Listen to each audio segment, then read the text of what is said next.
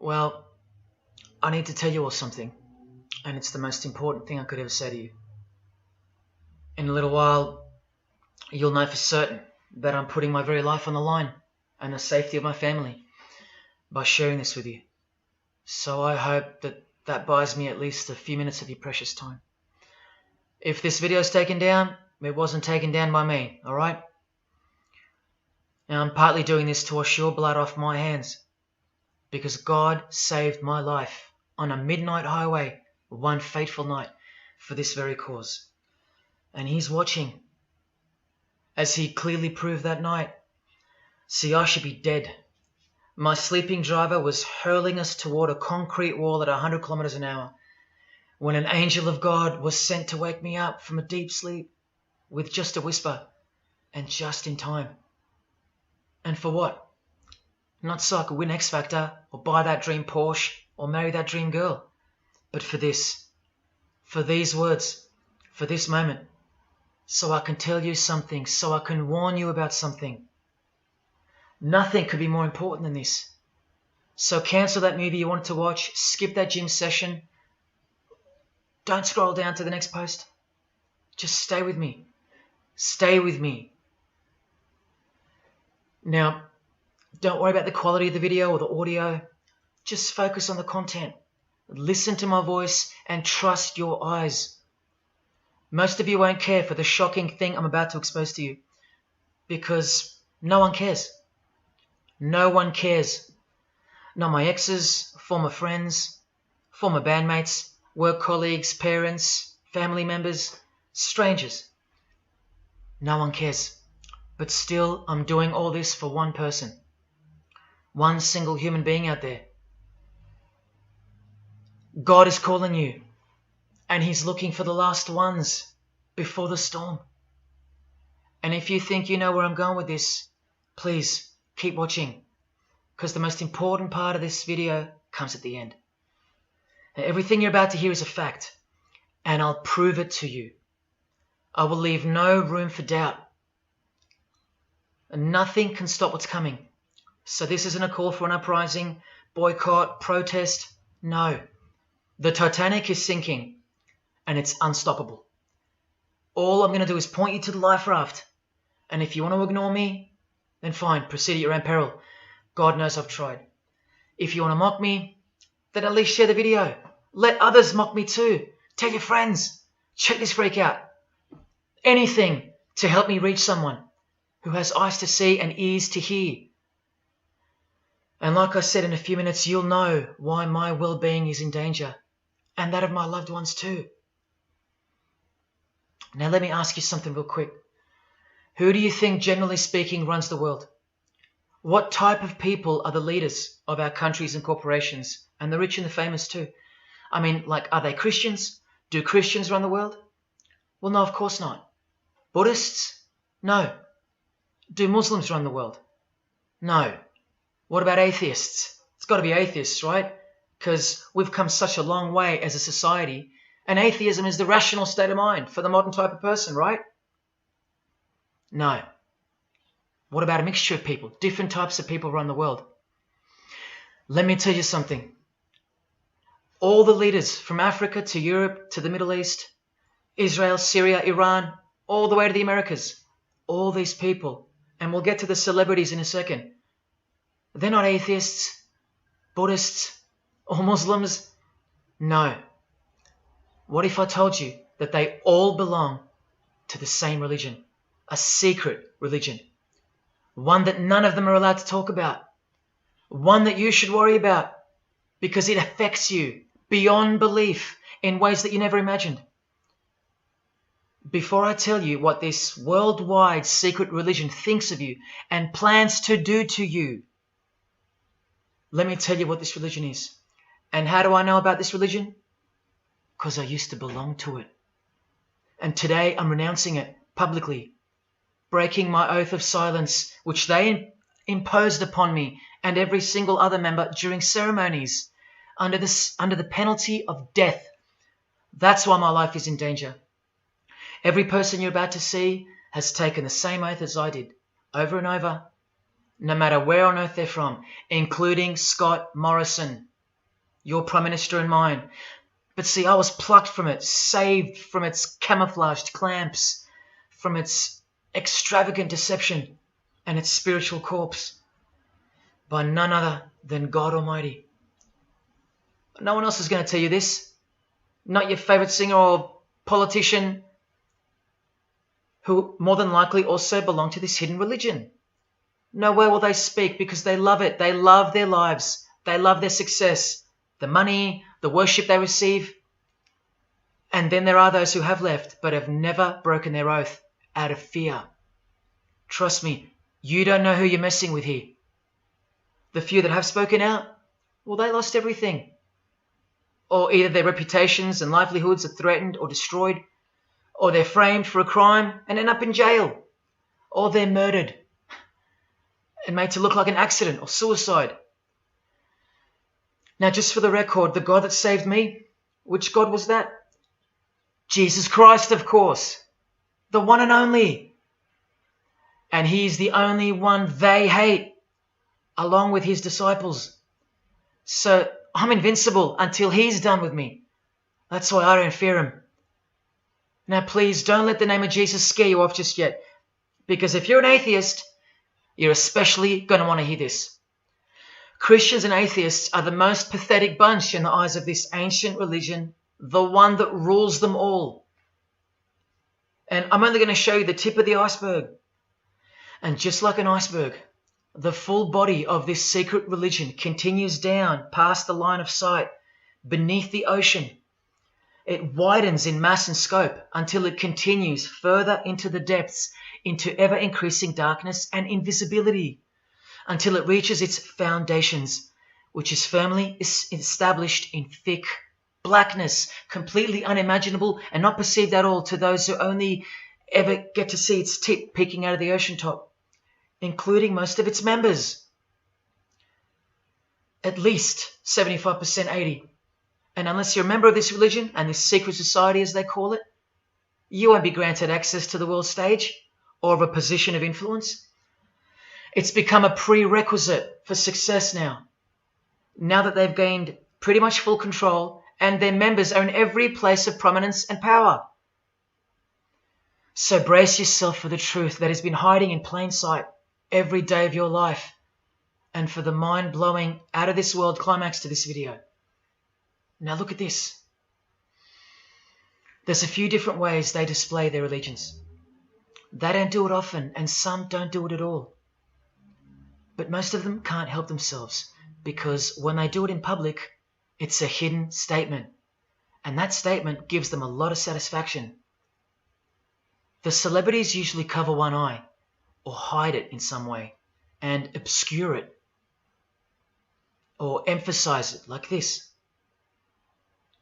Or they close one eye, or peek through it, through this hand gesture, all to highlight one single eye. It's called the all-seeing eye.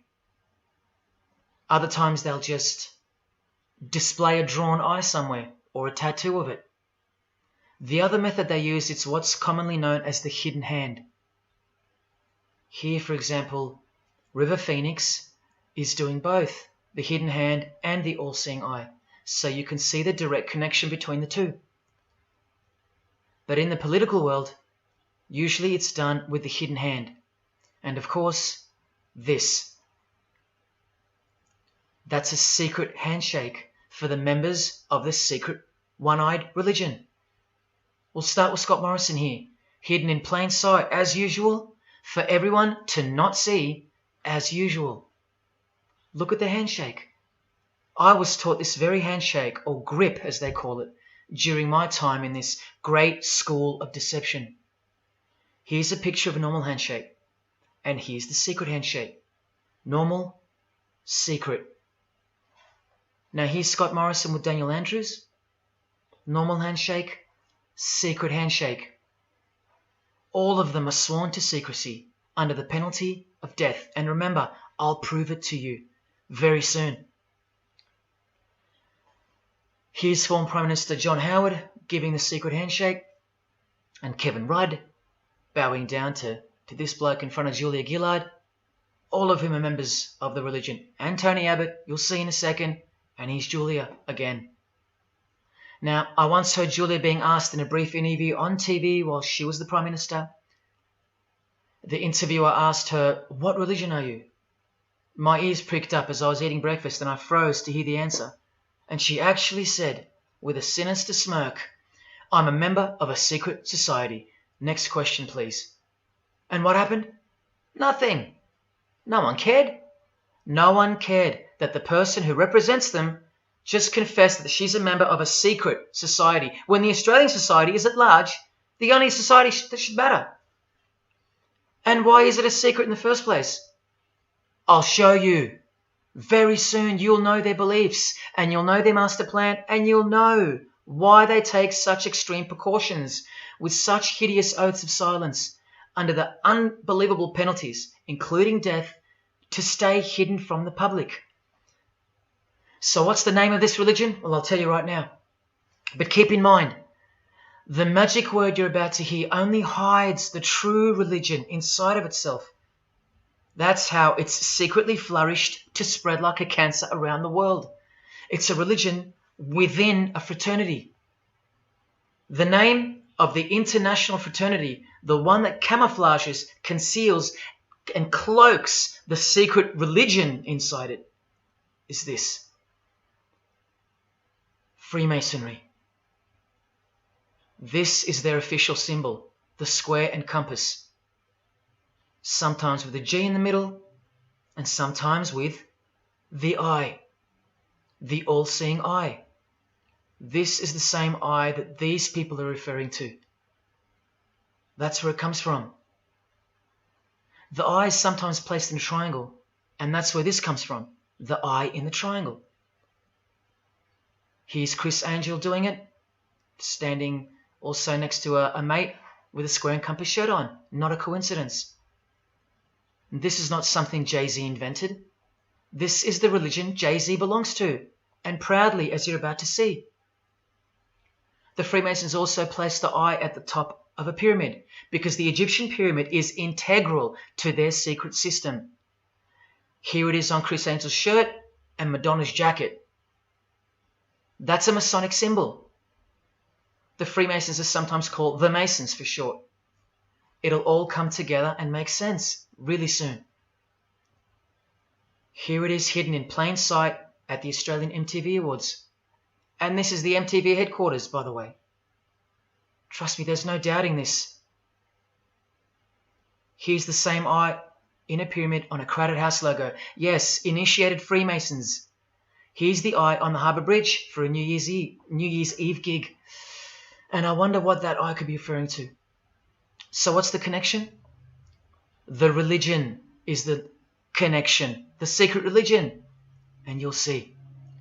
Prepare yourself for an incredible revelation and the amazing climax that comes at the end of this video.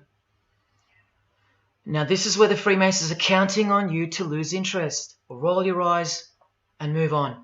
Because in their beliefs, the uninitiated, meaning you, are ignorant and stupid compared to them. You're technically called the vulgar and the profane. Please prove them wrong. Prove them wrong. And stay with me just a little longer. Now the secret identity of this one eye lies in the heart of this religion that lives, breathes, feeds and grows deep inside of Freemasonry. And Freemasonry camouflages it very successfully.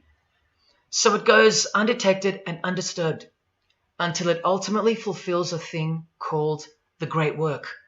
That's what they call it. And they will succeed very shortly. Nothing can stop it now. And I think some of you can sense that something's coming. And who do we trust more than anyone in the world right now? This bloke.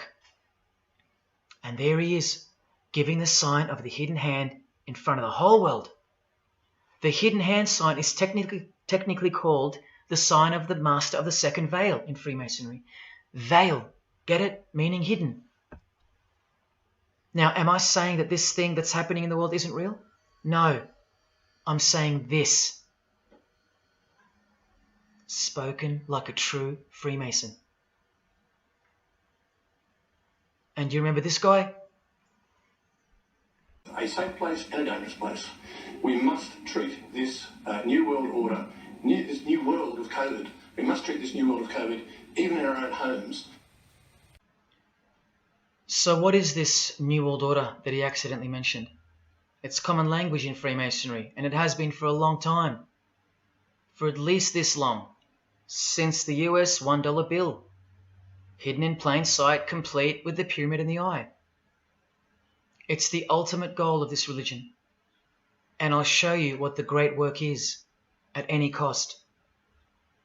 And Australia, like every other country, is now up to its neck in this pyramidal, one-eyed, occult religion. You think there's nothing hidden on our own money? What about this shadow of a bloke? Who's he hiding in the background?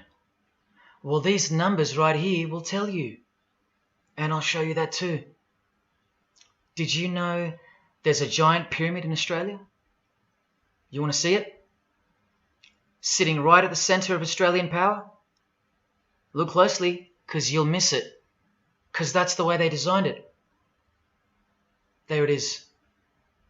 Hang on. Do you see it yet? And what about now? That is the frame of an Egyptian pyramid, which we can now firmly call a Masonic pyramid, complete with a missing capstone. And if you're still in doubt that you're looking at a pyramid, there you go. A perfect to-scale pyramid hiding out of sight inside the giant frame that surrounds it. This is going to be so unbelievable to you that you probably won't believe it. Or if you're that far gone, if you really have lost touch with your own soul, you won't care. And you'll miss the opportunity to have your own eyes open first to the worst news and then to the best news you could ever wish for on this God-forsaken planet in which you're destined to lose everything you have and everything you love until eventually you lose yourself. We have to establish what this religion that's hiding inside of Freemasonry actually is, and we will. And it's shocking, but it's reality. The symbol of the Freemasons itself is not what it seems. It's a squaring compass on the surface, but it conceals something that'll become obvious when I show you. But before we uncloak Freemasonry to see its true nature, its ugly face and its shameful nakedness, because I gave you my word that I'm going to prove it to you. This is the oath they have to take. This is the oath that I took. And your favorite actors and singers, just about all your heroes, just about, even some of your relatives, who probably have no idea what Freemasonry is or was, and why they took such gruesome oaths. So for those who are going to say, my grandfather was a Freemason and he was a great bloke, or don't the Freemasons run that retirement home? Just wait. Because I'm talking to Freemasons here as well. And don't you worry, they're going to come out of the woodworks. But they're all under the oath of secrecy. Don't forget that, no matter who they are. Adele, Neil Finn, Chris Angel, or Scott Morrison. The oath comes first. And here it is. This is taken from an official Masonic publication, not intended for the public. This is Duncan's Ritual of Freemasonry. In brief, I, of my own free will and accord, do hereby promise and swear that I will never reveal any of the secrets, arts, parts, point or points of the Master Mason's degree to any person or persons whomsoever. This I solemnly, sincerely promise and swear, under no less penalty than having my body severed in two, my bowels taken out and burnt to ashes, so no more remembrance be had of so vile and wicked a wretch as I, should I ever violate my Master Mason's obligation. So now you know what they think of me. I'm a vile and wicked wretch for breaking my oath. So how can anyone ever trust a Freemason when he speaks about Freemasonry? Unless you're speaking to a rare breed like me. Never reveal any parts, not even a single point, to anyone. Here's another penalty from another degree, this time from Richardson's Monitor of Freemasonry, a legitimate Masonic publication for instructing and laying out the ritual. binding myself under no less penalty than having my throat cut across, my tongue torn out by the roots, and my body buried in the rough sands of the sea. These are the penalties they swear to. And yes, the lodge has penal authority to execute. This is how they look when they're initiated. They have to remove all their clothing and jewelry, including wedding rings, crucifixes, the most meaningful things to them, no matter what.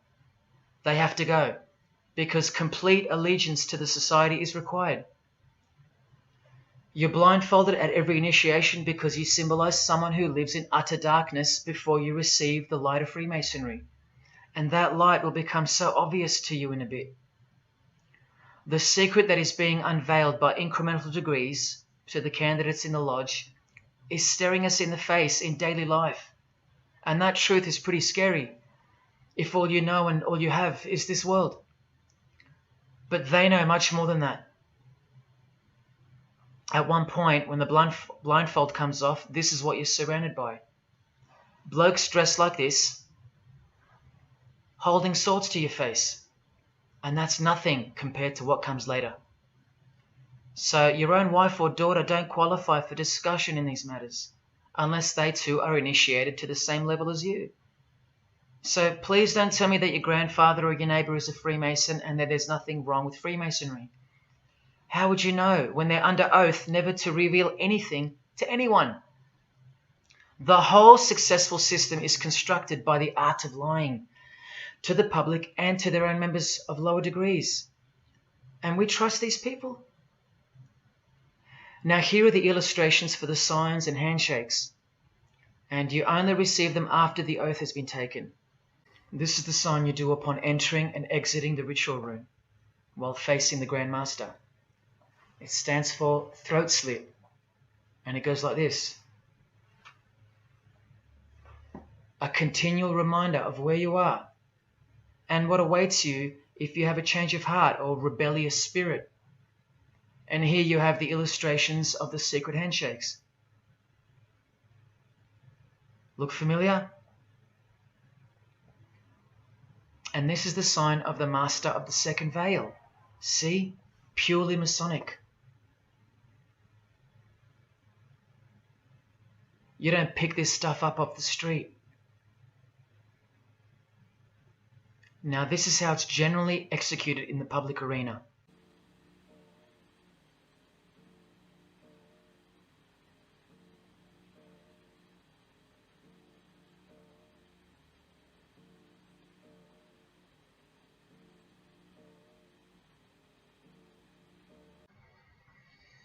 Sneaky, sneaky, huh?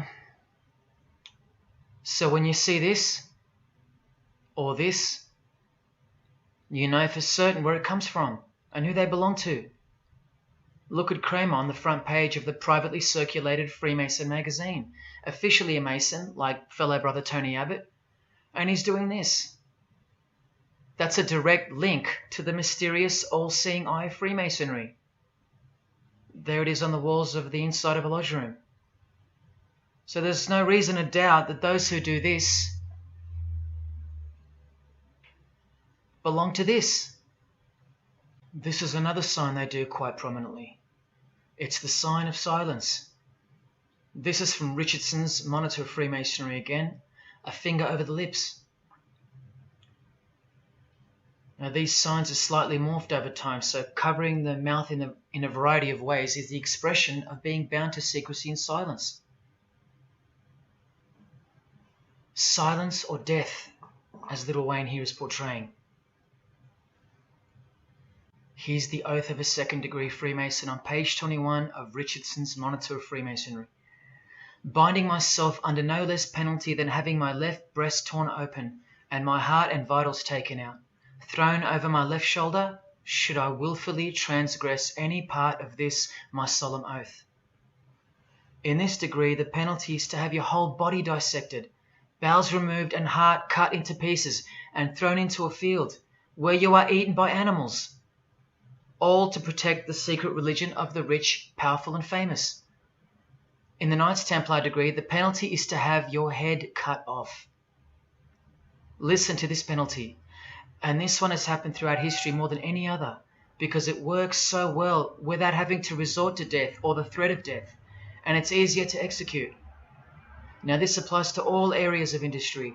It's done through the ruining of your reputation by fellow Freemasons, pointing him out to the world as an unworthy vagabond, by opposing his interests, making life very hard for you, by deranging his business, by transferring his character wherever he may go, and by exposing him to the contempt of the whole fraternity, the secret society, and the world. Wow. How many people do you think they've threatened, ruined, framed, cheated, and utterly destroyed to protect their secret religion? And in case you think the Masonic Lodge hasn't got the authority over the initiates, especially the ones in the high degrees, this is from the Encyclopedia of Freemasonry. Under mandate, the orders and decrees of the Grand Master or of a Grand Lodge are called mandates, and implicit obedience to them is a Masonic obligation. And in Sickles' Monitor of Freemasonry, you plainly see they have a right to kill. A lodge has a right to exercise penal authority over its members. Exercise the penalties. So don't let a Mason tell you, oh no, that's just symbolic, the oath. Their laws are above the law of the land, and the proof are the oaths themselves. Because in normal society, you can't ask someone to accept having their throat slit as a penalty in order to be a member of any club or workplace. Unheard of. But not in Freemasonry, not in the secret society world. I told you, you don't know who you're dealing with and what's coming for us all. Here's what they think of the public. Here in speaking to the candidate, it's stated, but have a care not to defile the sanctuary by a spirit of curiosity, meaning don't try to join us just for fun.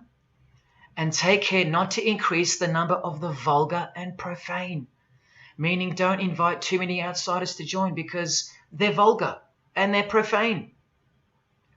This is more or less an invitation-only fraternity. Here from the Encyclopedia of Freemasonry again, written for Masons only and written by 33rd degree Masonic legend Albert Mackey, stating the same thing. Masonic definition of profane. One who is ignorant of the sacred rites of Freemasonry. One who is not allowed to enter the temple and behold the mysteries. And here, being uninitiated. That's the world at large.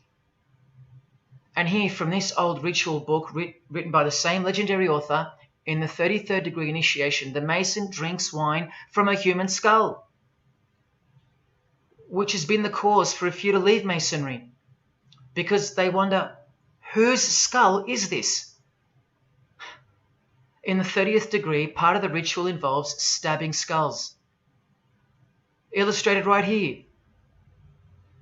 The process of submitting the member further and further involves things like this. See, the candidate who's seeking admission into the next degree to receive more light has to be humiliated and intimidated. This guy here has his foot on the candidate's head. This is what our celebrities and politicians and the most prominent members of our society have done and continue to do. No one is exempt from this. And this is the intimidating and frightening path that you must take that binds you to the secret society before you are revealed the true beliefs of the religion. So can you see the risks I'm taking? You have to stay till the end. Don't let me down. Don't let yourself down or your fellow man. Believe me, it'll be worth it. Now here's one of the 3 greatest Freemasons of all time, who actually helped construct the 33 degrees or rituals of modern Freemasonry, Albert Pike. A hideous man with a deeply complicated mind, and one who will soon help you to see who they really are. This is how important he is to Freemasonry. He's buried here, in the House of the Temple, a Washington Masonic Lodge, just around the corner from the White House. He was called the Grand Commander, Sovereign Pontiff of Universal Freemasonry, a giant of this secret society, the only Confederate general who has his own statue. And who were the Confederates? The dudes that fought for slavery, not against it, defeated by Abraham Lincoln, who was surrounded by these Freemasons, and who was assassinated by this one, John Wilkes Booth. doing the same sign of the master of the second veil.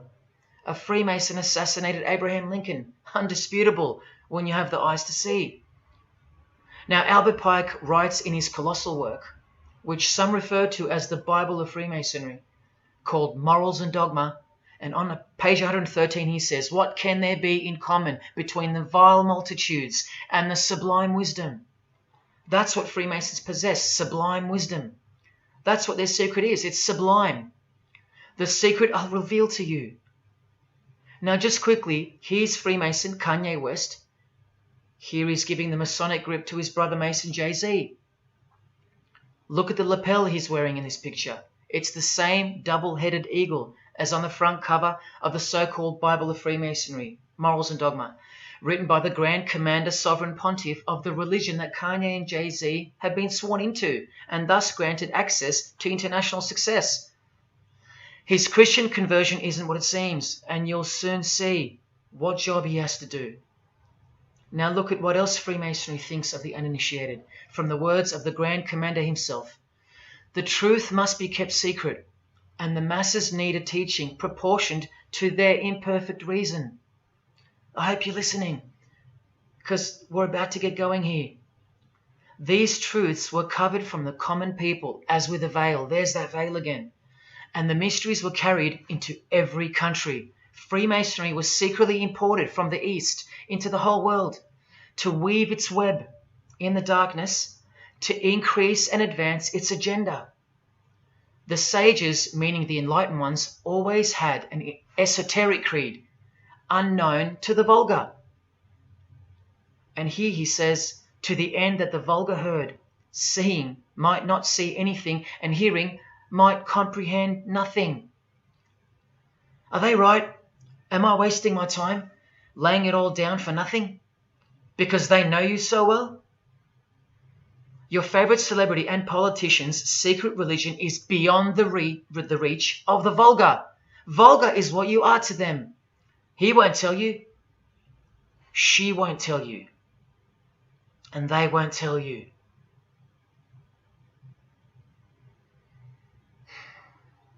Because the other obscene penalties from the rituals of Freemasonry include having your ear and hand chopped off, or both hands, being hung in your own home,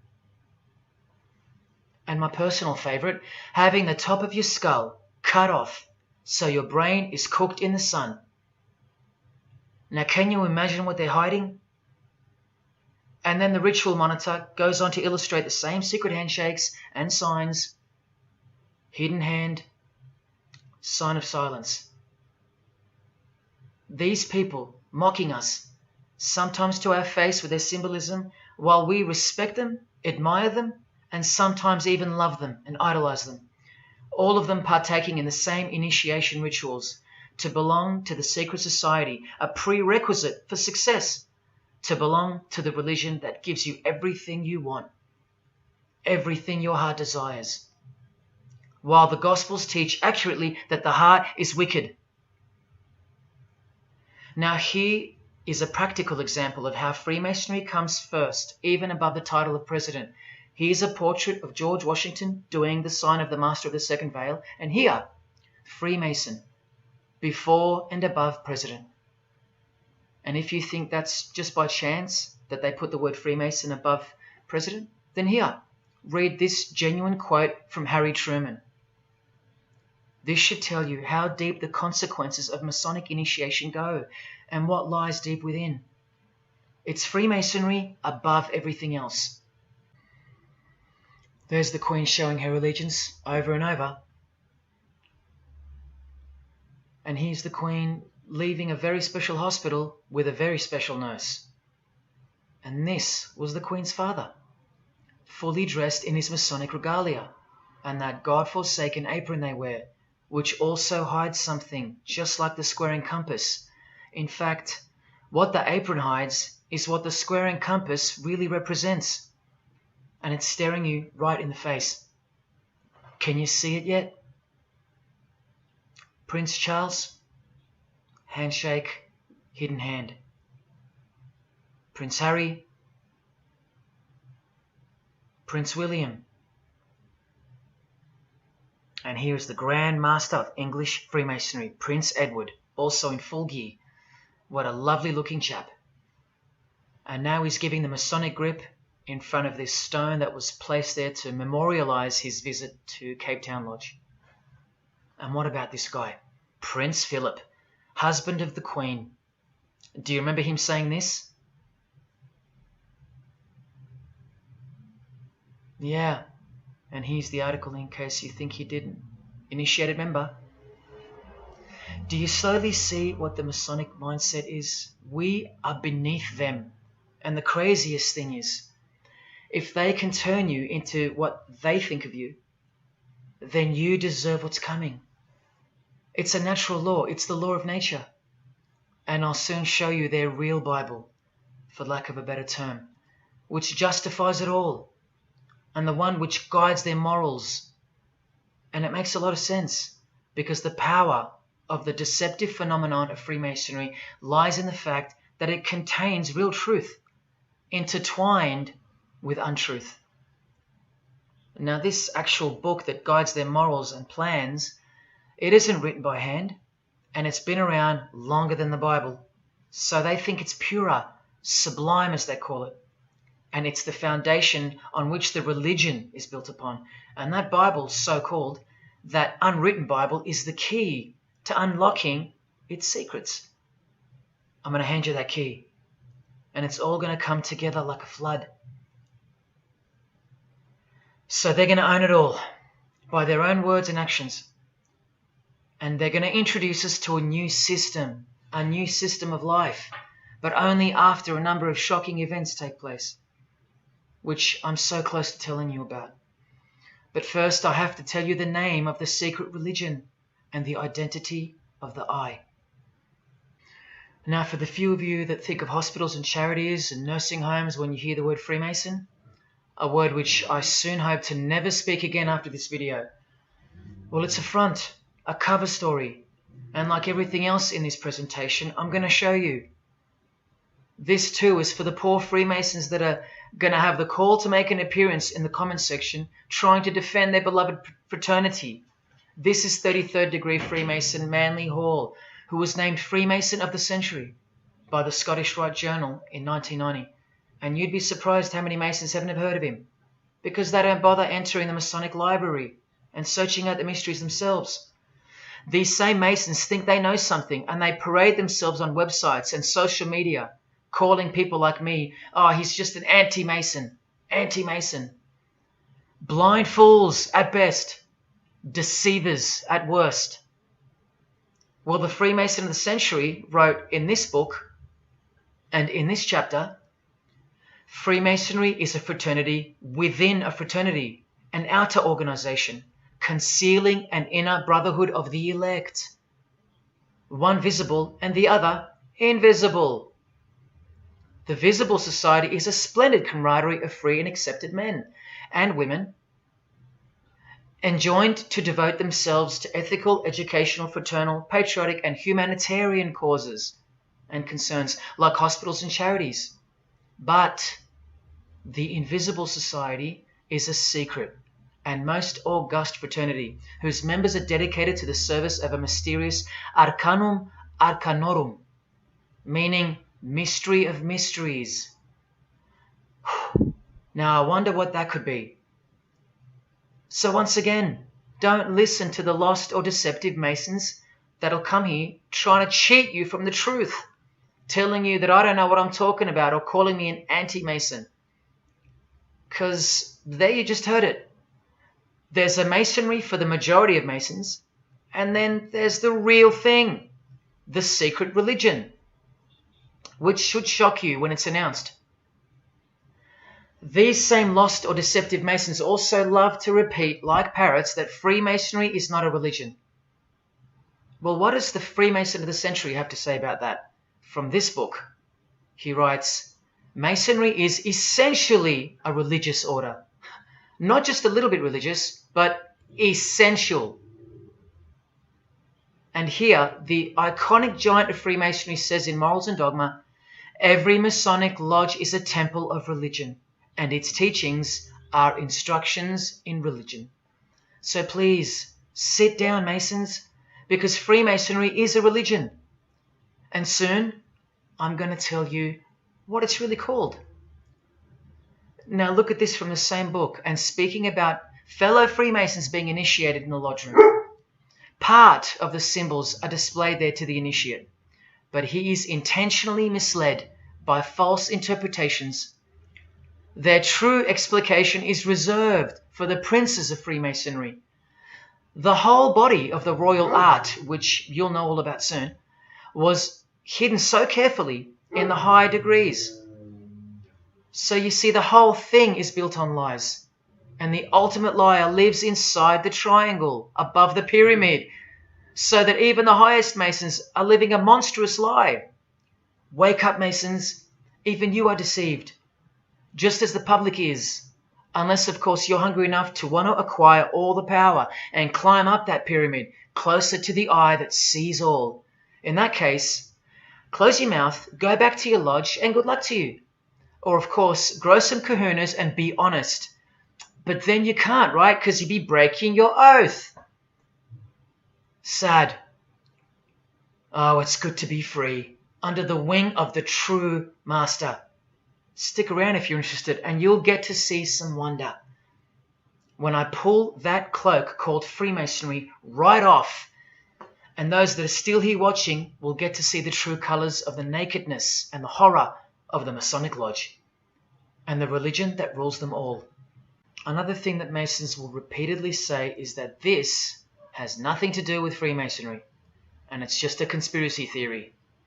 Well, the 33rd degree Freemason of the century also wrote this book about 100 years ago, The Secret Destiny of America. And look at the front cover. And I'll tell you why America is so important for the ultimate goal of the secret society. It's disturbing, but it's also essential in understanding the near future and what's going to take place.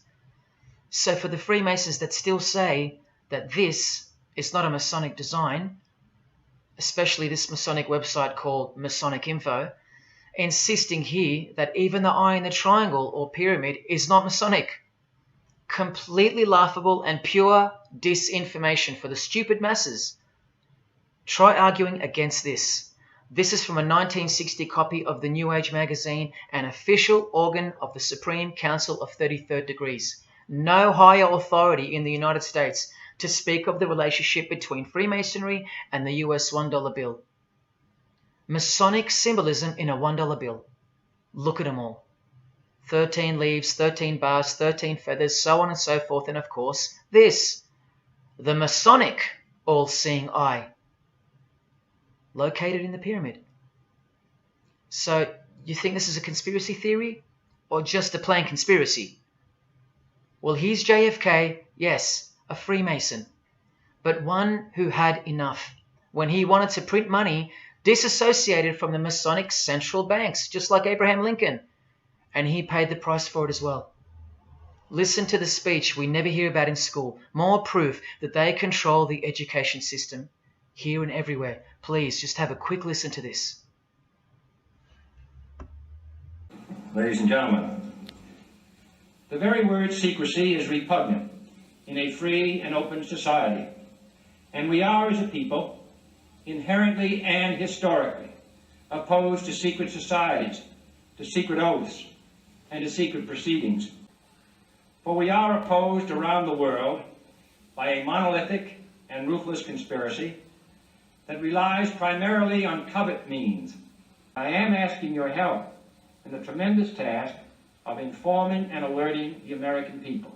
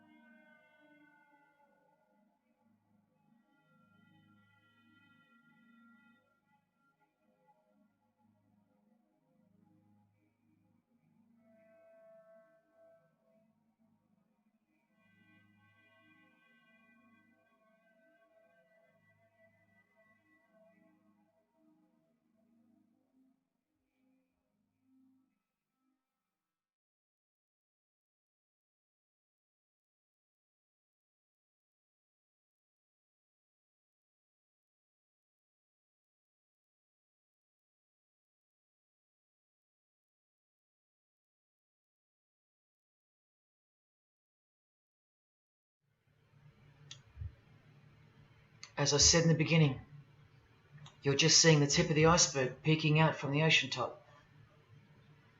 I told you, all personalities in the field of great influence are initiated members of Freemasonry. Otherwise, they wouldn't be there. Within 60 seconds of me telling you what international Freemasonry really is, I'll prove it to you. Unequivocally, within 60 seconds. And then I'm going to drive it home, and then I'm going to show you what they're planning with this new age they're implementing, and then the conclusion, which is by far the most important part of this presentation. So when you hear me tell you the truth in just a moment, don't switch off in disbelief because you can't believe that your favorite idol or whoever could possibly be involved, like you know them or something. You don't know these people. You do know that they're under oath never to reveal their beliefs to you. The vile multitude. It's time to trust your eyes now, not your feelings, especially after all that I've shown you. This is why the secret religion is so hidden. This is why it's so ingeniously designed through layers of lies upon lies, cloak upon cloak, and oath upon oath, concealing the truth for its chosen few. What is Freemasonry? What is the most secret yet most powerful religion in the world? Well, that's easy. We live in an evil, evil world. So there's only one religion that befits it. Freemasonry is Satanism in disguise. Now start the clock. From Morals and Dogma, prepared for the Supreme Council for 33rd degree. That's the highest degree in Freemasonry, and written by the undisputed heavyweight champion of modern Freemasonry, Albert Pike. On page 321, he boldly states, Lucifer, the light bearer. Strange and mysterious name to give to the spirit of darkness. Lucifer, son of the morning. Is it he who bears the light? Doubt it not. Did you hear that? Lucifer is God, and do not doubt it. Come on now, stay with me. Here from the Encyclopedia of Freemasonry, written by 33rd degree Freemason, a beloved member of the craft, Albert Mackey. He tells us whose name represents the good principle in Freemasonry's secret worldview. Writing under the Masonic meaning of the word pentagram, he says that the pentagram, depending on its position, represents good or evil. See how he puts the positive aspect in the first position? Good first, evil second.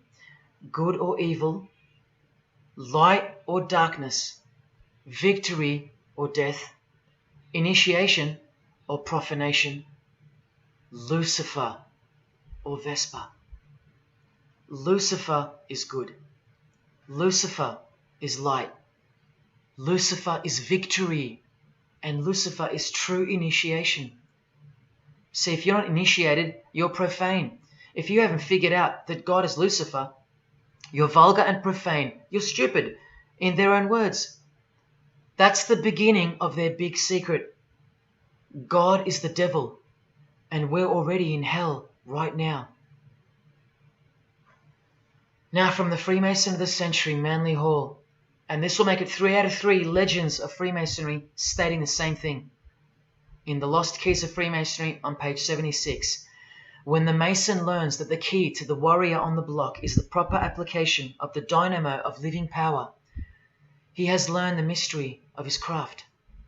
The seething, surging energies of Lucifer are in his hands. Do you see? The world's hidden religion, with its universal one-eye symbolism, who was revealed slowly and by degrees only to its dedicated members, is Satanism, or Luciferianism as they prefer to call it. Now all the oaths make sense, don't they? Now all the rituals make sense. Now all the penalties make sense. And their secret signs and symbols and handshakes all make sense. While the bulk of Freemasons make the external image of the fraternity and know nothing of who rules over them and who or what they're protecting. But which craft do you think the Freemason of the Century is talking about here? Which craft? Which craft? Which craft? witchcraft. You need to slowly wake up now. Witchcraft is the royal art of Freemasonry, jealously guarded and reserved for the few. I'll show you clear as day that this is in fact true. This is the symbol of Satanism. And this is the symbol of the lodge of female Freemasonry called the Order of the Eastern Star. Look at that. Satanism, Freemasonry. Trust your eyes. This is the symbol of the Church of Lucifer, founded by a 33rd degree Freemason, which I'll prove. Look at the Masonic squaring compass in the design. The Church of Satan and Lucifer, two sides of the same coin, nurtured and brought to an organized international level of power and influence by Freemasonry, in secret, and all done right under our noses. And if you think that your politicians or religious leaders or favorite idols can't be a part of this, you have to try and snap out of it, or suspend your everyday beliefs just for a moment, and I will clearly show you how it's not only possible, but it's actual. Please, I feel like it's now or never. If you don't get a glimpse of this now, then when? Who else is going to tell you this? When will you next be confronted with this? This is reality. And as much as you thought that ordinary people came into positions of power through hard work or concern for society or family connections, combined with brains and talent, that's not the case. That's the fantasy. This is the reality. They all go through Freemasonry. You think that Sam Worthington was so talented that he was picked over all those American actors to star in Avatar? Of course not. He was a Freemason. And so was the director, James Cameron, of the highest caliber. You have to remember that to them, Lucifer is good. Lucifer is the liberator. Jesus is the suppressor. Lucifer is pure love. Jesus is impure love. Lucifer left heaven for you. Jesus was crucified because he was a false Messiah.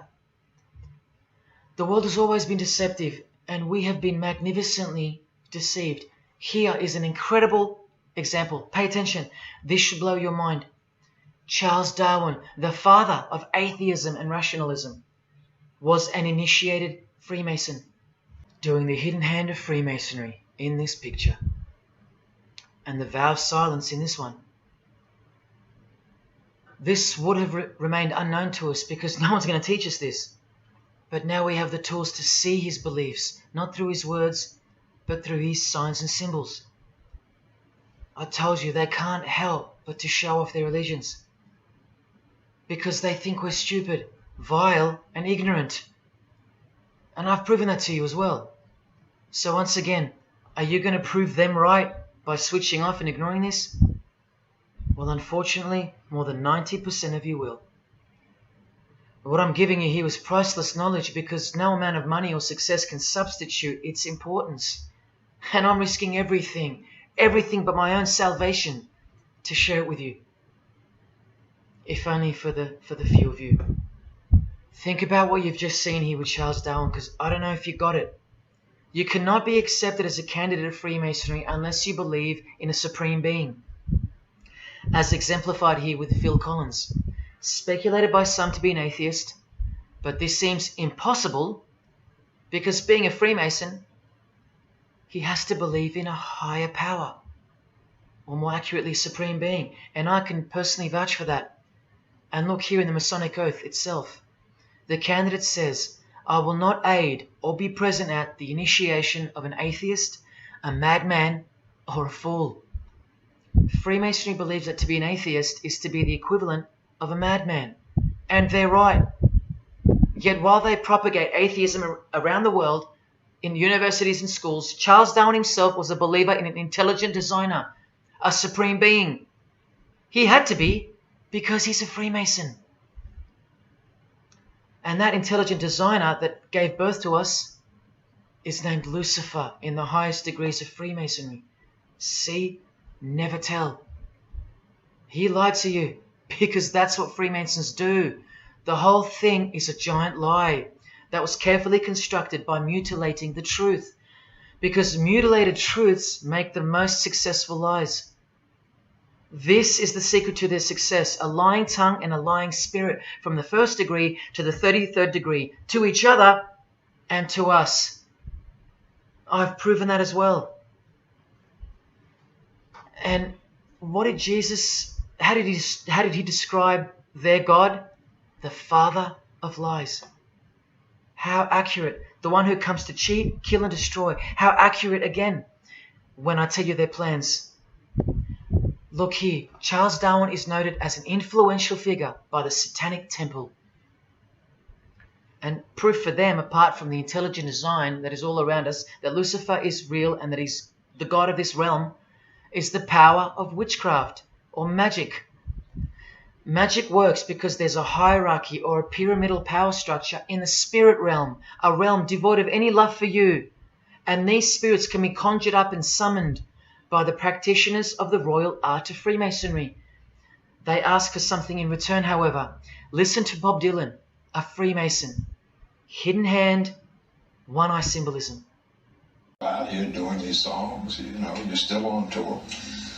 I do, but I don't take it for granted. Why do you still do it? Why are you still out here? Well, it goes back to the destiny thing. I made a bargain with it, a long time ago, and I'm holding up my hand. What was your bargain? To get where I am now. Should I ask who you made the bargain with? with the chief commander. On this earth? And in this earth, and then in the world we can't see.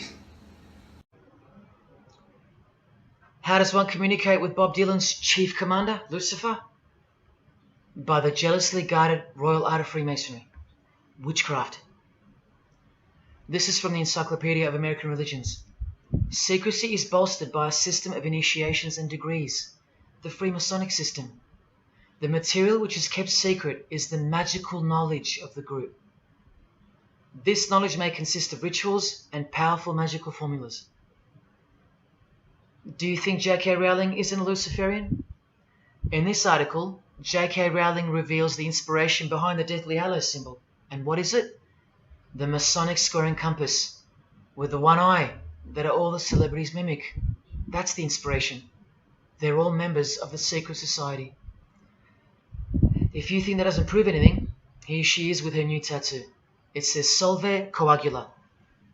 Also a song titled by fellow Freemason Marilyn Manson. And where does it come from?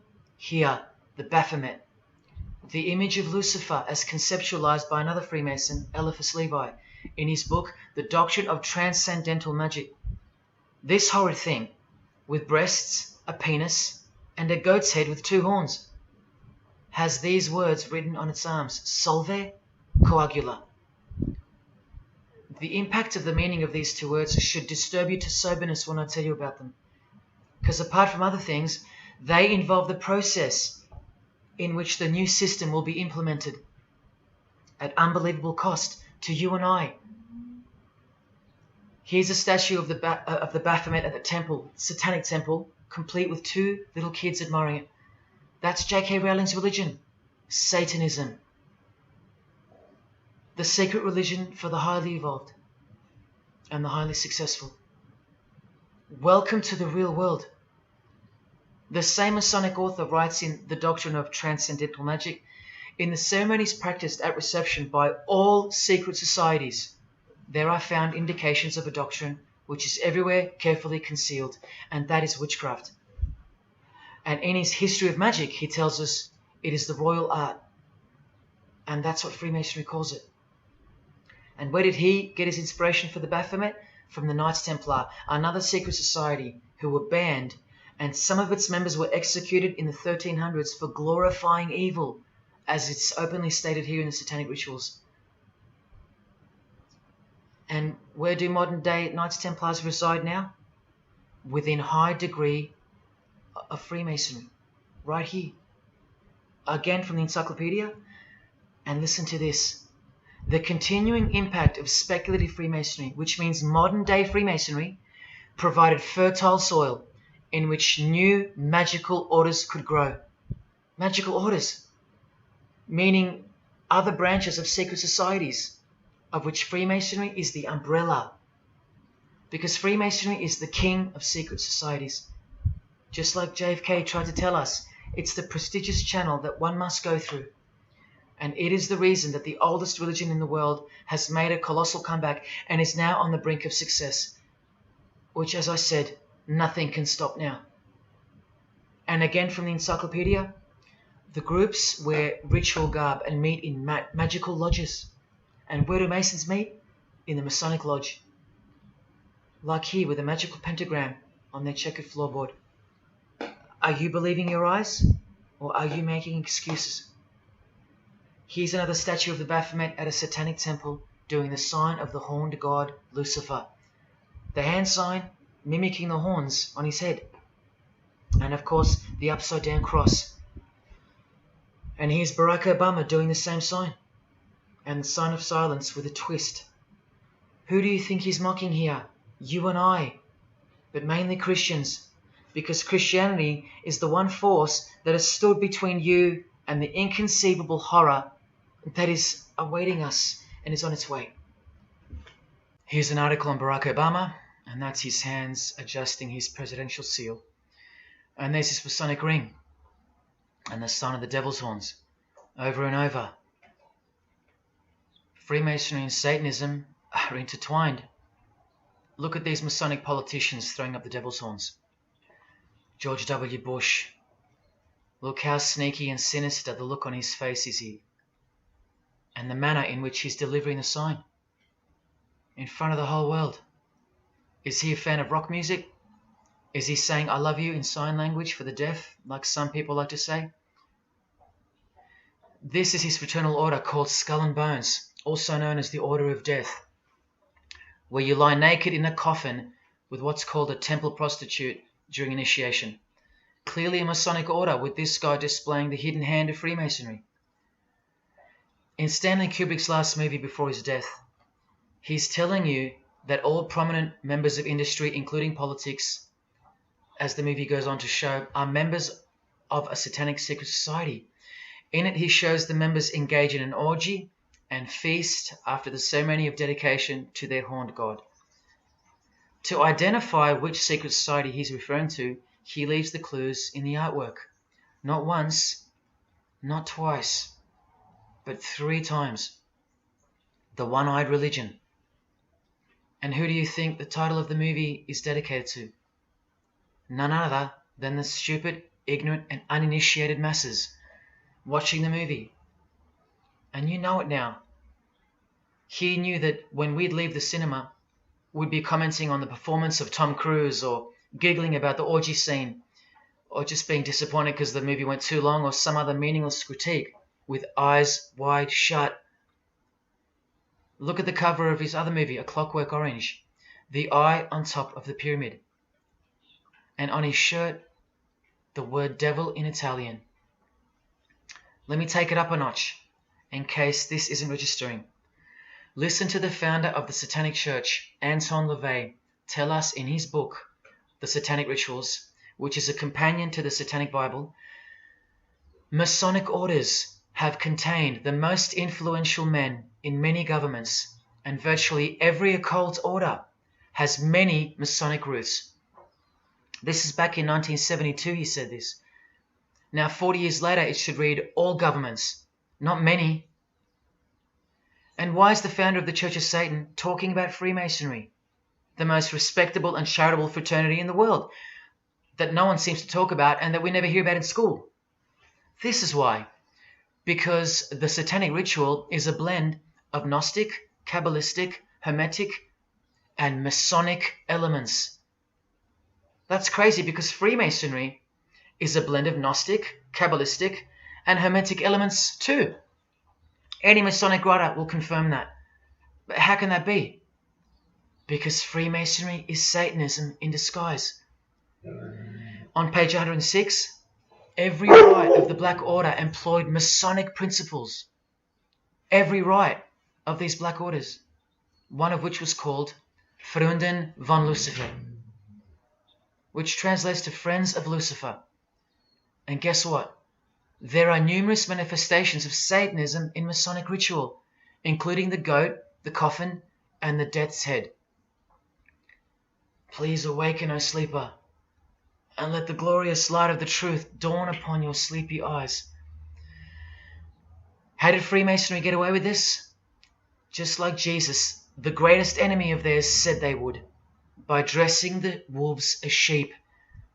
A satanic underground carefully cloaked in Christian trappings. That's how Freemasonry got away with it. We can't find out about it because they run the media and the education system clearly. John F. Kennedy was brutally assassinated after he attempted to inform us that we are opposed around the world by a monolithic conspiracy.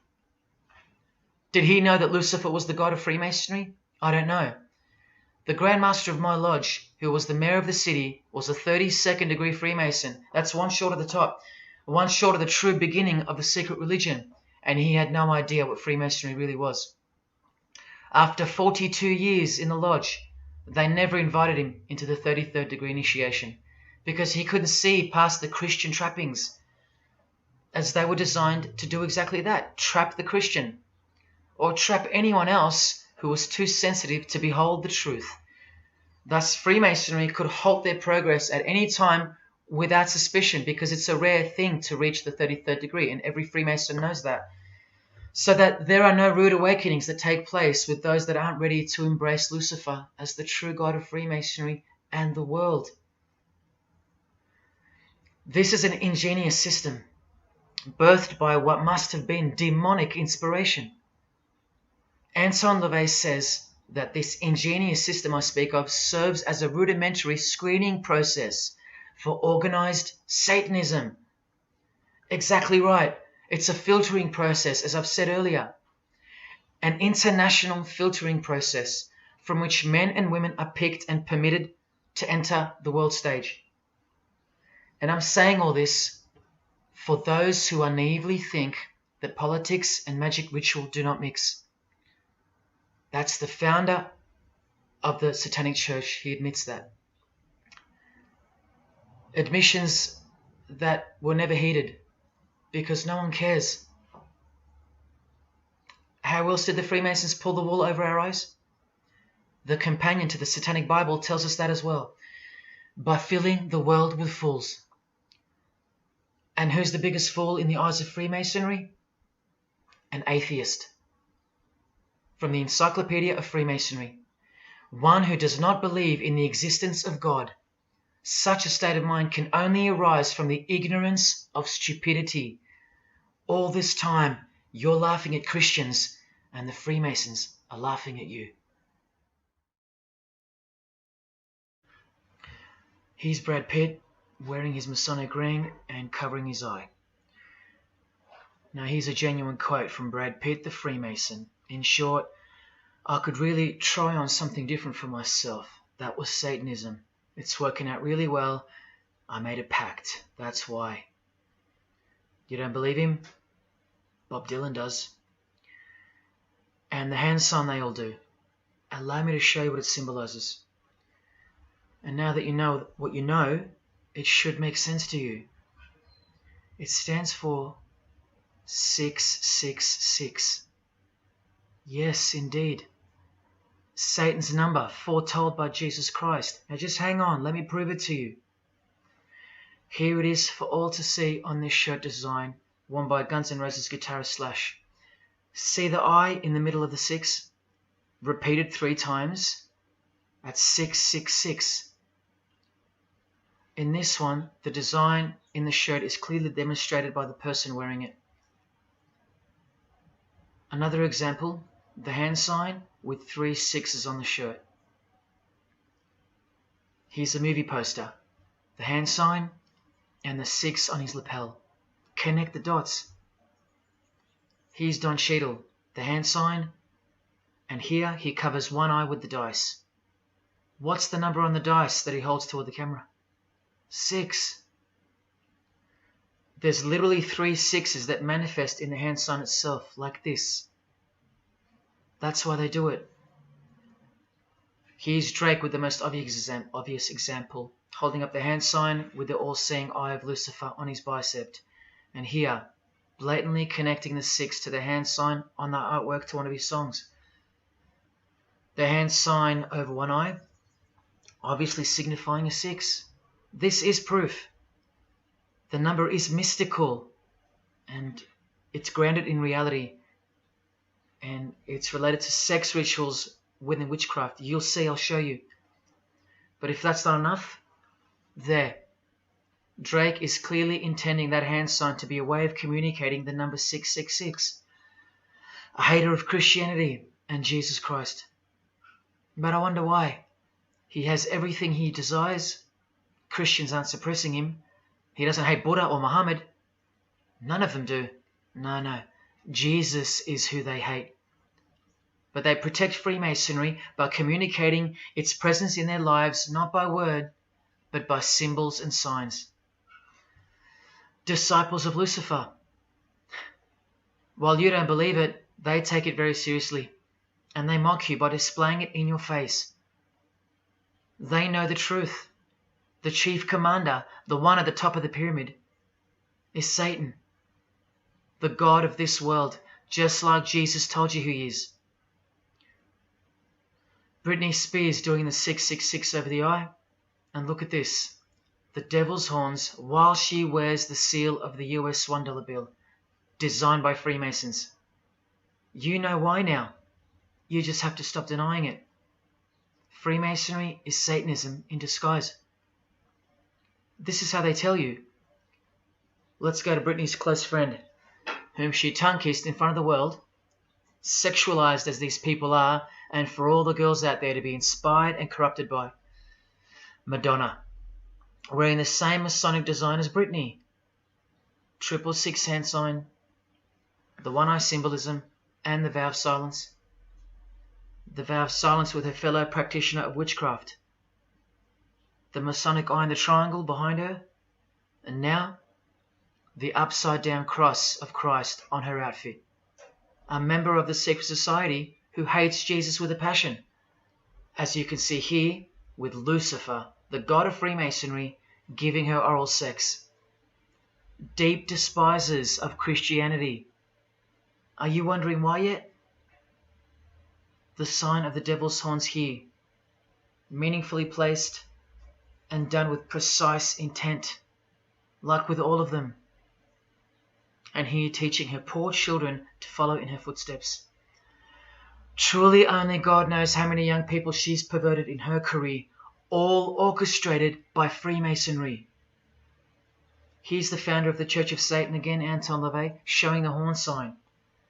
The horned god of the witches, as illustrated by Una Woodruff in her book Witches. And here, with a member of the Agora sect of Hinduism partaking in a ritual of the oldest religion of the world.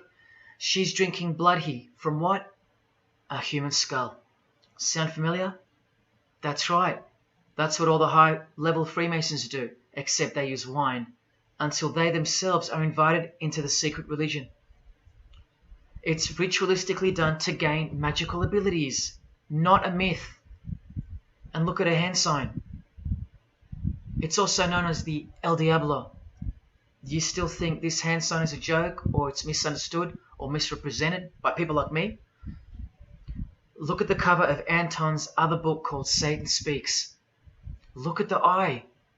He has one eye emphasized. Can you see? What about the image of Lucifer in the Satanic Temple? Look at the right eye. It's darkened. You ready for this? From the Bible. And this passage is thousands of years old. Woe to the worthless shepherd. His right arm shall be completely withered, and his right eye shall be utterly darkened. Where do you think this hatred for Jesus comes from? Do you think it's because we've outgrown it? Or because it speaks the truth? Who do you think this worthless shepherd with one eye darkened is? And who said, I am the good shepherd? Who said that? Jesus Christ is the good shepherd, not the worthless shepherd with one eye. You think this is all just a coincidence? Just hang tight a little longer and you will see some wonder.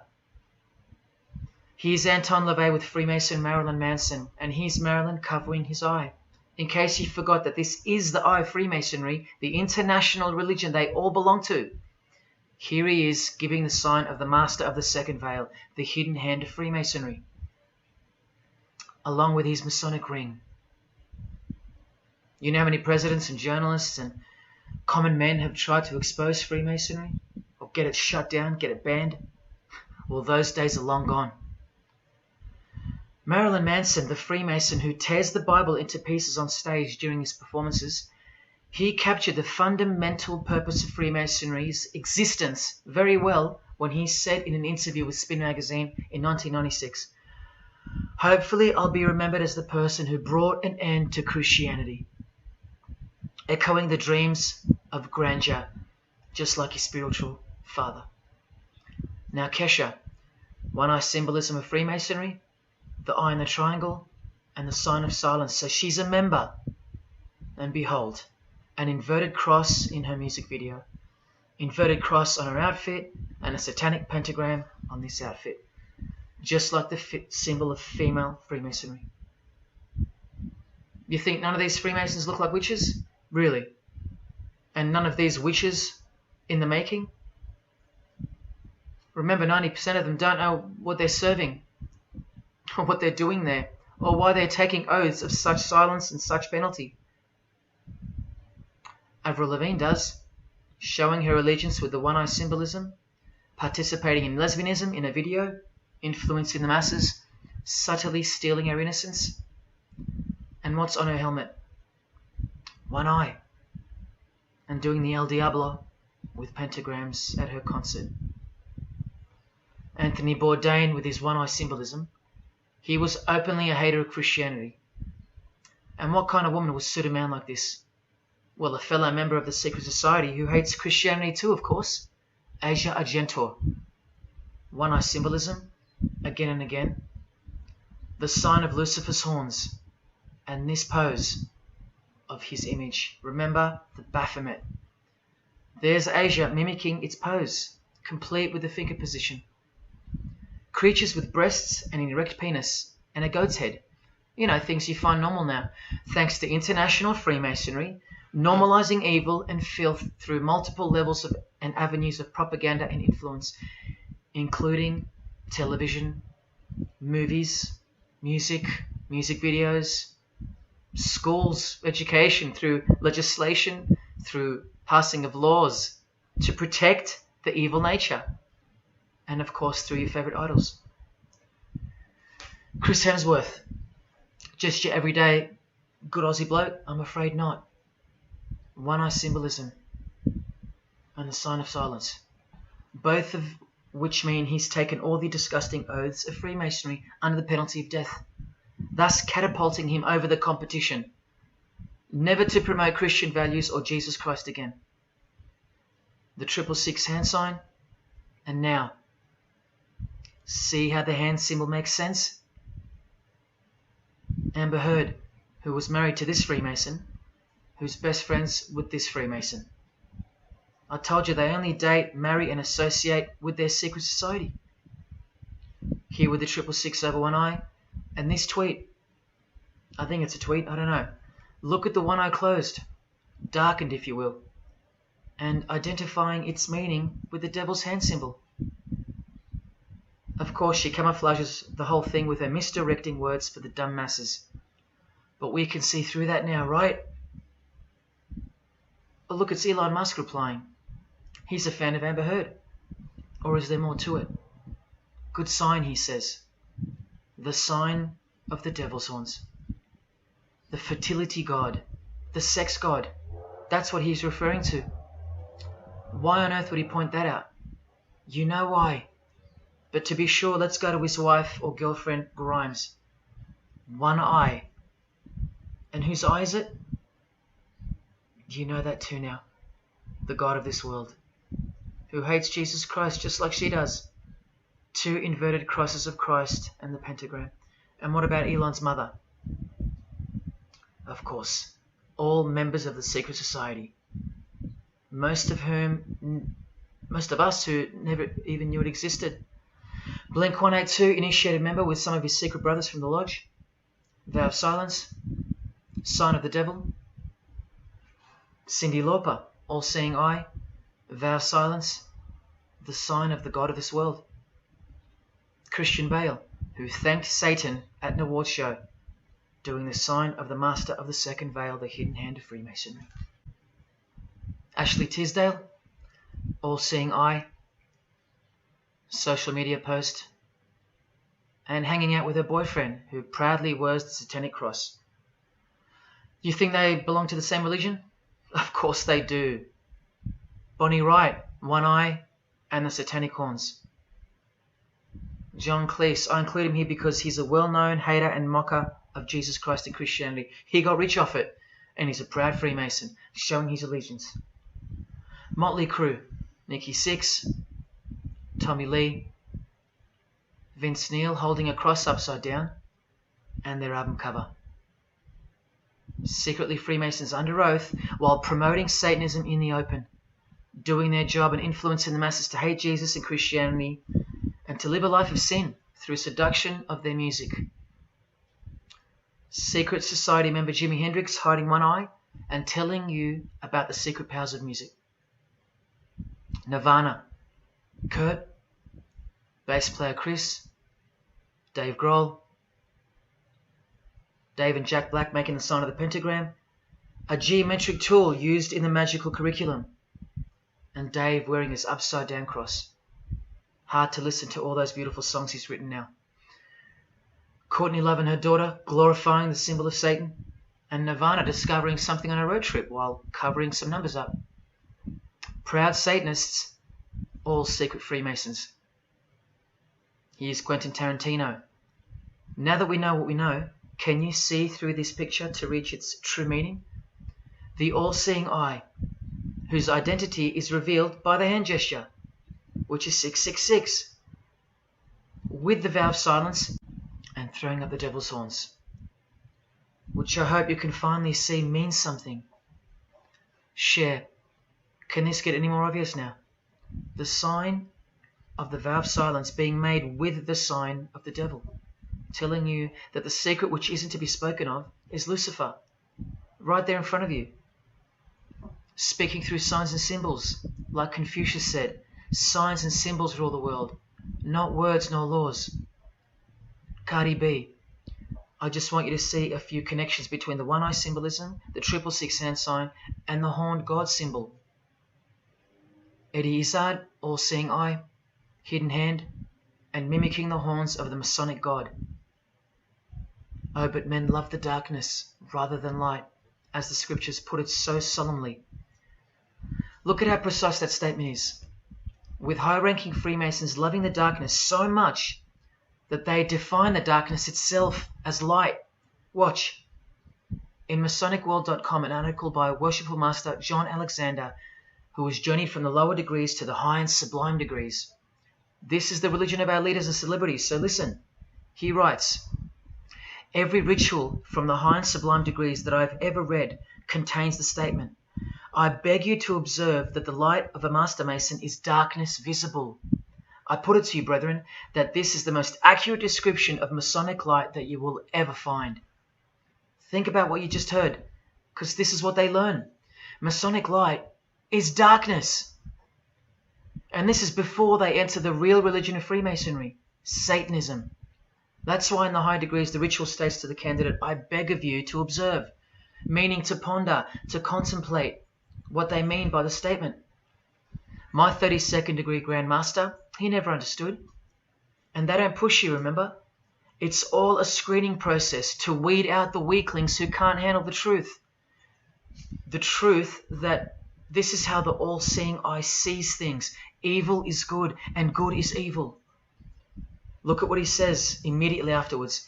In keeping with our normal Masonic practice of burying our important truths deeply, the ritual sets out to immediately disguise this truth. Usually people bury their lies, but Masons bury their truths. Because their truth is that God is the devil and that we are in hell. So everything has to be flipped on its head in order for things to make sense in this place where lust creates life, where might is right, where compassion is weakness, and of course, in order to succeed. Look here, with another Freemason of the highest degree, Helena Blavatsky. She writes in her book, The Secret Doctrine. Doctrine means belief. So the book is called The Secret Belief. The Secret Belief of Freemasonry. She says, the sons of God, of whom Satan was one, all those spiritual beings were called angels of darkness, because that darkness is absolute light. Do you see how far they go to protect and glorify the darkness? Because men love darkness rather than light. If these were just randoms next door or some minor cult, I wouldn't be telling you about them, and I really wouldn't care this much. But these are not randoms. These are our heroes. These are those who have crept into the power structure very slowly since 1717, when the first Masonic Grand Lodge was organized, to overthrow Christianity and the world. These are those who we admire, trust. And these are those who have perverted our culture with one hand, the hidden hand, while upholding it with the other hand. So you can never call them out, because they run charities, nursing homes, and children's hospitals in the open, while they propagate smut, violence, debt, and of course atheism in secret. While a plethora of everyday distractions are endlessly supplied to us through entertainment and news, plowing through our lives. That's political Freemasonry, politicizing everything, including entertainment, supplying you with their heroes and their idols. And now that 95% of the world have been spiritually disarmed by thinking, oh, the world is a good place and Jesus is a myth, they've rigged our infrastructure and they're about to bring it down so they can build up their new world from the ashes. A completely new system of life on this planet is coming. I promise you that.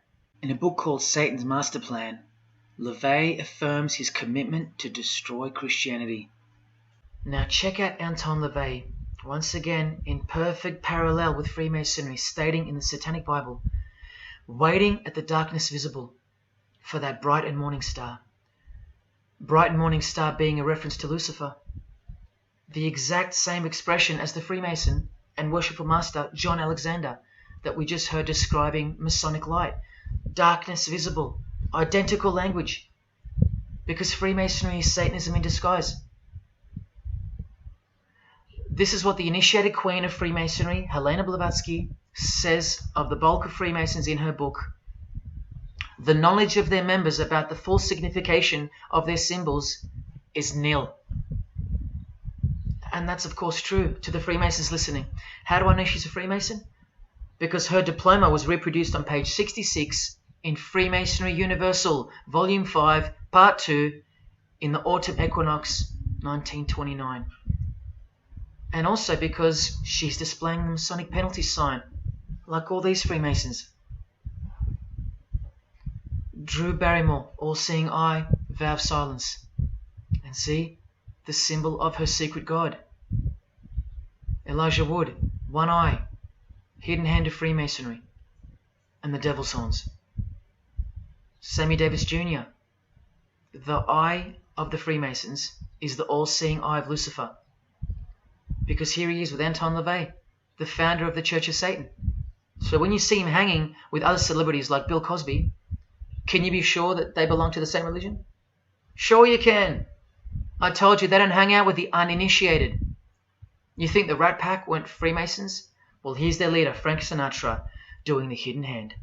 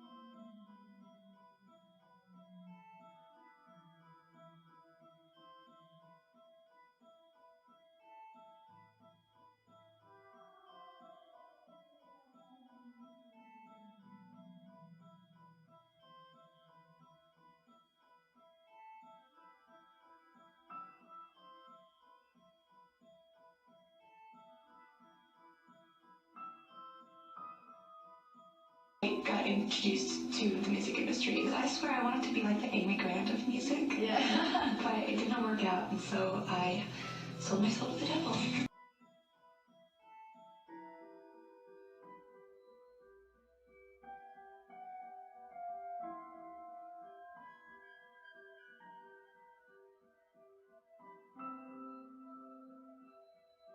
On that, have you considered maybe doing more acting? I only had a few lines.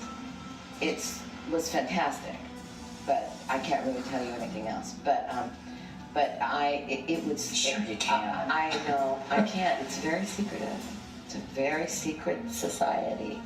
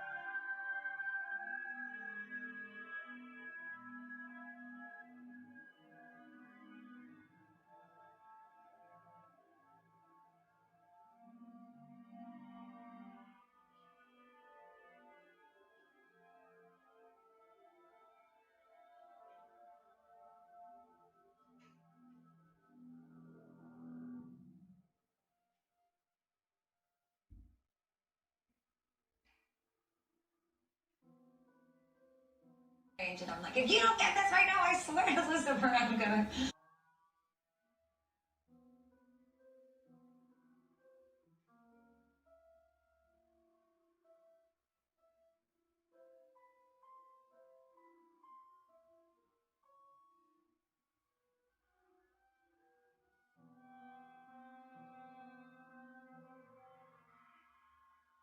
poker facing with your sexuality. When I was making love to my old boyfriend, I used to think about women sometimes. Oh, good Lord. I'm sure he was delighted when you told him. Oh, good Lord. I'm sure he was delighted.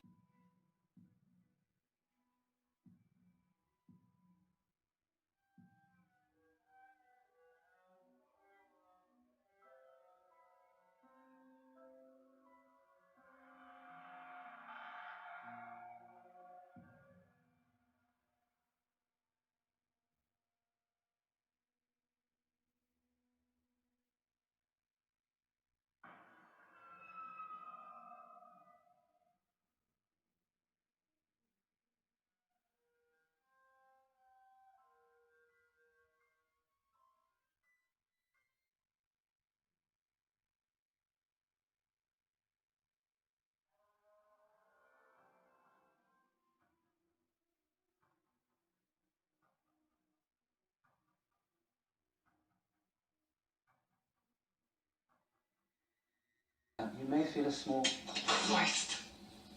prick.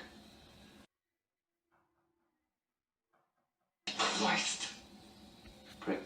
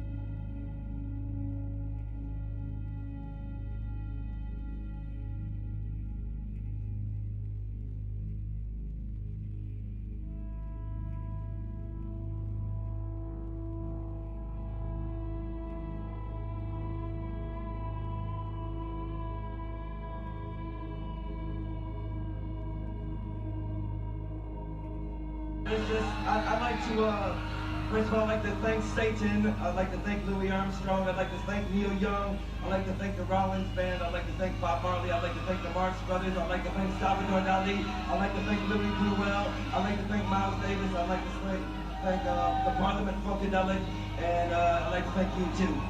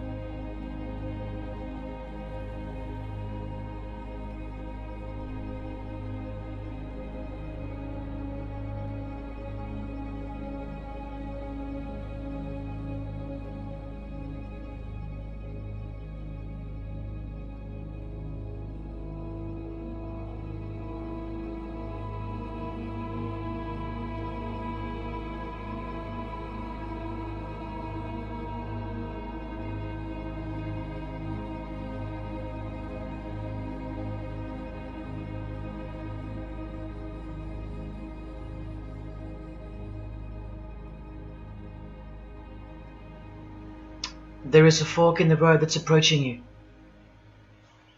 And you can stay on the path which curves to the left by denying the existence of Satanism in the fullness that you've been shown.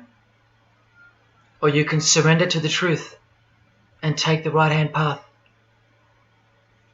Now, where that road could lead is the sweetest risk you'll ever take. Are you still pretending that this one-eye religion of Freemasonry isn't Luciferianism? See, this here is the biggest obstacle you'll ever face. The very thing that could lead you to the prize is the very thing that will keep you from it. The reality of international Satanism. In the shadow of Christianity, Satanism has always been there. With every church that sprung up, so did its invisible enemy, the Satanic Church, growing out of sight and out of mind from this to this. And Christianity has long been deprived of its power, as clearly demonstrable by the absolute lack of preaching against the institution of Freemasonry. Satanism's magic cloak, Satanism's magic trick, that's Freemasonry. And how they are laughing for now. So Freemasons are at the helm of the power structure of society, which means Satanism rules. And they're making their move for the new order of the ages. Are you that besotted by this evil world that you'll even deny the existence of secret societies? And what about the American president, John Kennedy? Was he just a nutjob like me? Warning us about an international secret society with an international secret plot. A Freemason trying to tell you and the world about Freemasonry. Shot through the head. I've shown you who they are. I've shown you how they successfully operate with degrees of initiations and horrific and illegal oaths of secrecy. And I've shown you why they are a secret society. I've proven it to you. And only now that I've done that, I can show you in this many minutes what the shocking new order that Freemasonry has so cautiously been guiding us toward actually looks like. And of course you won't believe that either. By now there's a 98.5% chance that you belong to the world. And in that case, the world can do, will do, and is doing whatever the hell it wants to with you. And when all you have is the world, you'll do anything to hold on to it. Christian or not, most of you will follow this world straight to the slaughterhouse in the name of peace, safety, and progress. Clinging to it, because all you love is inside it. Blissfully ignoring people like me warning you of who's really in charge of it. Men, women, actors, singers, businessmen, and politicians, all interlocked, whose God is named Lucifer. You've seen it with your own eyes, but now you can hear it with your own ears from this 33-degree Freemason in person, just in case the Masonic literature wasn't enough for you. Define Lucifer for me. Pure, virtuous, wholesome, innocent individual that's out to help people. Lucifer is? Yeah. Say that again. Lucifer is a pure, holy...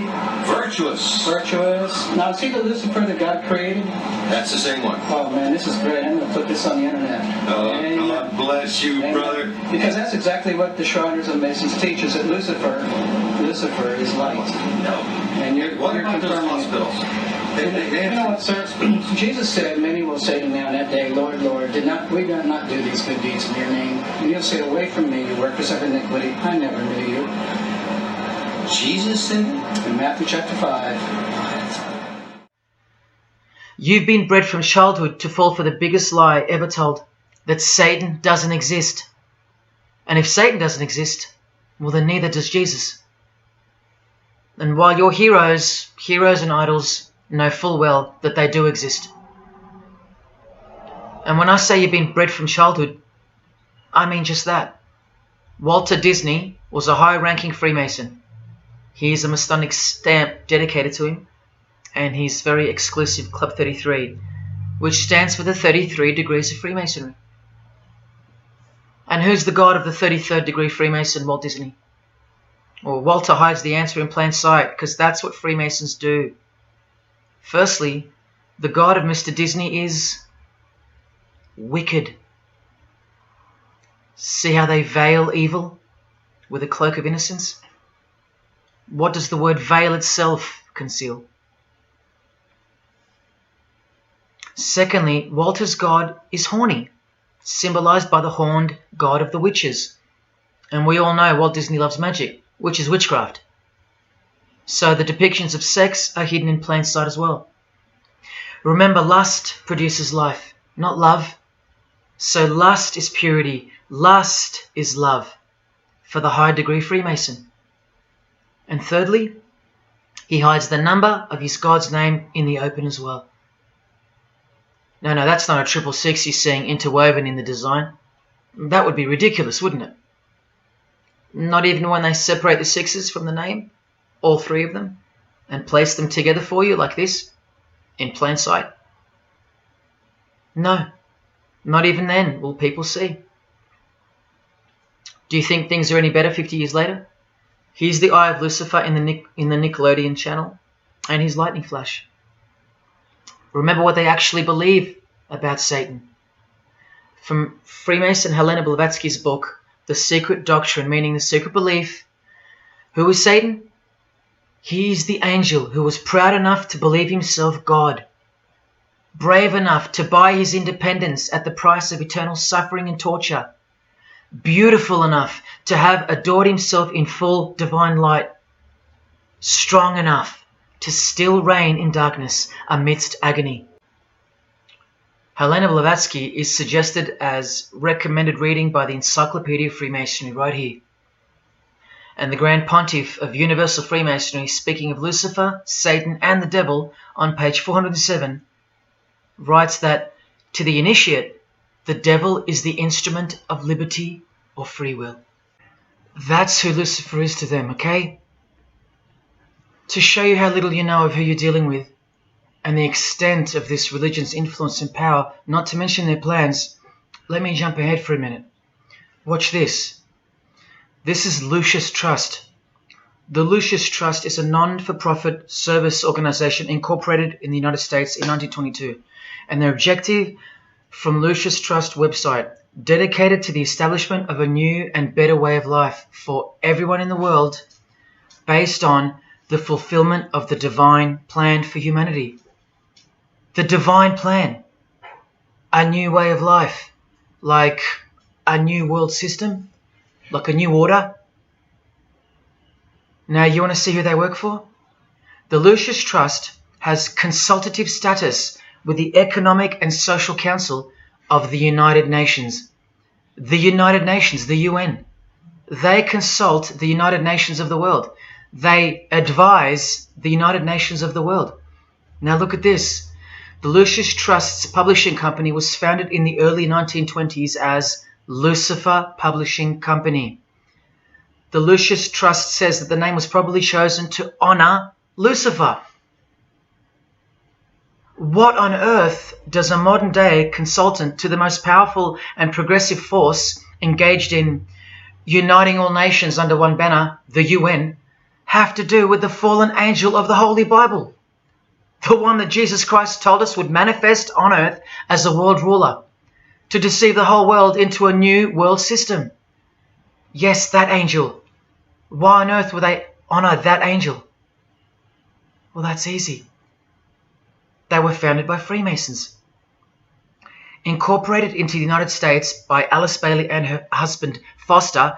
Well, here's a book written by Foster the Freemason, The Spirit of Freemasonry, published by Lucius Press, also known as Lucifer Publishing.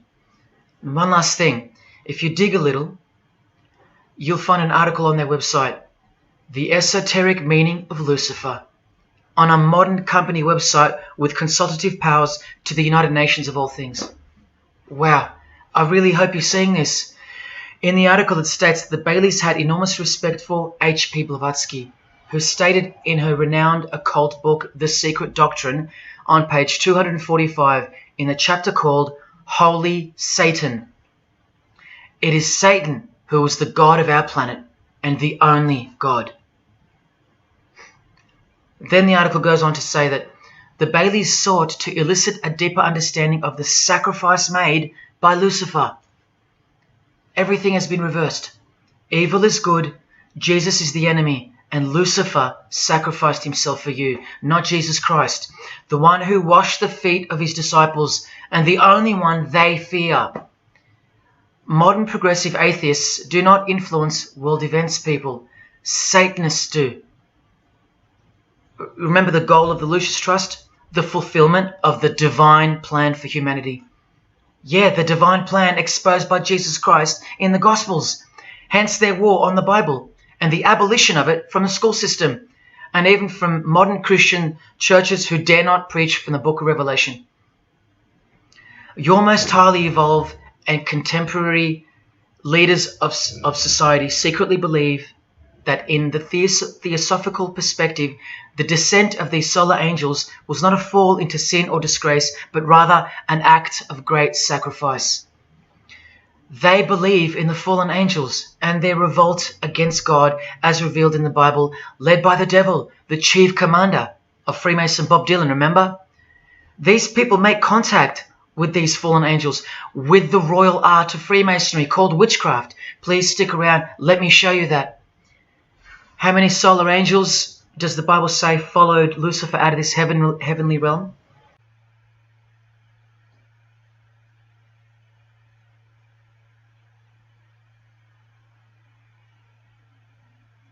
A third of the angels makes 33%.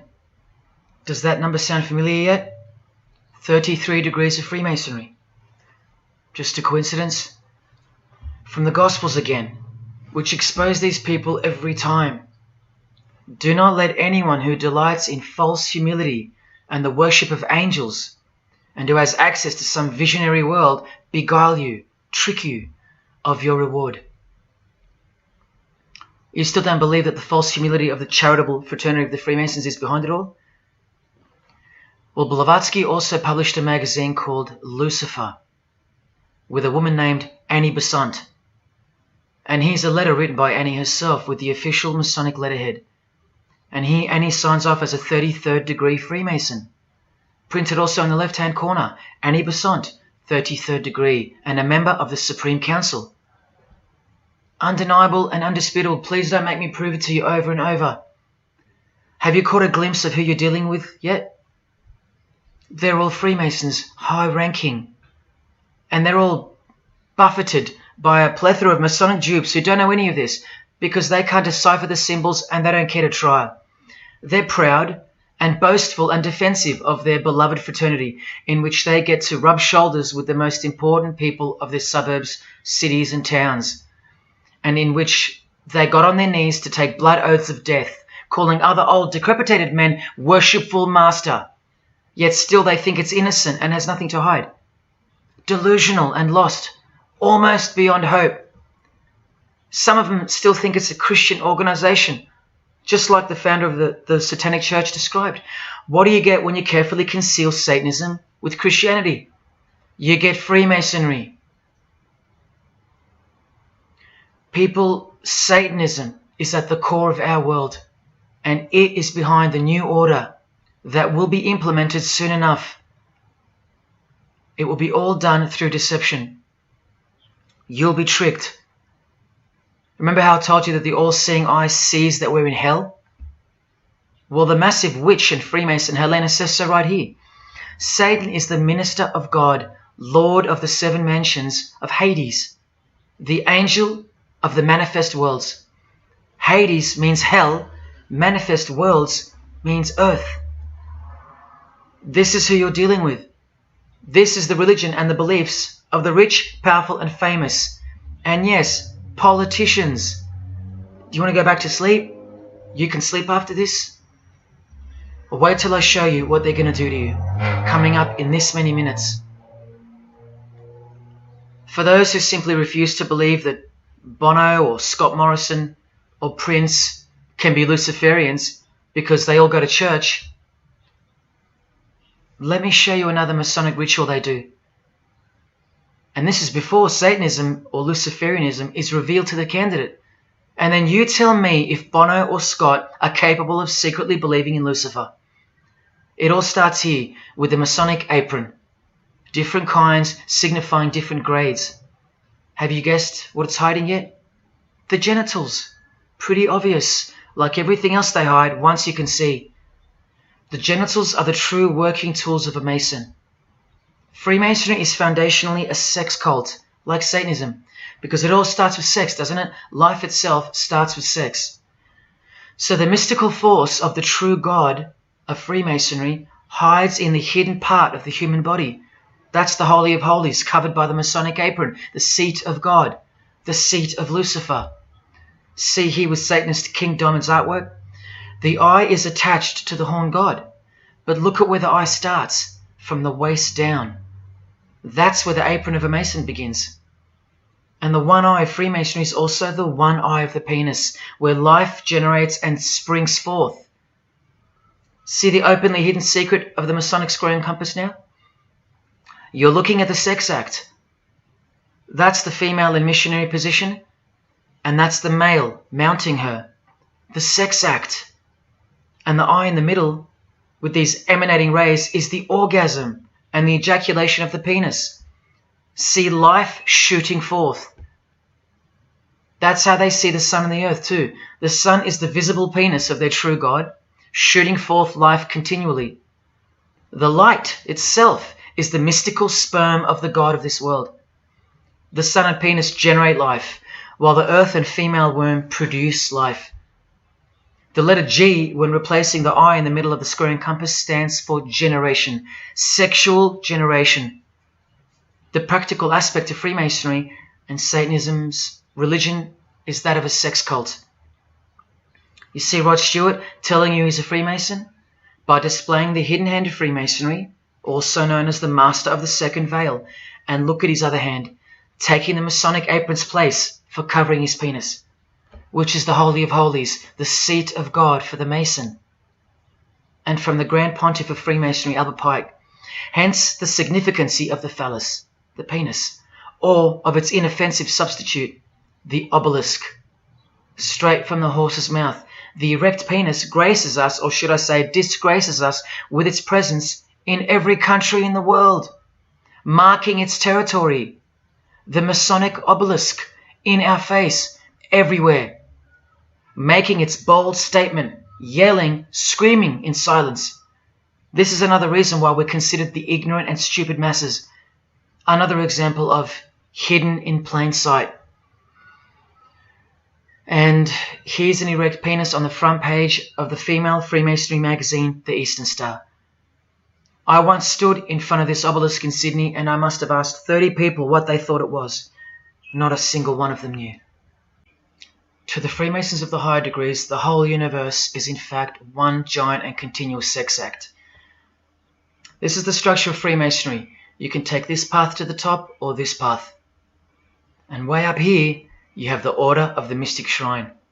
The Mystic Shrine is what's found behind the Masonic apron, because that's where life comes from. That's the Mystic Shrine. You have to be a 32nd degree Freemason to be asked to join the Order of the Mystic Shrine. And then, once you're inside, you can be invited to join this order, the Royal Order of Jesters. See, Freemasonry is like Russian dolls, and Satanism is at its center. Look at some of the pins and lapel designs for the Order of the Jesters. You can only join them unless you're at least a 32nd degree Freemason. Sex and debauchery. Erections. The adoration of the phallus. Masturbation. Devils. Demons. Fallen angels. This one here, mocking holiness, reference to the anus, and sodomy, anything to mock the Bible. This disgusting one has King Momus sitting on a female's face, and hidden in plain sight is the square and the compass, for those who have eyes to see. Bestiality, yes indeed. this bagpipe player has an erection and the sheep is running away scared. Self-explanatory. This character has an emphasized eye, if you can see that, and the skull has an emphasized eye also.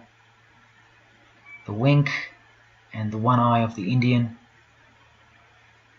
And the secrecy, the symbols of secrecy. On the far right here, the monkey covers his groin area, symbolizing the Masonic apron, and the black and white dogs, well, they symbolize the checkered floorboard of the Masonic Lodge, which is sexualized male and female principles, the horned god, where evil and good don't exist. And in the first degree, Masons are given a Bible stamped with a square and compass, oblivious to the inherent mockery and the foundation of the whole fraternity, as alluded to here with a genuine Royal Order of Jesters private lapel. This is a certificate that a jester receives after his initiation, and you see here their patron is named King Momus, and he was a god, or a daemon, which is a variant of the word demon, who was expelled from heaven, as the legend goes. Sounds just like Lucifer, because it is. Did Freemasonry disassociate themselves from the tax-exempt branch of Freemasonry known as the Jesters? Well, no, they didn't. Because, I mean, this is rare footage of an event within the lodge. Now, I'm sorry about the quality of this, but this is a Masonic lodge. So for Masons that want to say that the Jesters are contrary to Masonry, well, look. Look at these dirty old men. Masters of the lodge, with sublime morals. All married, probably all have daughters and granddaughters, yet still this, inside the lodge. But for you it should be obvious, because you can see the square and compass, the sex act, and the all-seeing eye right in the middle. I told you that Satanism was the oldest religion in the world, and it is. The sex act was ritualized and organized as a religion before we called it Satanism. But Satan has always been the god, the horny god, the horned god of these sex cults. All of them, from Sumeria to Egypt to Greece and so on, that's called paganism. And the real Bible of the Freemasons and the pagans, the one not written by hand, the one that's older than any book, the one that supersedes all the rest in age, thus making it the purest and most unadulterated word of God in the eyes of the Freemasons, is nature. Nature is their Bible. And before you think there's nothing wrong with that, wait a second, because you're not thinking straight. Ask a Mason, whether he be a first degree or a 33rd degree, what is Freemasonry? And the universal go-to answer is this: a peculiar system of morality, veiled in allegory and illustrated by symbols. Now, why would you need to veil your morals? Because in their peculiar system, evil is good and good is evil. That's Satanism 101. A peculiar system of morals. That should tell you something. That should tell you everything. Why would your morals need to be a secret? Because their deeds are in fact evil. Glorifying the laws of nature, where cruelty and self-obsession are virtuous characteristics. That's nature. Nature is as cruel as she is kind.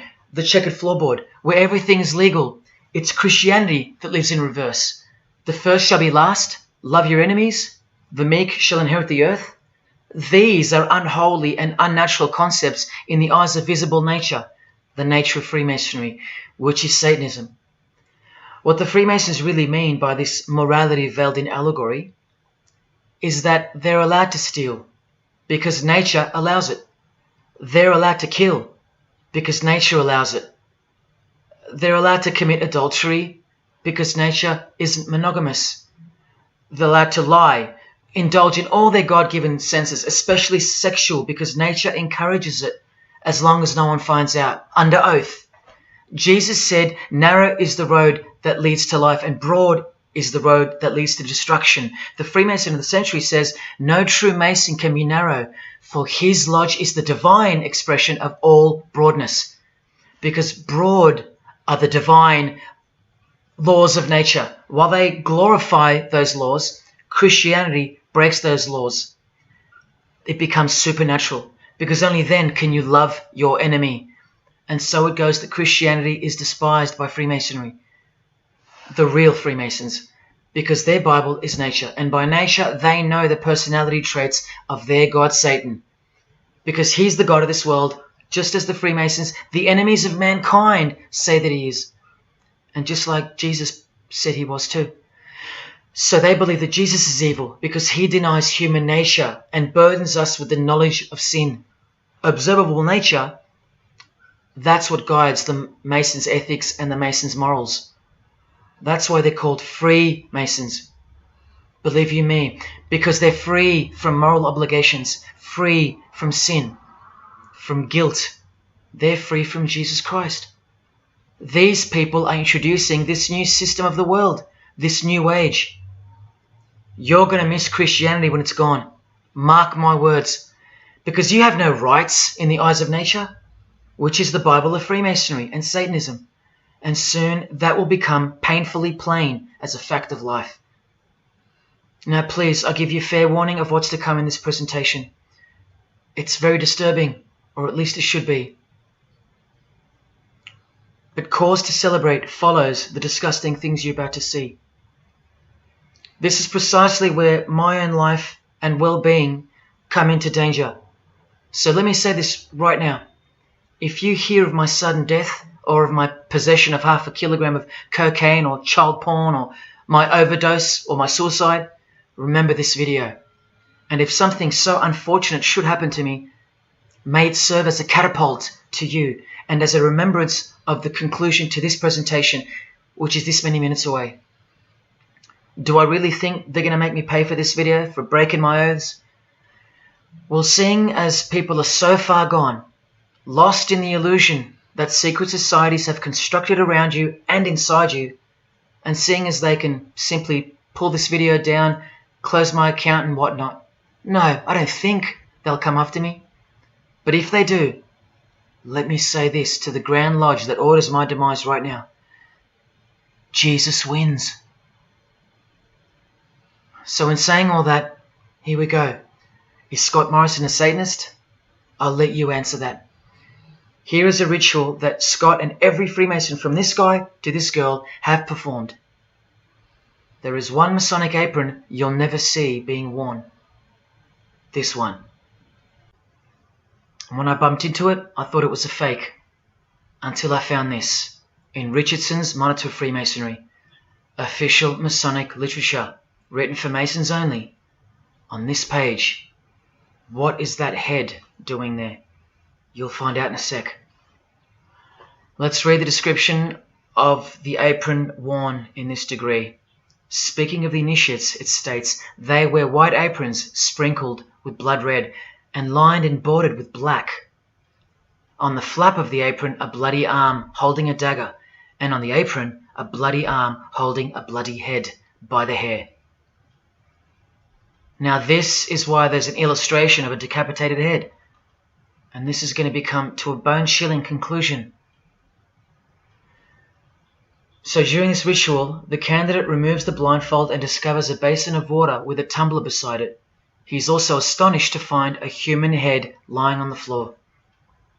The Master of Ceremonies returns and directs the candidate to take up the knife in his right hand and the head in his left. Yes, this Pope, this rock star, this pop star, this actor, this actress, and this beloved Prime Minister. This is what they've done. All of them, hands down. And you thought all you needed to be is talented to succeed? No, you need to belong to the secret society called Freemasonry. And believe me, when you belong to them, you belong to them. Now you tell me, can these people end up believing in Lucifer? Is that really a stretch? Carrying around a bloody head? Swearing to have your brain cooked, tongue torn out from the roots if you ever reveal anything? No, the stretch is that you think they couldn't believe in Lucifer. That's the stretch. Lucifer, the one who sets you free, remember, from sin by sinning. Can you now see the bloody spirit of Freemasonry lurking behind the veneer of charity and the veneer of Christianity? Because Scott Morrison goes to church, apparently. The Pope is a Christian, apparently. But look at these people. So-called Christians or Christians gathered around a giant erect phallus in the middle of the Catholic square. This is Freemasonry, the demolition of morals, the creation of hypocrisy, and the demolition of true virtue. These minds are directing the future. Now, to be fair, I don't know if these heads are real heads. I never got that far to find out. But I will tell you this. All the skulls they use they're real. All the skeletons they use they're real. And they run every single noteworthy funeral home in Australia and the world. I know that personally and for a fact. Once again, you are only seeing the tip of the iceberg, because I can't bring myself to tell you about what I really know of the rituals that come after the 33rd degree Freemasonry. For as much as they celebrate life in various grotesque ways, they also celebrate death in ritual form, which are the things I can't speak of to you. They have to celebrate death in order to prove that they can see things through the all-seeing eye, the one that sees above evil and above good, the checkered floorboard where things kill each other to live, where life is cruel, where morals are broad. There is no sin, there is only nature. See, these Masonic rituals are designed to desensitize the candidate further and further in preparation for the raw truth of Satanism, the truth which is plainly stated by the Grand Pontiff of Universal Freemasonry. Lucifer is the light bearer, and that you should doubt it not, from their own literature and from their own mouths. Until finally the candidate's introduction into the royal art of Freemasonry, witchcraft. The ancient craft. Why do you think that witchcraft has disappeared? It never disappeared. It was hidden, forced to go into hiding by the appearance of Jesus on the human scene. Another reason why he's passionately hated, and soon him and his ways will be done away with in this new world, and so will your rights. You still don't believe me? You're still doubting all the evidence, like the Freemasons are counting on you to doubt. Well, remember from the Encyclopedia of American Religions, the continuing impact of speculative modern Freemasonry provided fertile soil in which new magical orders could grow. Watch this 2-minute clip. I can vouch for every single thing you hear come from the former Masons' mouths. In the initiation in Freemasonry, we had to be recommended by another Mason. Well, in order to join witchcraft, you have to be first screened. You have to be recommended by somebody currently in witchcraft. Well, when I was initiated, I was blindfolded and bound by a rope, and on your bare chest was thrust the point of a spear. In witchcraft, we were initiated through a very involved ritual, initiation ceremony, wherein the candidate was led blindfolded, bound by a rope to the edge of the magic circle. And the rope is around your neck and you're led forward. And up front, at the eastern end of the building, is a person who's a worshipful master. And you kneel down before him as if he were a god. You were met by the high priest or high priestess at that time, usually with a sword to your chest. When I went to enter the lodge, a sharp object was put to my left breast. And I was warned that should I reveal any of the secrets of Freemasonry, to know what to expect. When you're presented before the high priest, a sword is held against your chest, and you actually take a blood oath, promising to remain faithful to the secrets of witchcraft. Well, when you are in the room, this blindfold is taken away from you, and this is a time when they say that you're coming from darkness into light. During the initiation ceremony, the initiate is led by the lieutenant of the high priest and is challenged at the edge of the circle by someone saying, "Who goes there?" And the answer is, "One from the world of darkness." In Masonry, the prayers are ended with "So mote it be." Oh, and one of the other aspects of, or distinctives of the craft was that we would always end any spell or ritual where we released the power, this is where the power was released, with the word "So mote it be." By now this should sound like a stupid question, but why do you think that the initiation ceremonies into witchcraft are almost identical to that of Freemasonry? I'm not even going to answer that. Come on, people, wake up with me. Here's Kylie Minogue, a Freemason, okay? Hidden hand of Freemasonry and the one-eye symbolism of the god of her religion. Now here she is giving the vow of silence, but what the masses fail to see is what's written on the book she's holding. Witchcraft, the royal art of Freemasonry. This is what her vow of silence is referring to in the picture. Yes, Kylie Minogue is a witch. And if you're still that deluded by the magic wand that is television, entertainment, movies, media and whatnot, then you'll no doubt fail to use the incredible eyes that God gave you, from which to see the real world with, the evil world, where Satanists are at the helm. The ban on witchcraft was only officially lifted in England in the 50s, after more than 1,500 years. So that tells you who's in control now. And when I give you a glimpse into witchcraft in a minute, you'll see why it's evil and why it should be anything but legal, even when using it for so-called good, because the well they draw from is poisoned. But thanks to propaganda, the craft of the witch has been absorbed into the realm of fantasy. Justin Timberlake here is also referring to magic in this cover art, with the all-seeing eye looking through the number of their god. Magic. Magic is a much smoother and more acceptable word than witchcraft, that other word. That word still retains its ferociousness, its true character, but that word has been sterilized. That word isn't real to you anymore. You can't feel it for what it really is. Or if you do, your mind has isolated it, confined it to some small groups of unimportance scattered here and there over this diverse world. And so it's nothing to be feared or concerned about. But that's the furthest thing from the truth. Now, some witches want to say that witchcraft isn't Satanism. That's either more delusion or misdirection, as confirmed here by Anton LaVey in the Companion to the Satanic Bible, when speaking of the followers of the Witchcraft Not Satanism school. He writes very accurately that they cannot afford to admit to an affinity with anything that bears the name Satan. He knows where the power of witchcraft comes from.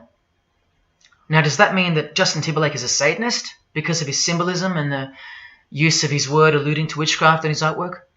Well, yes, actually, that's correct. He is. Here's a quote from one of his songs. You want to see who else is in good company with these famous idols?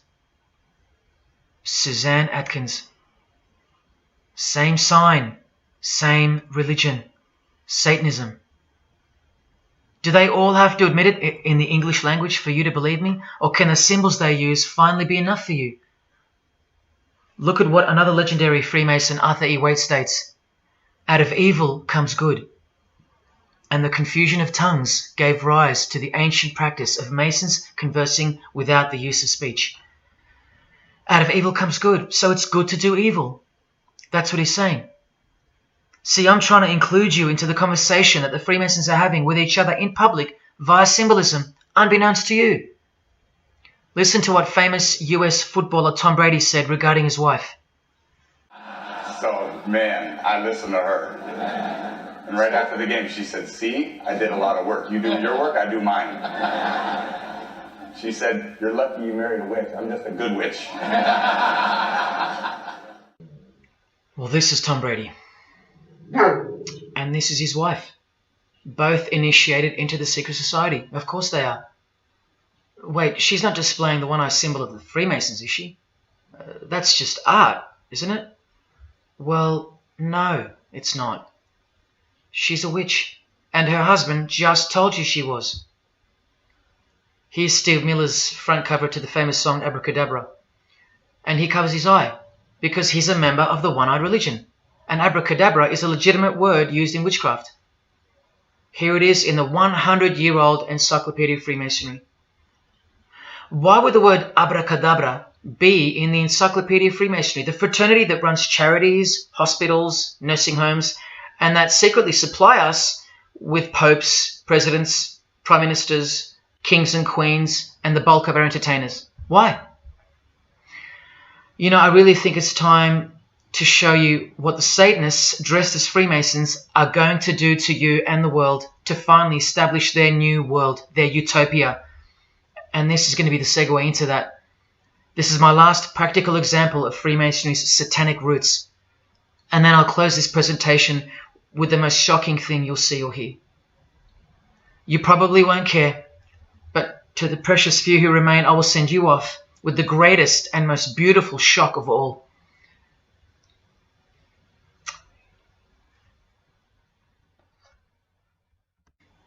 This is Jay-Z inside his Masonic Lodge. You could see the Masons in aprons in front of him. This is where Jay-Z takes his sick oaths of silence, kneels down in front of other men, and calls them Most Worshipful Master, an appalling title to give to a man on this planet. Jay-Z the Freemason writes songs like this. This one's called Lucifer. And in Empire State of Mind he writes, Jesus can't save you. Life starts when the church ends. Oh, but he can save you, Jay-Z. He can even wake you up just before you collide into a concrete wall doing 120 kilometers an hour. I should know. This is fellow member of the craft Alicia Keys, who sings on the track. Here she is, showing her allegiance and wearing the broken and bloody cross of Jesus Christ, the occult peace sign, pure hatred for Jesus. There is peace when your conscience has been killed, seared to sin, and you can indulge to anything, a false and temporary kind of peace, no doubt. Here's a shot of Jay-Z's clothing line, purely Masonic, The Craft. Well, this is the craft he's referring to. This is him with well-known witch Marina Abramovich, also showing her sign of allegiance to Freemasonry. Now here we go. Here's Jay-Z wearing a most revealing top and the dead giveaway that you need to see behind the curtain of Freemasonry. Do what thou wilt. Do whatever you want. That's the adopted motto of the most notorious Satanist of the 20th century, 33rd degree Freemason, Aleister Crowley. Here is his certificate of appointment, known as the 33rd degree inscription and the double-headed eagle of Freemasonry. And here, next to his name on the certificate, including the symbol for a Grand Commander of Freemasonry, as shown in their encyclopedia. But to really confirm that he's a Freemason, here he is doing the Masonic sign of the Master of the Second Veil. Now here's a legitimate letter from Aleister.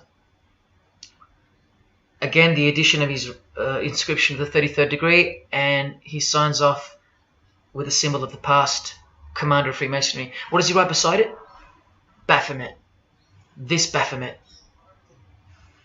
Now listen to this man to get a clearer picture of the truth behind the secret religion of the stars and the leaders of the world. Aleister is the founder of a Luciferian church called the Ordo Templi Orientis, and he named himself the Beast 666, straight from the Bible, depicting the number of wickedness in human form. In his what's called Liber's writings, he says, "With my hawk's head, I peck at the eyes of Jesus as he hangs upon the cross." Do you see the hatred? You think they don't hate you too? Keep watching. And from the equinox, with the all-seeing eye of Freemasonry, this illustration. What does it mean? The writer himself explains. The picture is symbolic of the new eon, the new age. From the blasted stump of dogma hangs the hag with dyed and bloody hair, Christianity. There's a massive glimpse into the New World Order that's coming. Keep watching. And down here, do what thou wilt is the true nature. The true nature, remember? The broad morals. There is no such thing as evil. So do what you want. Can you see the Masonic future yet? Can you see the hidden hatred that pulses through its veins? If they believe in do what thou wilt, what do you think they will do to you? And what do you think they'll do in order to build this new world? This is from a commentary on his book of the law. The Beast 666 adviseth that all children should be accustomed from infancy to witness every type of sexual act. Do what thou wilt. And what about the royal art of Freemasonry? Magic is the highest, most absolute, and most divine knowledge of natural philosophy. What a statement. The highest, most absolute and divine. Well, let's have a closer look into some of the more hidden secrets of the most divine natural philosophy known as magic. Any living being is a storehouse of energy, varying in quantity according to the size and health of the animal. At the death of the animal, this energy is liberated suddenly. The animal, therefore, should be killed within the circle, within the magic circle, so that energy that's released can be captured and directed to serve the will of the witch, male or female. This is a science, a hidden science. But now hear this, coming from a 33rd degree Freemason, and don't you forget that. For the highest spiritual working, one must accordingly choose that victim which contains the greatest and purest force, a male child of perfect innocence and high intelligence is the most suitable sacrifice. Can you see? This is who Jay-Z is quoting on his top. This is who this Jonas brother holds in high esteem. This is who the Beatles have on their front cover as a figure they admire. No, worse, they put at the top. This is the same picture of the front cover in a mirrored form, and after some kaleidoscoping, you'll find this.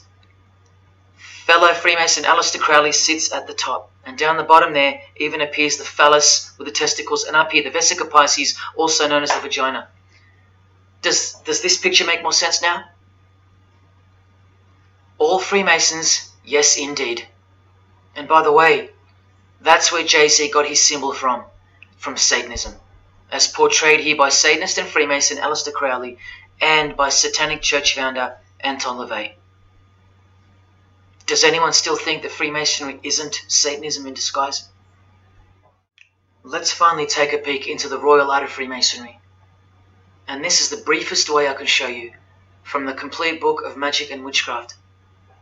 This is a practitioner's manual, not from some bogus author trying to expose witchcraft. Just so you can get it through your head that this is real and this is protected. The writer or compiler of this God-forsaken book warns the reader that the recipes may seem disgusting, that the knowledge revealed has been forbidden, and has caused suffering and death to witches and the victims of witches. You don't think witchcraft was a serious menace in times past and present? Come with me, and I'll show you how bad this menace actually gets, as the world's most powerful and secret religion moves ever closer to fulfilling its biblical destiny, and it will. Close your eyes or not, it will fulfill its destiny. Firstly, let's connect this sick art straight to modern Freemasonry with the word abracadabra, both written in triangular form, from the Manual of Witchcraft and from the Encyclopedia of the Secret Society that your Prime Minister belongs to. And just like high-ranking Freemasons, male and female witches also drink out of a human skull. But here the practitioner drinks wine, in which they first dissolve or boil the brains or heart of an animal, before consuming it all from the human skull. In this ritual, the initiate is instructed to drink in the night at spring water, out of a skull of one that hath been slain. That's right, out of the skull of a human who's been murdered or sacrificed. Otherwise, eat a pig with a knife that slew a man. Please don't turn away. Look straight ahead and open your eyes to the planet you are on, because the real monster under your bed doesn't actually go away when you close your eyes. In other rituals of the craft, you burn a rooster while he's alive. With the use of a poisonous plant used in ointments and potions of witches, you can assure death and destruction on a victim. You want to make a female enemy sterile or a male enemy impotent for the rest of his life? Otherwise, you can just kill them. The hand of glory is the severed hand that is dried and preserved to be used in black magic. Yes, a dead human hand. A black circle is most effective for operations of evil. The use of blood and sex in ritual was considered helpful for obtaining the necessary energy to successfully work magic or achieve mystical insight. But here's where the darkness thickens even further. Animals such as black cats or children may be sacrificed, and participants may drink the blood of the sacrifice. And just so you know that Stanley Kubrick wasn't joking, an orgy of participants sometimes follows the mass. No remorse, just science, the science of witchcraft, the royal art. And here, what's necessary for the working is the fat of young children, dead children. How many children do you think go missing in Australia every year? That's how many. And what about the world? Is it 1 million? Well, according to the International Centre for Missing and Exploited Children, it's 8 million children per year. Do you think that the highest, most absolute, and most divine knowledge of natural philosophy has anything to do with that? Any chance of an international secret system that is bolstered by initiations and degrees and bound under the most brutal penalties that the human mind can ever devise? Do you think that has any involvement? Any chance of that? Am I saying that this Freemason has sacrificed children? No, I never said that. But did he ever even remotely mention the secret societies? Did he ever try to warn you? Educate you? No, he was under oath. Am I saying that these Freemasons have sacrificed children? No, I never said that either. But have they ever warned you about the secret society that believes that Lucifer is the savior? The society functioning right under your nose, that secret society? No, not a chance. Julia Gillard admitted she belonged to one, but that's about it because they're all under oath. So where does this ancient craft originate from? It originates from the spirit realm, from spirit beings. That's who taught mankind the royal art before civilization began. In this chapter, The Rites of Satanism and Witchcraft, the manual explains that a typical satanic Sabbath was, number one, a homage to the devil, usually performed as the osculum infami, also known as the kiss of shame, which is so shameful that we'll just put it this way. The ritual involves kissing the hindquarters of the devil, the rear. Surely this is far removed from anything to do with Freemasonry. People, the original order of the Knights Templar were found guilty of this very same obscene ritual. And where do you find the modern variant of the Knights Templars of today? I told you, in the highest degree of Freemasonry, right here. Here's a couple of them now. And what's on this Templar's head? From the Masonic Encyclopedia, remember? A symbol of the Baphomet, according to 33rd degree Aleister Crowley. And we can confirm that in the Satanic Bible. That's exactly what's hiding deep inside of Freemasonry. I'm only showing you this to show you the reality of Satanism and the demonic realm, the world you can't see. On this earth? And in this earth and then in a world we can't see. Look here. The hierarchy of demons occupies a more important place in both black and white magic rituals. Both black and white. This is where the power of witchcraft comes from. And this is the reason these bizarre rituals actually function and actually work. Because after the ritual is performed on earth, its effects are carried out to their conclusion in the spirit realm by spiritual beings or demons, actual demons. The reality that is hidden from you. Because if you found out that Satan was real, then that would have to make Jesus Christ real too. And he is the one they hate. And if Jesus Christ is real, that changes everything. And this is how much they hate him. The prayer that Jesus taught his disciples is performed backwards. The high priest is sometimes naked. A prostitute assists him, and a naked virgin, who may later be deflowered, is the altar. Everything that is sacred is defiled, and everything that is filthy is honored as pure. Because of their burning hatred of Jesus Christ, just as he's hated by the fallen angels that they worship. It gets worse when you hear what they use as a substitute for the bread that Jesus broke and told his disciples to eat in remembrance of him. A wafer which initiates me with this, this, and this. Or the name of Satan may be written upon it. And this isn't even witchcraft. This is just a ceremony announcing who they love and who they hate. So is Satan real? It continues to state in the hierarchy of demons at the very top, Satanakia, whose title is the Commander-in-Chief. What did Bob Dylan, the Freemason, call the one he made a bargain with? Should I ask who you made the bargain with? with the chief commander. Same title, Commander-in-Chief, Chief Commander. Are you following? But watch this. In case the darkness is getting a little too thick and encompassing for you, let's shine a little light. The true light that only the Gospels can supply. Speaking to us humans and revealing something about Satan, the Gospels state, you follow the spirit of the age in this world system as dominated by the commander of the spiritual powers of the air.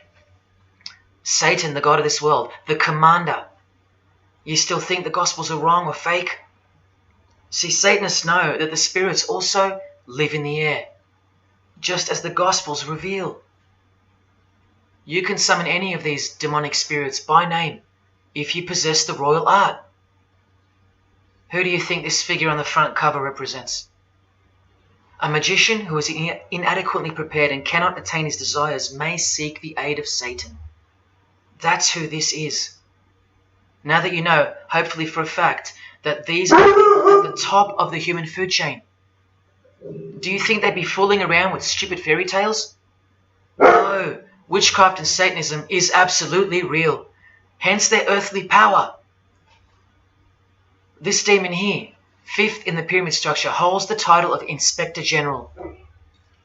And what's the title of the highest degree in Freemasonry, who exists in every local lodge in every suburb, a suburb near you? Inspector General. Same title as the living demon. Do you believe me now? You can even conjure Lucifer himself, or be Beelzebub, who the Gospels call the Prince of the Devils. Both of whom are listed as superior spirits in this book of witchcraft and magic. I can show you so much more from this disgusting book, but I'll cut it off here with the seal of Saturn, a demonic sigil from the complete book of magic and witchcraft. And this is his seal. Can you see? Do you see? This is the society that lives amongst you, above you. The one-eyed religion of Freemasonry, hidden right in front of those who have their eyes wide shut. I'm going to now show you what that world that they are building, from the ashes of the one you're currently living in, looks like. But lastly, to drive this business of blood sacrifice home, here's American rapper Azealia Banks with the 666 hand sign, and now over the all-seeing eye in her video, the eye in the triangle of the Freemasons on her shirt, and the devil's horns, her liberator, her master, her commander. And now displaying the secret society vow of silence, along with that, the last brief glimpse into the highly concealed royal art of Freemasonry. The amount of crap that's about to come off my floor right now, guys. Oh my god. 3 years worth of brujeria. Yes, you know I gotta scrape all this shit up. And what does brujeria mean? You know what it means. Witchcraft. Azealia Banks, the witch, with her eye in the triangle shirt, and the logo of, for example, the Grand Lodge of Freemasonry in Spain. one and the same symbol. The logo of the Fraternity of the Freemasons and the logo of this Church of Lucifer. The one eye. One and the same symbol. Freemasonry has deceived you. Yes, people, now you know how Satanism has functioned out of sight and out of mind. You still think there's no such thing as witchcraft? Or that it only existed in the olden days? You still think that blood isn't a part of the royal art? You still think that local Masonic lodges of the world are not filtering systems for Satanists and a cloak for organized Satanism with a grand master plan for the world? You think there's nothing to the blood sacrifice of Jesus Christ? After seeing all this and the Azealia Banks clip, and after realizing that there exists a hidden and guarded science of the art of blood sacrifice, you think there was no science behind Jesus' crucifixion, a deeper reality that we can't see or understand? You think Jesus didn't know what he was doing? Or are you one of those who still think he didn't exist? Tell me, how can they hate something that doesn't exist?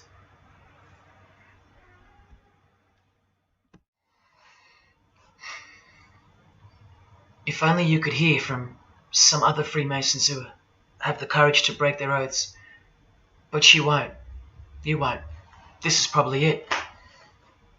But I once heard from a Freemason, an honest one, in about 2016, after I posted this picture on Facebook. He knew. He knew the truth. Just like you do now, or just like you should. And he wrote to me, and he said, by the time we are done, every church will be a brothel. Well, in case you think that that's impossible, this is a fashion show that was held in a church, a real church, and it was organized by high-ranking Freemasons, who you will see now to be Satanists. Designed to be a heart-wrenching mockery and a colossal sign of the times, this event. Just so you know, it's a Masonic production. Here's the inside of a lodge. See those twin pillars? Well, here they are. See the Masonic checkered floorboard? Well, there it is. See the Masonic square and compass? Well, there it is. And do you see the eye of Freemasonry? Yeah, there they are.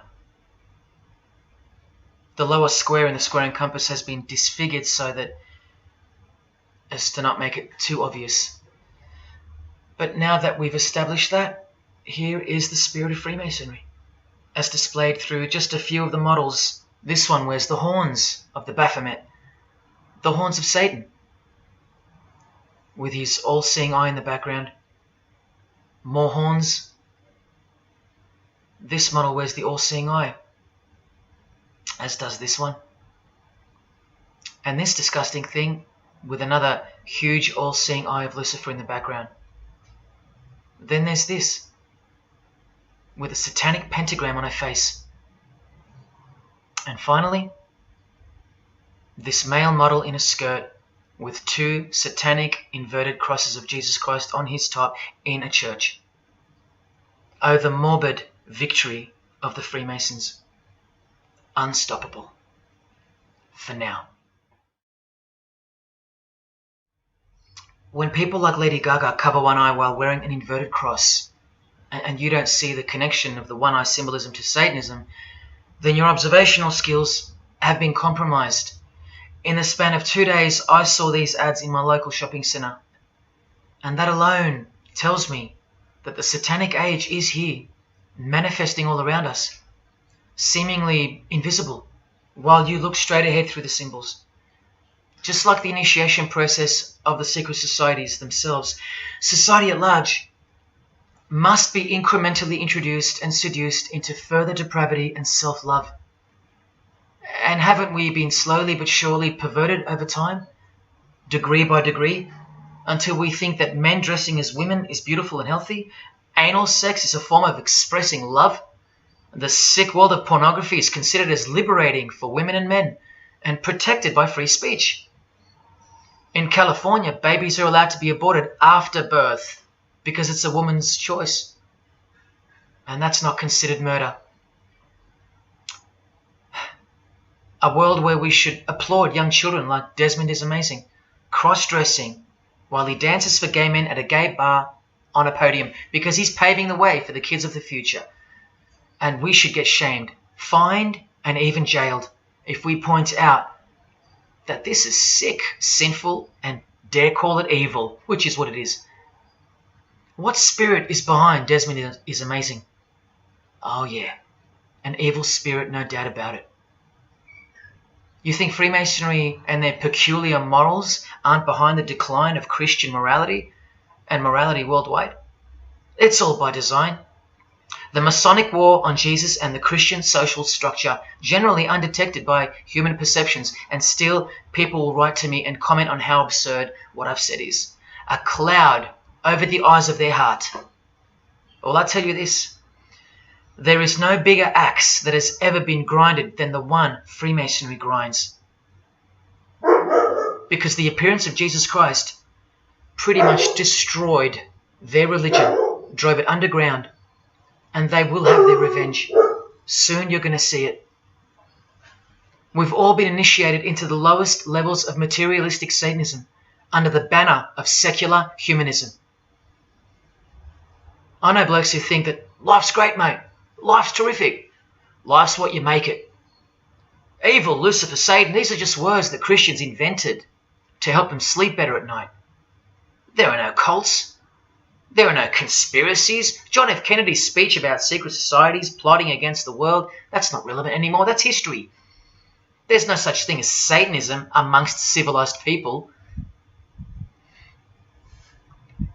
Oh, children, when darkness comes to your door, takes your wife, takes your health, your job, your home, your freedom, your children, then you call out, oh my God, this is evil. Why is this happening to me? Well, here comes the darkness. Here comes the evil. You want to know what the New World Order looks like?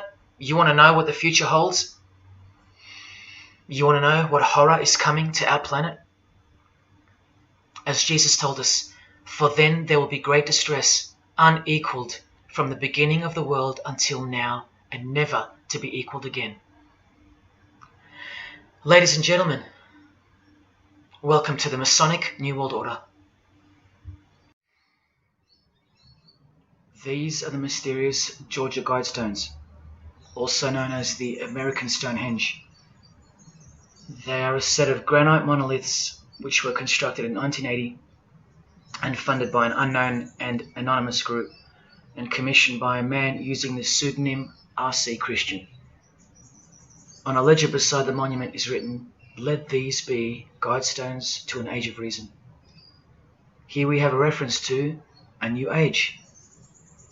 With this, we get a clue as to the spirit behind the structure. The Age of Reason happens to be the title of a book by Thomas Paine. Now, you can colour him any which way you want to, but whichever way, one glaring colour shines through. Thomas was a hater of Christianity. That's the second clue to the spirit behind the Georgia Guidestones. The third is the fact that the Guidestones feature as what could be seen as a replacement to the Ten Commandments of the Christian God with the new Ten Commandments of the New Age. Because I will not steal, cheat, lie, kill, and so on. They're just, well, too narrow for the New Age, for the Age of Reason. Clearly designed to be a take on the biblical commandments, being 10 in number. They are all very vague indeed. But anyone can ascertain the horror that must first take place before this New Age can begin by looking at the first guideline. Because this one's not vague at all. Maintain humanity at under 500 million. That's right, a reduction of at least 7 billion human beings would be necessary for that.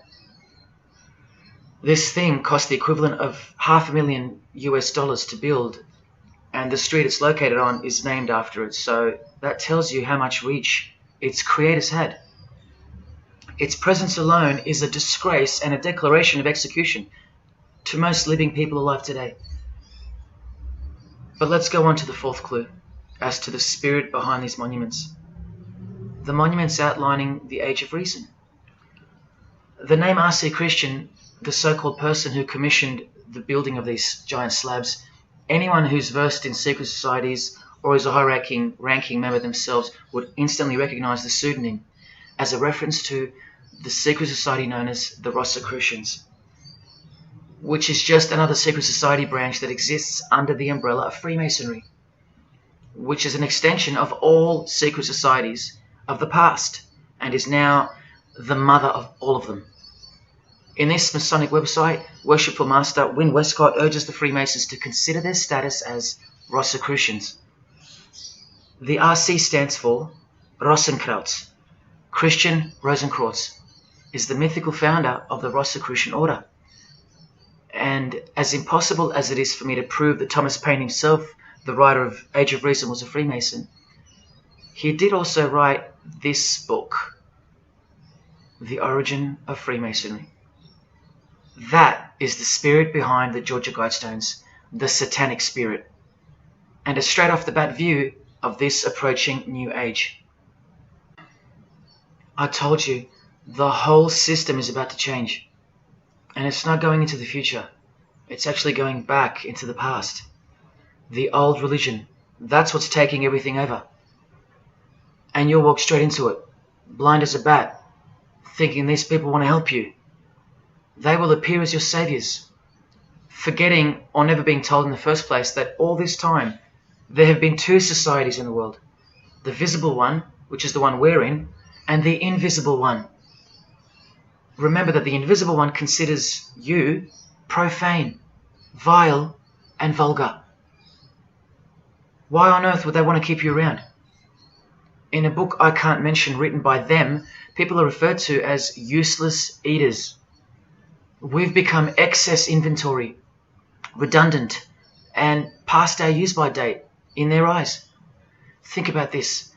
According to a prediction by information technology and research advisory firm Gartner, 1/3 of jobs will be replaced by software, robots, and smart machines by 2025.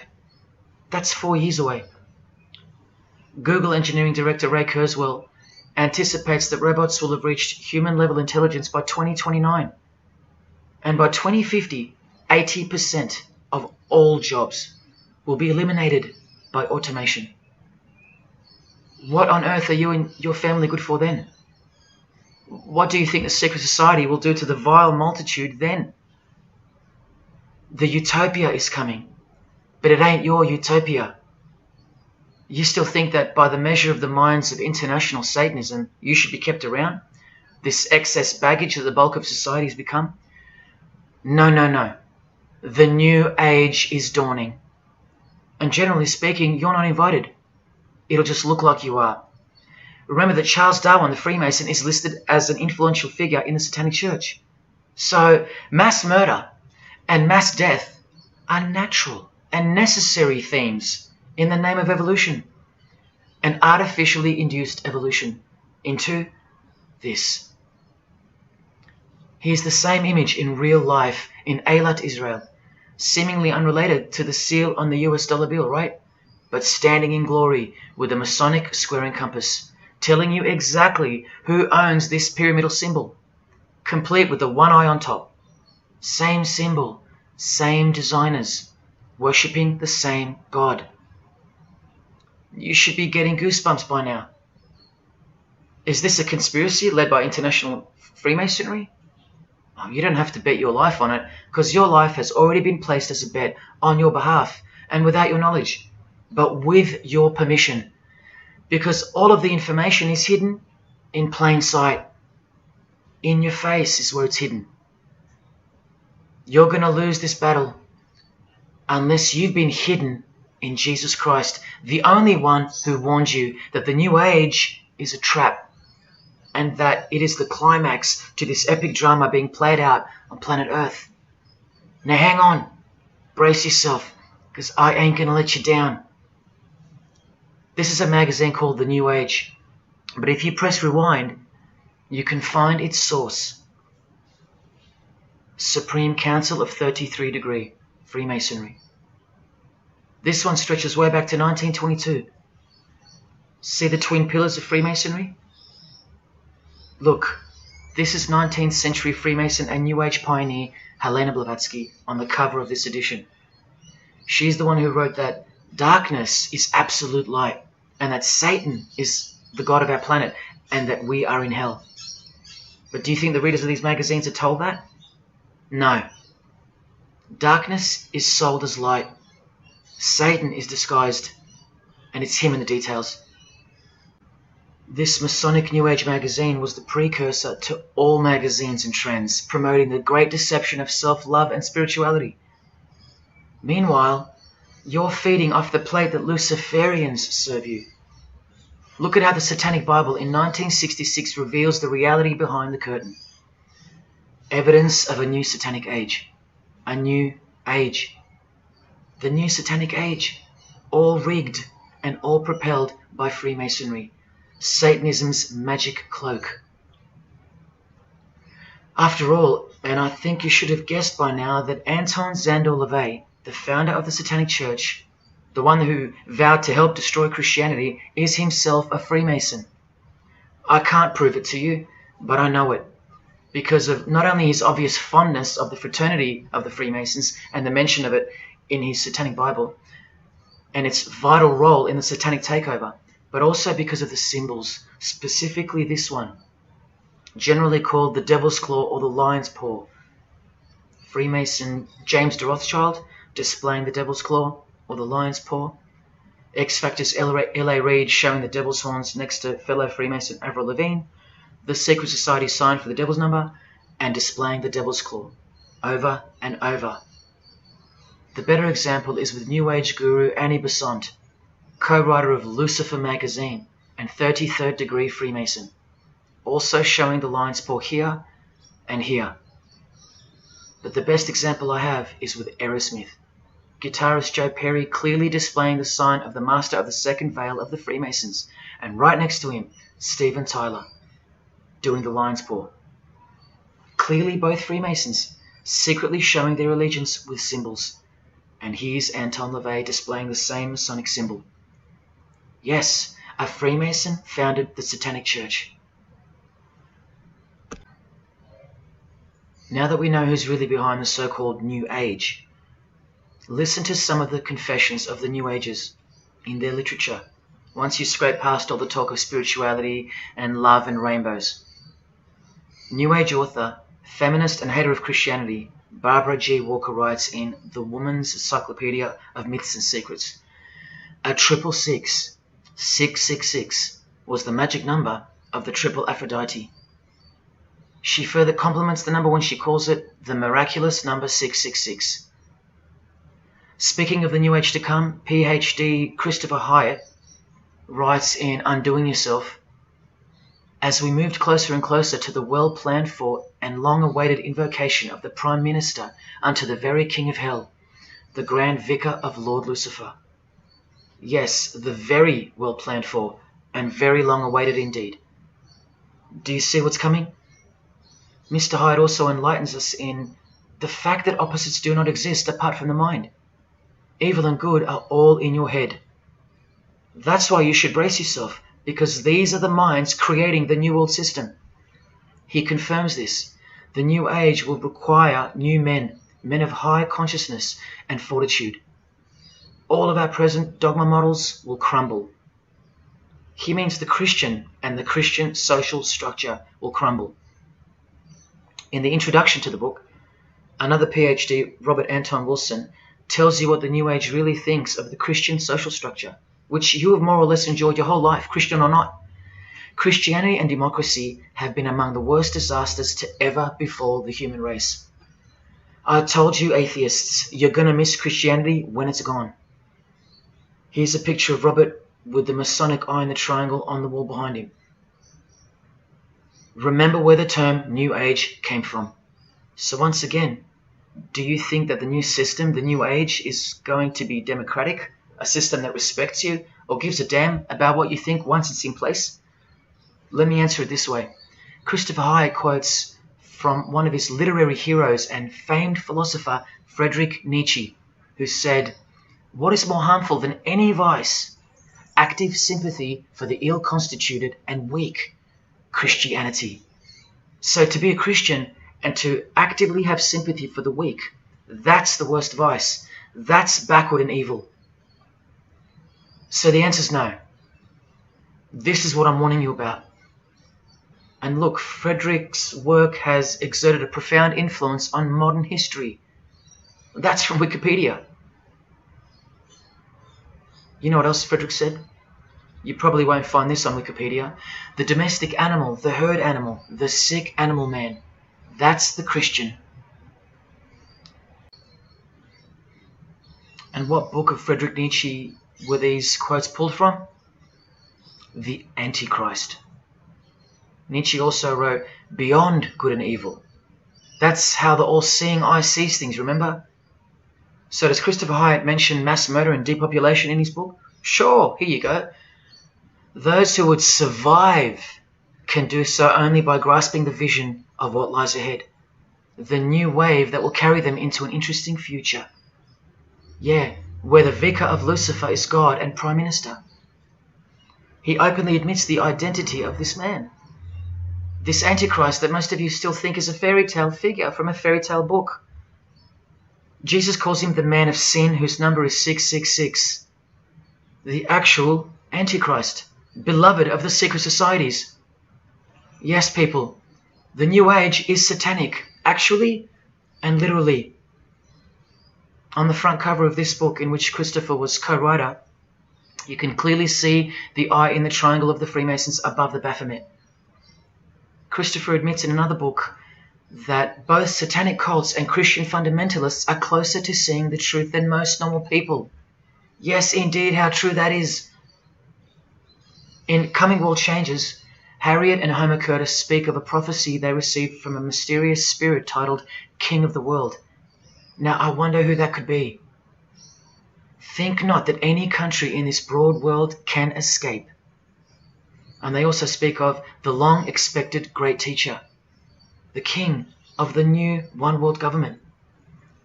The victors will remain as the seed of the new race to people the new land, for the new sixth great race.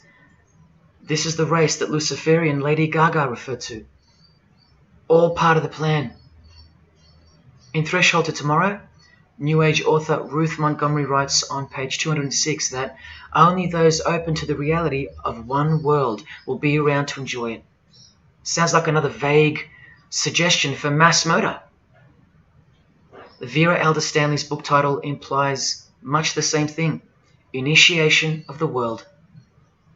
That's right, it's coming. You think Vera hasn't been initiated into the secret one-eyed religion? What else has she authored? How about The Finding of the Third Eye, the all-seeing eye? New Age author John Randolph Price writes in The Planetary Commission, in question and answer form, how do you define the Antichrist? The answer is pretty amazing. Any individual or group who denies the divinity of man as exemplified by Jesus Christ, the highest self of each individual, which Jesus Christ never exemplified because he is God. If you deny that mere men and women are divine gods, you are unfit for the glorious New Age kingdom. And you are the definition of Antichrist. In Practical Spirituality, he prepares his readers for a population drop of 2.5 billion people before the New Age era can begin. On page 32 of New Age author Barbara Marx Hubbard's book, Happy Birthday Planet Earth, she states that people will either change or die. That's the choice, she says. Notice the New Age has a new gospel, yet all the while, the world will be neglected of the information in the real Gospels, where it warns and predicts. For if someone comes and preaches another Jesus, not the Jesus whom we preached, or another gospel, you are most beautifully tolerant of them. In the Book of Knowledge, The Keys of Enoch, the writer has a quote-unquote direct experience with two spirits, Enoch and Metatron, and they share with the writer spiritually scientific teachings regarding the new system of things soon to be fully manifest. The reason this work is considered extra special amongst its readers is because it was the first book to point out the alignment between the Great Pyramid and the constellation of Orion. The first book ever. That's basically proof that these spirits, Enoch and Metatron, are the real deal. Not only that, it was also the first book to show the direct relationship between DNA coding and the divine name. That's pretty serious, and the atheists should be really waking up by now, because this is the world's most powerful and secret religion we're talking about, nothing less. The writer was told that those who govern the earth are those who have fallen from the heavens. He calls them the masters, and even states that they were punished with penalties that were assigned to each. These are the fallen angels of the Bible, people. These are the masters of the Masonic New Age, as proven here in one of the illustrations from the book. Same symbology. This worldwide catastrophe that is coming will bring about a complete reorganization of Earth's life system. And like all high-grade initiates of the secret societies, every attempt is made to bring positivity to the number of the Vicar of Lucifer. I was given instruction to use the specific light harmonics 666, 999, and 12-12-12. The spirits further inform the writer of the Keys of Enoch that the pattern 666 is used to identify you with respect to the Earth's vibration. The number of the beast of the Book of Revelation of Jesus Christ is not only being glorified, it's manifesting in the world. And from another illustration from the book, once again, the same image we see being used over and over with the eye on top of the pyramid. This is the secret religion that encompasses us and has been influencing us for decades upon decades, 2 to 3 centuries, in fact. Just like the Gospels explain, this is an absolute counterfeit of the truth. Christ is mentioned everywhere, but not Jesus Christ. No, this is the Antichrist spirit, who will eventually manifest and appear to the world as one man. Doesn't sound so mythical anymore when you see that the enemies of Jesus Christ and those behind the New World System, they use biblical terms. And Christ, to depict the antithesis, the anti of the real Christ, their Savior. And these spirits from the world we can't see are the ones who taught mankind the sick art of witchcraft. Look at who supplies this book online, sacredmagic.com. You know what magic really is and what it really entails now. So once again, you can see the connection, the relationship. If you still think that this phrase, New World Order, is a conspiracy theory, you're suffering from a medical condition. On the Lucius Trust website, the consultants to the European Union, you find the statement that the New World servers are occupied with the task of inaugurating the New World Order. In the same article, this shocking admission is made. 2/3 of humanity will stand upon the path at the close of this age, and with that, 1/3 will die, or to put it surreptitiously, will be held over for later unfoldment. That's the Lucius Trust. The word Lucius being the replacement for the word Lucifer, who works hand in hand with the EU, the European Union, stating that 2.5 billion human beings are planned to be killed off. All predicted by Jesus, and only Jesus. And if you still think I'm joking or misleading you about what these people are and what they plan to do, here's a book written by the founder of the Lucius Trust, the Freemason Alice Bailey, Education in the New Age, where she, educates you about mass population reduction. When a form proves inadequate or too diseased or too crippled for the expression of that purpose, it is, from the point of view of the hierarchy, no disaster when that form has to go. Death is not a disaster to be feared. The work of the destroyer is not really cruel or undesirable. Do you see? Did you hear that? Through the all-seeing eye of Lucifer, the destroyer, for the purpose of the new world, death and mass murder isn't evil, it's good. And Alice Bailey in The Labours of Hercules also tries to re-educate us and protect that God-forsaken number, predicted in the Gospels to be associated with evil. The number of the physical plane activity is called the number of the beast. This idea seems to have a horrible fascination with many, but what it really means is that Virgo is the symbol of triplicity, 6 on the physical plane, 6 on the emotional plane, and 6 on the mental plane. not 666 at all. And one more time, from the consultants to the European Union, from their website Lucius Trust, to prove to you that these people are all working toward and waiting for the world leader. The coming of the Avatar and the advent of the coming one are the keynotes of the prevalent expectancy. After everything I've shown you, are you going to ignore this? Or worse, are you going to trust these people, of whom were predicted to this very condemnation 2,000 years ago? Right down to a one-world system, depopulation, and to the man who will carry the number 666, and with it implement a new system in which you won't be able to buy or sell unless you receive a mark in your hand or forehead. And what's just been announced by Business Insider? Cashless society.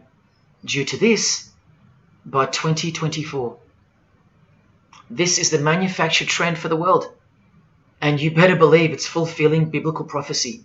You know that book that's been ripped out of schools and hysterically discredited? Why do you think there's a single eye displayed on all the covers of George Orwell's dystopian novel 1984?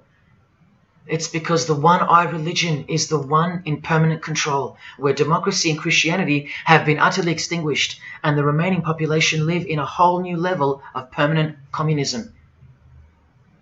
It is well known that George Orwell himself had ties with the Fabian Society, which is a secret society complete with degrees of initiation. Tucked away neatly somewhere under the wing of Freemasonry, the Fabian Society's logo used to be this: a wolf in sheep's clothing, which is exactly what Freemasonry is. And it was a metaphor for gradually advancing socialism. And socialism is communism for slow learners. This level of denial on our part has been brought on by mass propaganda, because everything has been weaponized to work against you and God's truth. Education, entertainment, and economics. You're a slave to each one. And Freemasonry is the slave master. Listen to the Grand Pontiff of Universal Freemasonry tell you about it in Morals and Dogma. The blind force of the people is a force that must be economized and also managed as the blind force of steam. You are just blind energy to them, made to be enslaved. This force must have a brain. Who do you think the brain is? Freemasonry is the brain, obviously. And he's saying that we're just the body parts that move to its will. Look, these are some pictures I took of the local obelisk in my town. An erect phallus hidden in plain sight. See how the cube at the bottom is rough? In Freemasonry it's called the rough ashlar stone. Well, watch this from Morals and Dogma. The rough ashlar is the people, rude and unorganized. Once again, you can see what this secret society secretly thinks of you. Now see how the stone built on top is smooth? That's called the perfect ashlar. The perfect ashlar is the state, the rulers. Yeah, the one-eye sex cult of Freemasonry, which hides its master, Satanism. Now, where is this brain taking us? Remember, this guy is the general who fought against the United States forces to uphold the institution of slavery. And the Grand Pontiff of Universal Freemasonry, who calls you the vulgar herd and the ignorant multitude, and admits that, yes, unbelievably so, Lucifer is the light bearer. This is the highest authority in Freemasonry, the secret religion of all our leaders and idols. Believe it. Now listen to this. The papacy and rival monarchies, all that will become the heritage of the temple, meaning the temple of Freemasonry. The world will soon come to us for its sovereigns and pontiffs. We shall constitute the equilibrium of the universe and be rulers over the masters of the world. They're gonna own it all. And it's true, the papacy and the monarchy have fallen into their hands. All Freemasons now. This is a 150-year-old book, so you can see how far ahead they plan, while we stay ignorant. How do you suppose that they won't achieve the New World Order? The New World Order of death. Of combined and systematic movement and effort, the great revolution prepared for by the ages will begin to march.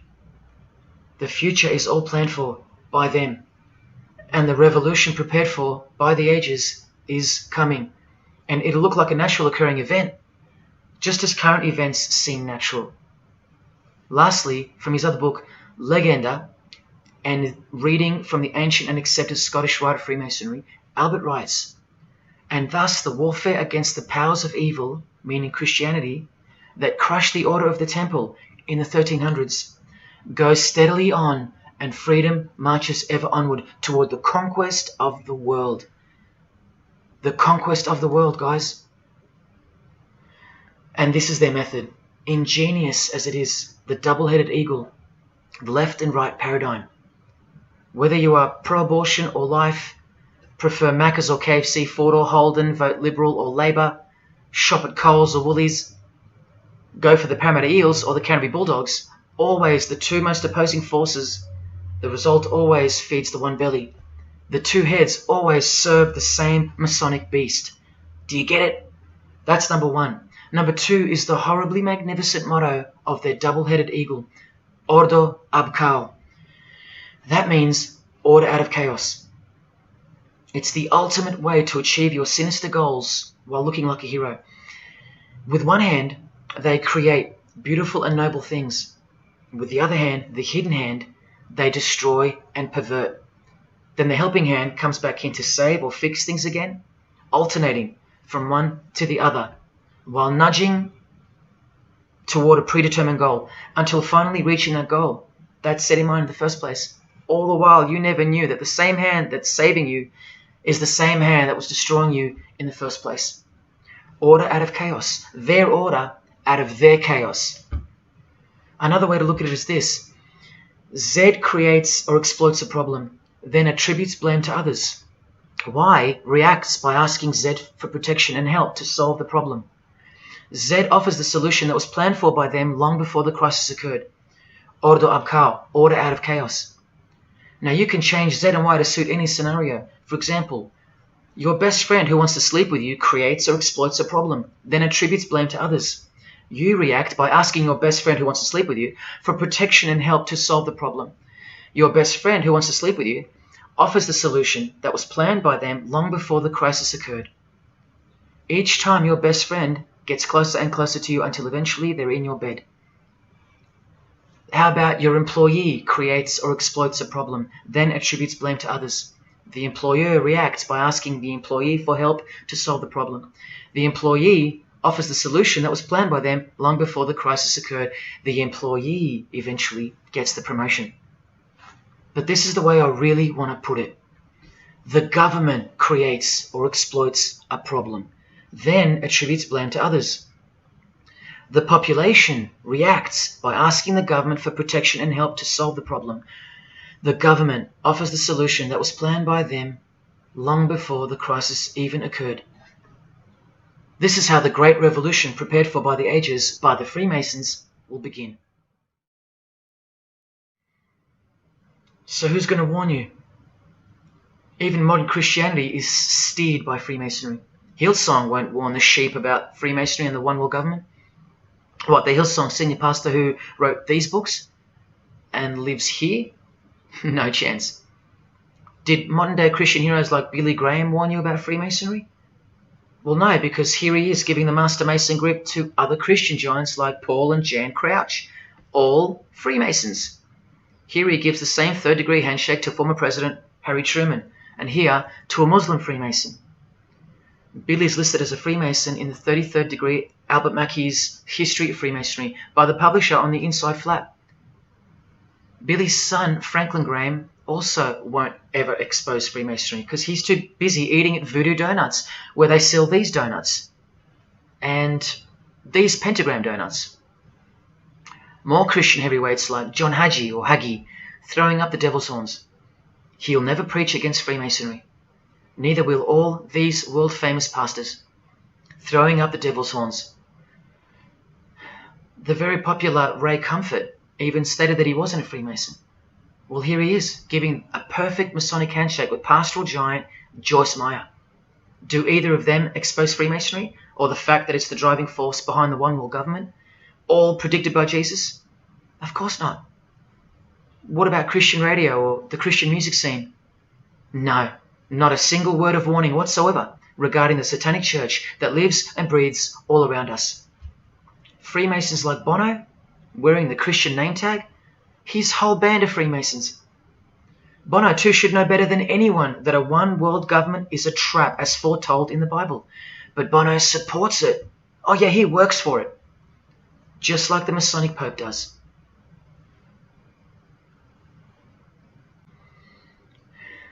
Even if by some freak chance they didn't know any better. No disciple of Jesus can bend their knee to another man in the Masonic Lodge, calling him master and swear to keep secrets. Look what they call each other from the Encyclopedia of Freemasonry. Master Mason, Grand Master, Most Eminent Grand Master, and the most appalling title of all, Most Worshipful Master. Most worshipful. Do you see how extra deluded the Christian Freemason has to be when Jesus said, "Do not be called master, because one is your master"?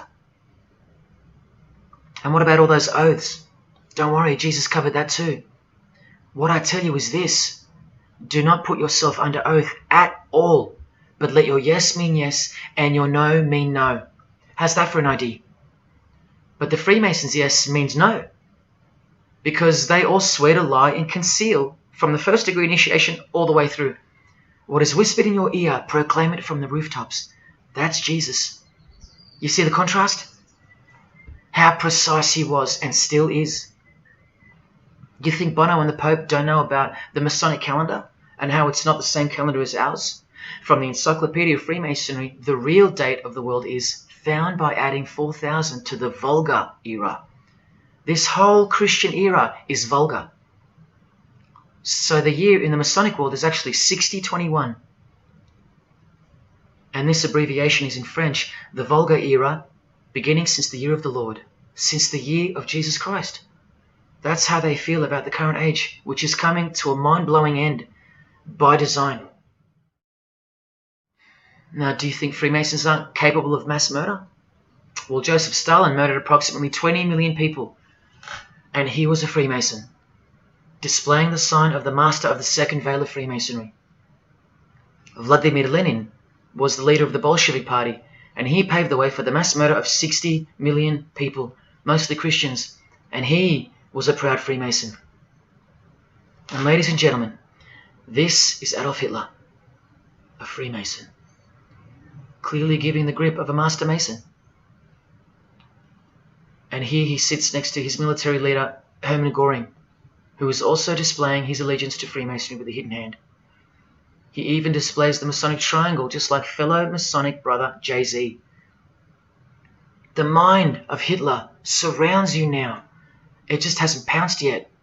The mind of Hitler isn't isolated to some portion of the world anymore. It now encompasses you.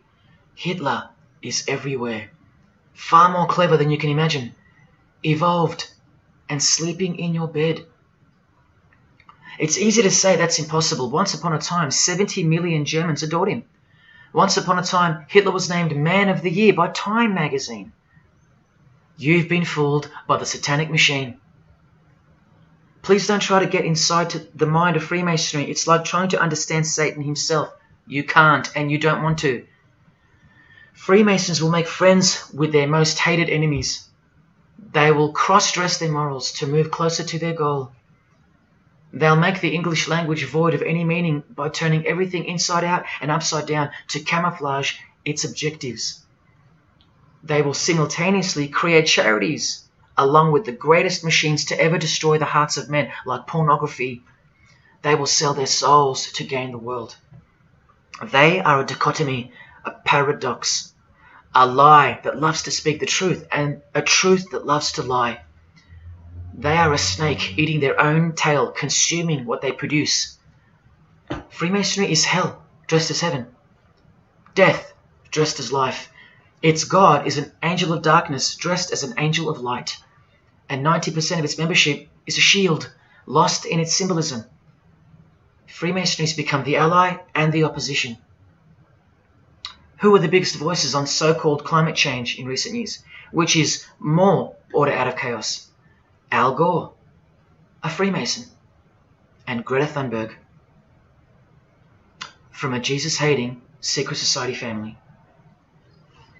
Freemason and former Russian President Mikhail Gorbachev said this in 1996. Yes, the whole world is under the control of the evil one, like the Gospels say. Freemasonry controls the opposition, with the most popular conspiracy theorists Alex Jones and David Icke, both banned, yet both secretly Freemasons, who will lead you in every direction except into the arms of the ultimate power of the Gospels. Every noteworthy religion is comfortably caught in the Masonic net, because they all stem from a lie. Here's the Dalai Lama with a bunch of Freemasons. He just loves hanging out with famous people. Here he's throwing up the devil's horns with Freemason Gene Simmons. But there's no way the Dalai Lama can be a Freemason, right? Well, here he is displaying the hidden hand of the Freemasons next to George W. Bush, a fellow brother. That's right, the Dalai Lama is a Freemason, under an oath of silence and sworn to secrecy. Are you going to wake up now? Here he is with his students in his temple. And what's behind him? This symbol. Can you see? The pyramid with the emanating eye on top, symbolized by a sun, which you know now is the phallus of the god of this world, shooting forth his generative light, his mystical sperm that gives life, and whose one eye transcends good and evil, both of which are just illusions of the mind. Understanding this comes by initiations, and yes, tantric initiations are used in Tibetan Buddhism. Gerald York was the Dalai Lama's emissary, his personal representative to the West, and he was personal friends with 33rd degree Freemason and Satanist Aleister Crowley, who wrote 20 essays named Aleister Crowley, The Golden Dawn, and Buddhism. And he also served as a consultant to the movie Lucifer Rising, the Dalai Lama's representative. See how the eye can also be represented by the sun, caught behind the moon in this movie poster. That's just like the Dalai Lama's logo. And here's a scene from the movie with the Masonic square and compass hidden in plain sight. Look at the symbol of Buddhism, and look at the floor inside every Masonic lodge, symbolizing opposites and equilibrium, which creates life, and where evil is not what it seems, it's necessary. Why do you think the New Age author Christopher Hyatt, who writes that the Grand Vicar of Lord Lucifer is soon to be crowned Prime Minister of the world, notes in that same book his appreciation of Nietzsche, the man who states that the Christian is the sick animal man, the Zohar, which is witchcraft, and Buddha. These are the people he appreciates. Why does he lump Buddha into the same basket? I'll tell you why right now. Because in his highest manifestation, the Buddha, seeing the illusionary world through the all-seeing eye, his third eye, would not interrupt a rape if he happened to walk by, so as to stay detached from the karmic cycle. Whereas Jesus, knowing everything and more than the Buddha, would sacrifice himself, because he was born to destroy evil, not transcend it. So tell me, who would you rather have walk by if you were being raped? A transcendental meditator or Jesus Christ? Whatever you think of me, you will have to reconcile the fact that all the leaders of the world, from Scott Morrison to the Dalai Lama, belong to the very same secret society as Adolf Hitler did, Freemasonry. The secret religion no one speaks about, for good reason, and by good I mean very, very evil. What do you think is going on here? I've told you almost exactly what's going on. We're in a lot of trouble, because in the land of the blind, the one-eyed man is king, and Hitler, Stalin, and Lenin combined will be child's play compared to what's just ahead. Now here's a point-blank picture of the future and the reality of their most brutal truth from the 33rd degree Freemason Aleister Crowley's The Book of the Law. We have nothing but the outcast and the unfit. Let them die in their misery. Compassion is the vice of kings. Stamp down the wretched and the weak. This is the law of the strong.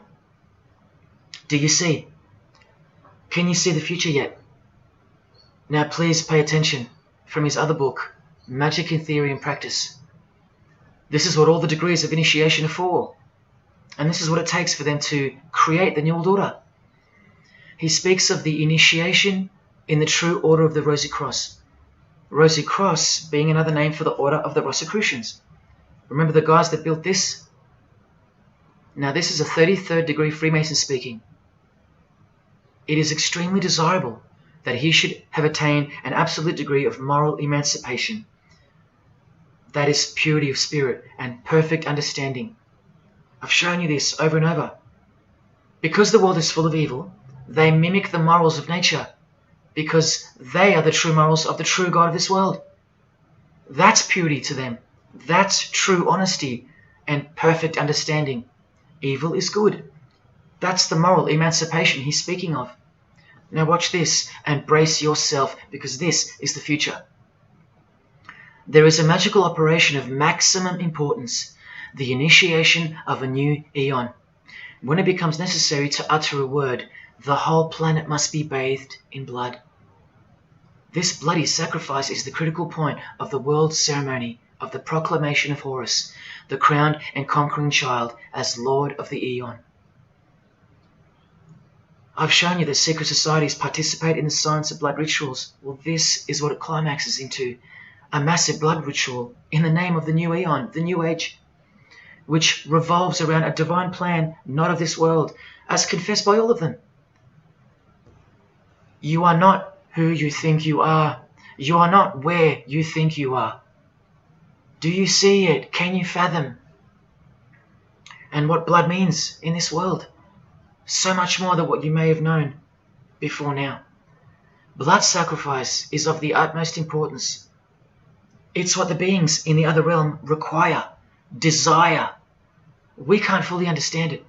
But do you see how the blood sacrifice of Jesus Christ takes on a whole new meaning now? A very real meaning. And guess what? Because of it, the good guy really does win in the end. You either fall under the blood of the world or under the blood of him. There is no middle ground. Blood is like the monetary currency of the spirits. And that's how God bought us back from the legal ownership of the ruler of this world with blood, his own blood. Now you can begin to understand why they hate him so much. Because that's why he was born into the world of flesh, to produce blood of his very own. Not by means of perishable things were you set free once and for all, by the payment of ransom money, but by costly blood, by the one who was visibly manifested at the closing years of the times, for your sake. That is the truth. Do you think it's just a coincidence that this is the last age before the long planned for new order of the ages? That's ages, plural. That means forever. That's the plan. That's why the Gospels say that he was visibly manifested at the closing years of the times, at the end of this last age. In the book 1984, George Orwell told us, if you want a vision of the future, imagine a boot stamping on a human face forever. I've shown you that this so-called new age is in actuality a new satanic age. And it's not really new at all. It's very old indeed, it's ancient. But like I said, its progress was derailed by the appearance of Jesus on the human scene. Now I'll prove to you that the New Age is an old religion.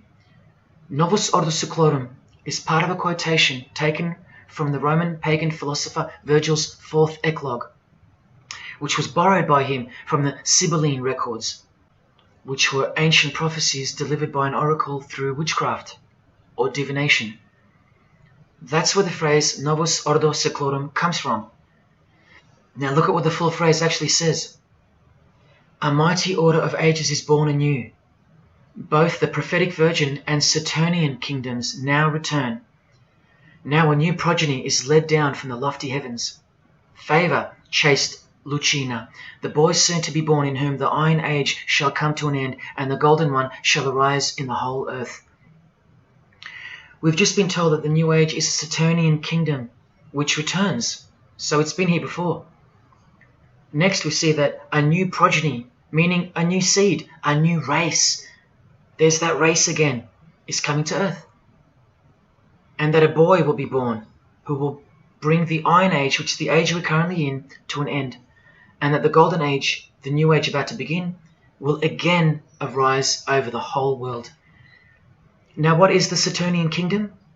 Well, for starters, this is a band called Saturnian Mist.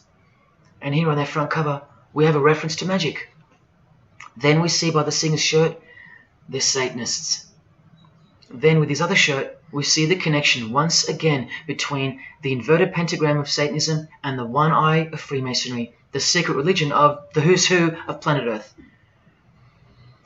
Freemason and Satanist Marilyn Manson has a song called Saturnalia, and on a satanic website on ritual offerings for demonic bindings, we find that Satan is Saturnian in nature.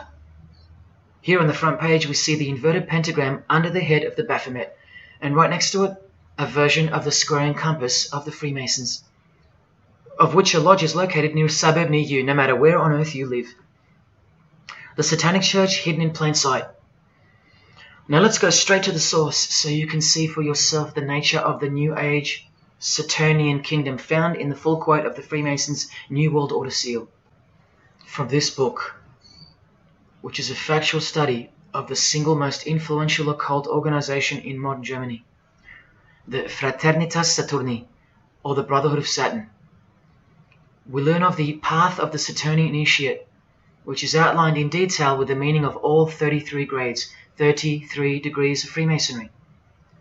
This is the very same thing, the same objectives. All secret societies work for the same goal because they all have the same spirit.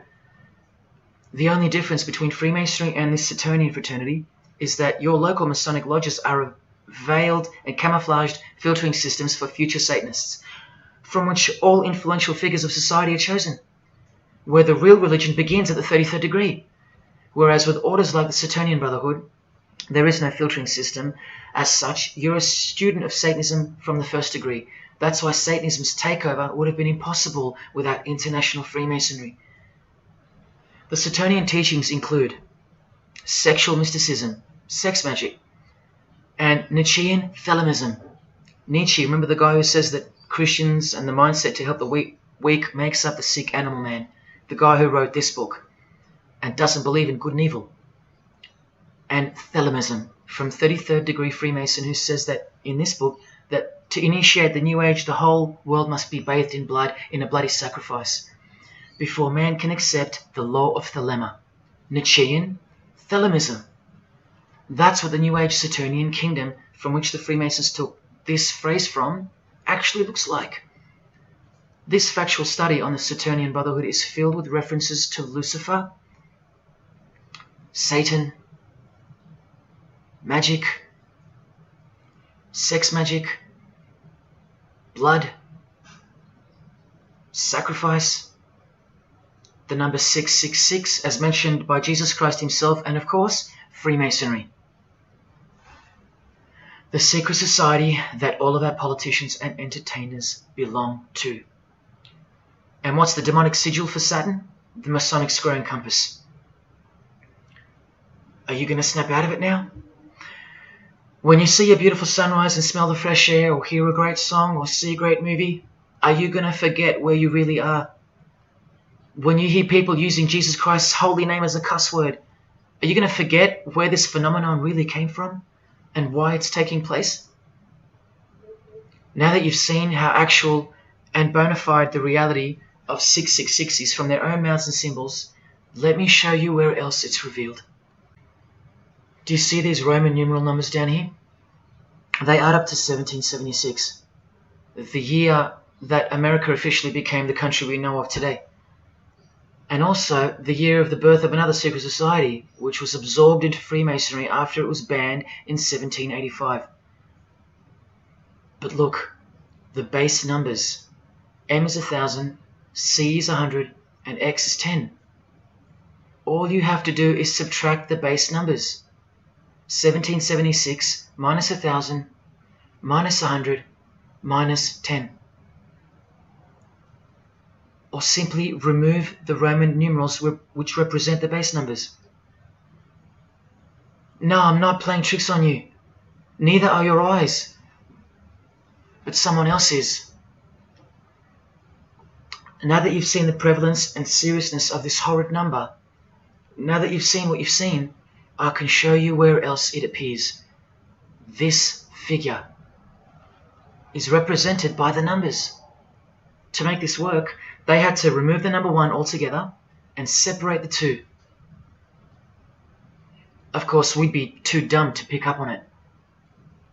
But 789 minus 456 is this, multiplied by this lonesome 2. That's right. This dark and mysterious figure is none other than the long-anticipated Antichrist, the ruler of the Saturnian kingdom, which is on its way. And Australia has been steeped up to its neck in secret societies since the early 1900s. World Economic Forum logo, with this slash through the O's, is of course representative of the number of the ruler of the New Age, 666. The barcode is the primitive version of the worldwide system that Jesus predicted would revolve around the number of the beast.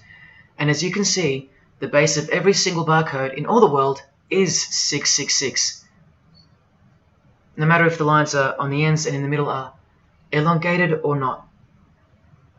I found that out from the horse's mouth in an interview with the man who was commissioned by IBM to come up with a new way to automate data collection. There are in fact 3 6s in the Google logo, which comes from this occult symbol. Coincidence?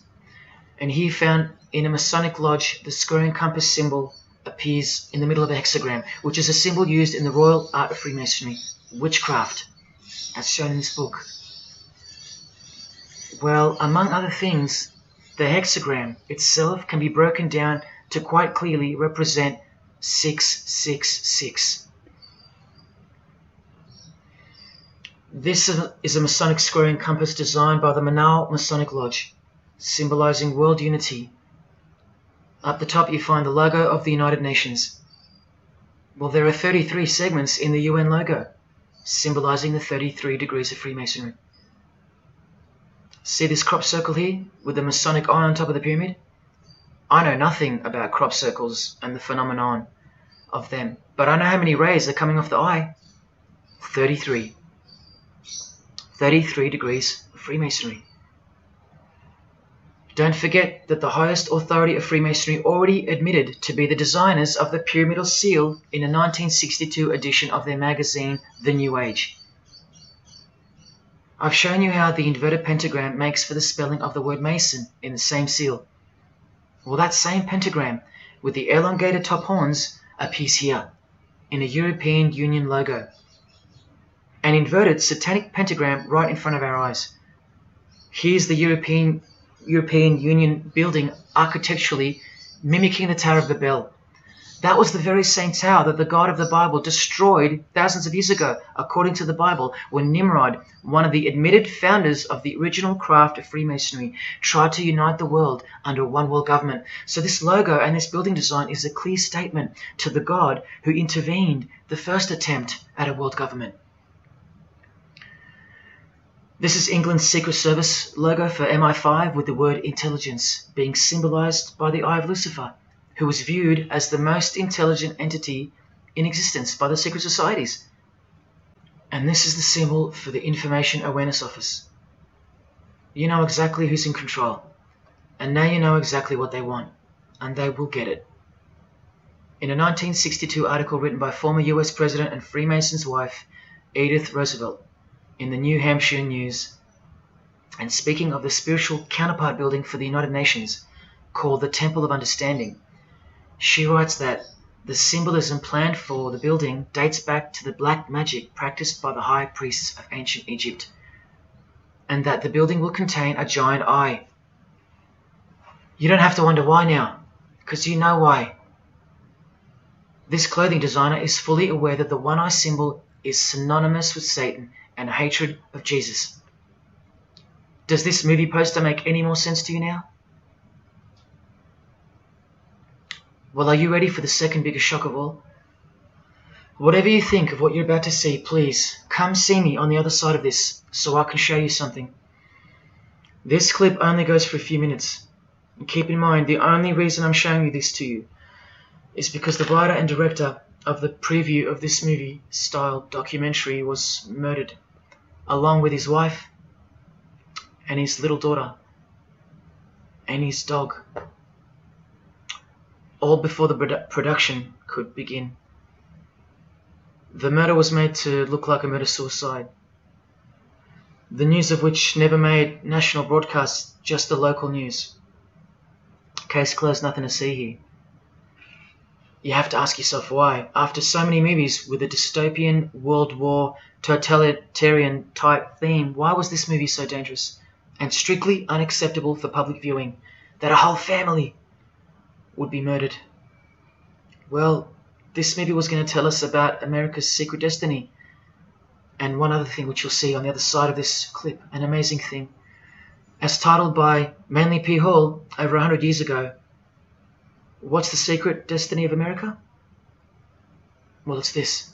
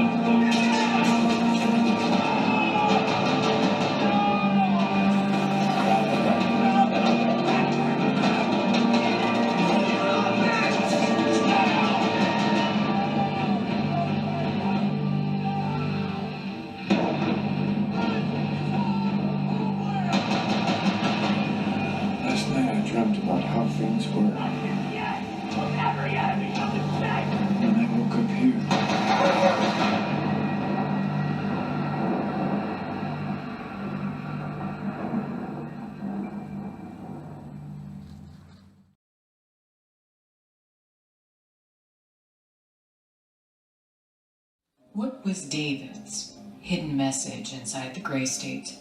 And could it be the reason for his death? Perhaps the scariest part of Grey State's conceptual trailer is this character here, who appears to be operating a guillotine.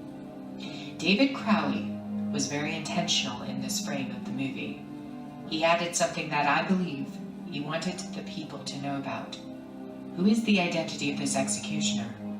If you look closely, you will see that this terrifying character is wearing something around his waist.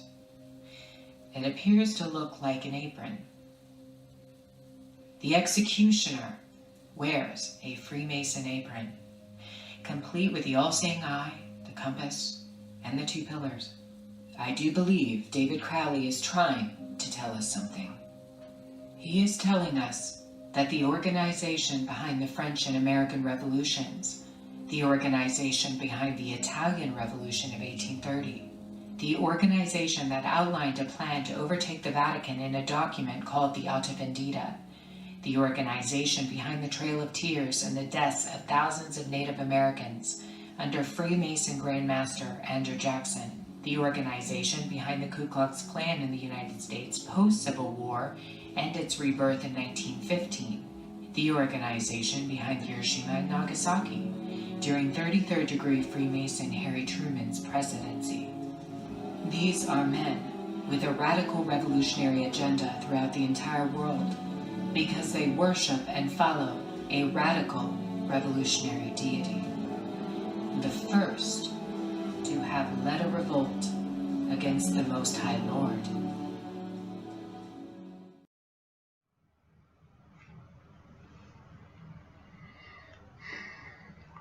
When I was in high school, coming from a completely non-Christian and non-religious family or background, I distinctly remember the first time that I decided that the Bible, or the New Testament, to be more precise, was definitely not true. Made up, fairy tale, whatever. It was one verse, one scripture that to me at the time proved unequivocally that it wasn't written for our time. A prophecy that was impossible to be fulfilled. Here's the verse. And I saw thrones, and they sat upon them, and authority to administer justice was given them.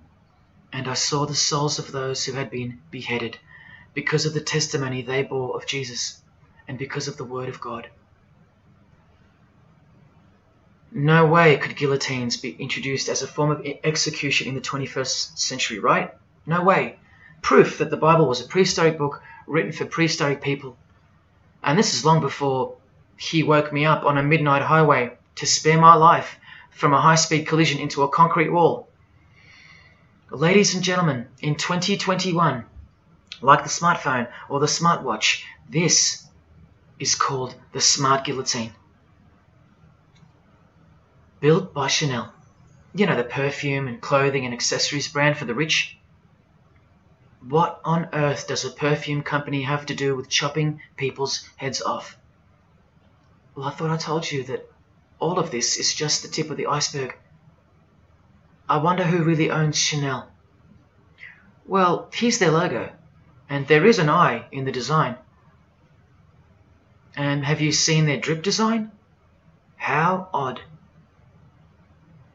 Welcome to the real world. You ready? This is from a legislation archive from the Georgia House of Representatives in the 1995-96 sessions. This is Bill HB 1274 on the death penalty, guillotine provisions. How far along are we into enacting these bills worldwide? I don't know. Maybe they've been enacted already. But I just wanted to show you that in 1995 the ball was already rolling. Another ball that's rolling are the 7 universal Noahide laws. They sound great from the outside, designed so to conceal some terrifying details on the inside. Firstly, they were signed into US law in 1991 by George H.W. Bush on March 26. Here's the bill and resolution. It was named Education Day. As you can see in the details of Resolution HJ 104, they are the 7 Noahide laws, resolved by the Senate and House of Representatives of the United States of America in 1996. Every single president since H.W. Bush has annually re-signed this resolution. Many world leaders have called for the acknowledgement and observance of the 7 Noahide laws, including the President of the European Union in July 2014 and the Australian Governor-General Michael Jeffrey in 2008. And this will be international law. So what's the problem? Well, just for starters, the law against idol worship will include, quite specifically, the worship of Jesus Christ as the Son of God, which the Noahide laws will classify as blasphemy, and the punishment for transgressing the 7 Noahide laws and for blaspheming the ineffable name of God by calling Jesus God is decapitation. I'll let you take that in for a second. This will be governed by a world court with no possibility of appeals. Something like this, an international Sanhedrin. Who do you think is truly behind these laws? Well, I can show you that right now.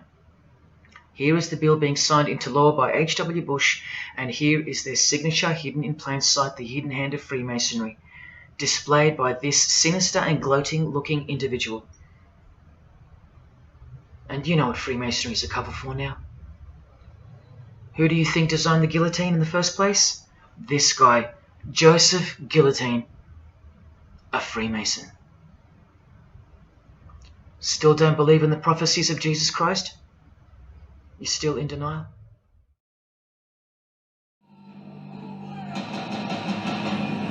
Last night I dreamt about how things were. When I woke up here.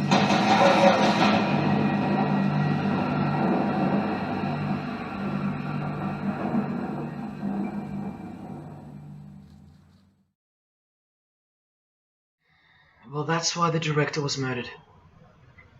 And his wife, daughter, and dog. I think of them often, and sometimes when I need spiritual sobering up, I think of that fateful and evil night where that beautiful Christian family were brutally eliminated. If you think he wasn't onto something, well, he paid the greatest price to share this with you. Prophecy will be fulfilled. Listen to the words that come right after the execution by guillotine scripture in the Gospels. And I saw those who were such that they did not worship the beast, nor his image, and did not receive his mark of identification upon their forehead and hand. Remember this mark in the video? I'm not saying that the director knew what the mark would be, but based on the symbology, he knew who would be behind it.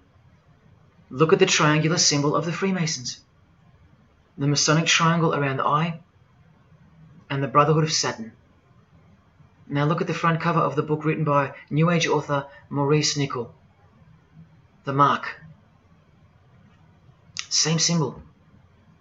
Identical to the symbol used by J.K. Rowling, who said its design was inspired by the Freemasons. Who has this tattoo, which represents the Baphomet. Well, Solve Coagula is the process in which they will bring this New World system to life. It's identical to the Masonic motto of order out of chaos. Solve means dissolve or destroy, and coagula means to bring the elements back together into a new and higher form, a new and higher system. Jesus described it as the beast system, and one way or another, we will be marked as a form of identification in order to participate. But first, chaos must ensue. A deep Masonic truth, which is mostly true anyway, is that destruction precedes construction. It's like having to destroy a tree in order to create a table. The same principle applies to creating the New Age. That's why I know that the process which involves the creation of a new system must involve the destruction of this one. Now, this is the last referenced work I'm going to use to show you who will be the head of that system, that one world government. A book by David Spangler, considered as one of the founding fathers of the modern New Age. He also has an intimate relationship with the United Nations, as shown in 1975 document which was uploaded to the UN archives in 2006.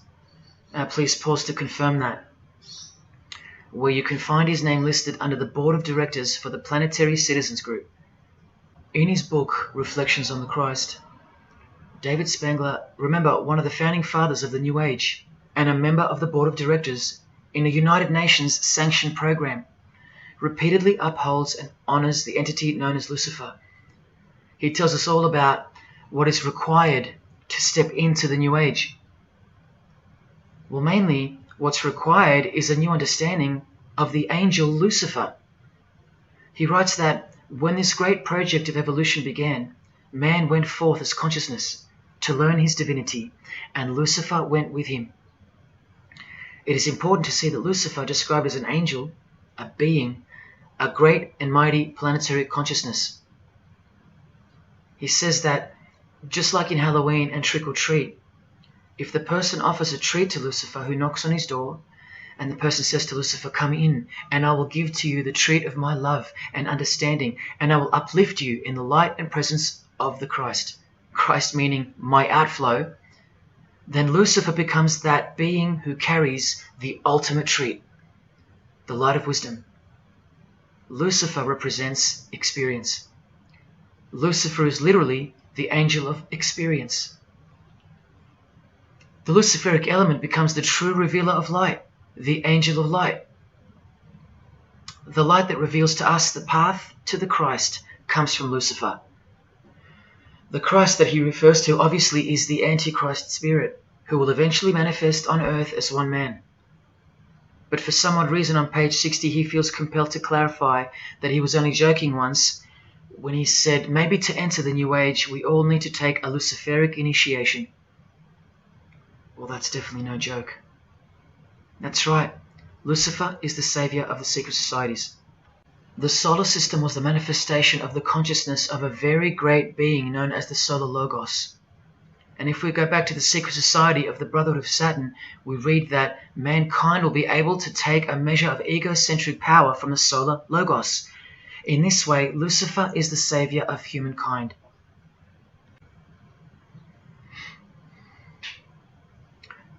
Do you see who you're dealing with?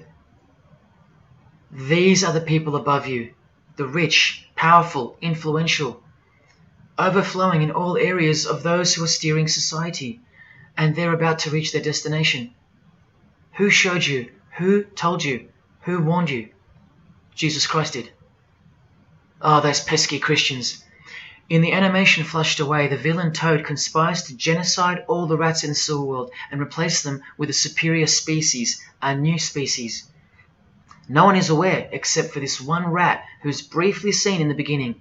He's a Christian rat, a nut job, carrying around a plaque, as some real-life Christians used to, warning everyone of the impending doom that is upon them. What's the twist that's hidden in plain sight for no one to see? Well, the villain Toad, planning the New Age, wears the ring of a Freemason. This ring. And he wears it exactly on the finger that a Master Mason should. It is worn on the third finger of the right hand. There is one who predicted it all, and they know that. That's why he's been so thoroughly discredited, or so it seems. Yes, the nutjob Christian was right all along. Remember one last thing before I close. From Masonic New Age author Christopher Hyatt, who spoke of the well-planned-for and long-awaited invocation of the Prime Minister of the world, when he wrote in his book, A Massive Truth That I Wish With All My Being That You Would Grasp.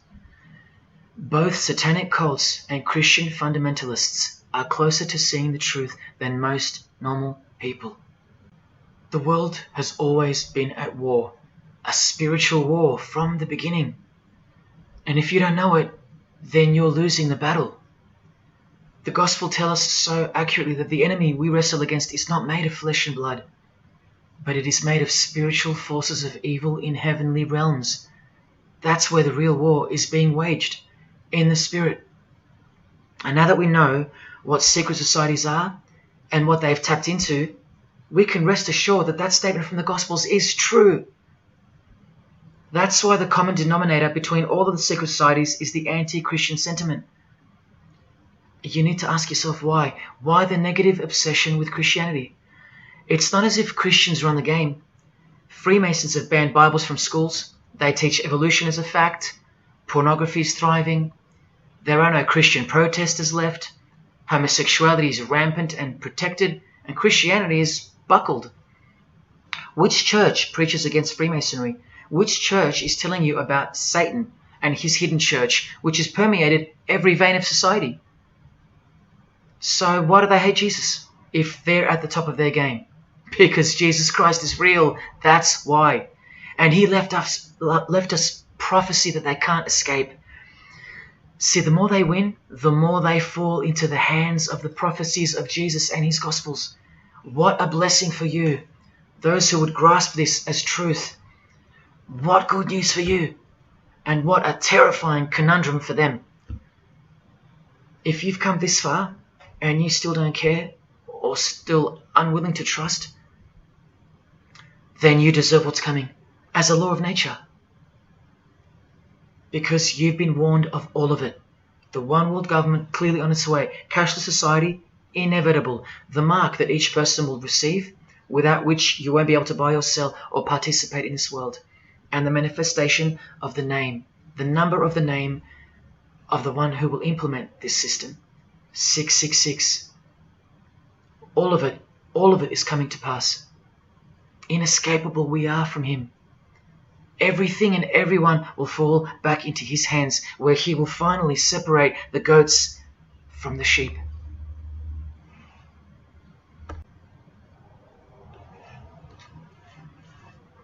Now watch the Bible destroy Freemasonry like no other book in 2 minutes.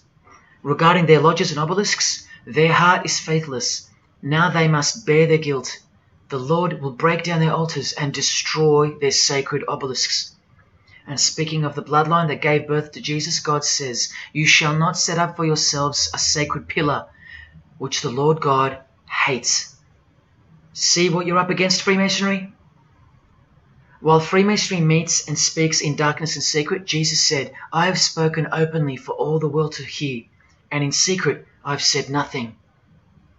Freemasons are known as builders. Well, the stone which the builders rejected has become the cornerstone. Everyone who falls on that stone will be dashed to pieces. Anyone on whom it falls will be crushed. Every Masonic lodge is built so that all the members face the east. Who are these men with their backs toward the temple, facing the east and worshipping the sun? It is detestable. Freemasonry does evil in secret with their hidden hand, but they blow a trumpet over the hand that does good. But Jesus says, when you give to the needy, do not let your left hand know what your right is doing. Your good deed must be in secret, and your Father who sees what is done in secret will reward you. You can't become a Mason if you're broke, blind, maimed, or have a criminal record. Jesus said, but when you give a banquet, invite the poor, the crippled, the lame, the blind. Freemasonry takes pride in its secret rituals and is hungry to rule the world. The Gospels say that their destiny is destruction. They make appetite their God. They take pride in what should bring shame. Their minds are set on earthly things. Freemasonry believes that the light is but darkness visible. The Bible says, woe to those who call evil good and good evil, who put darkness for light. And Jesus further said, if therefore the light which is in you be darkness, how great a darkness that would be.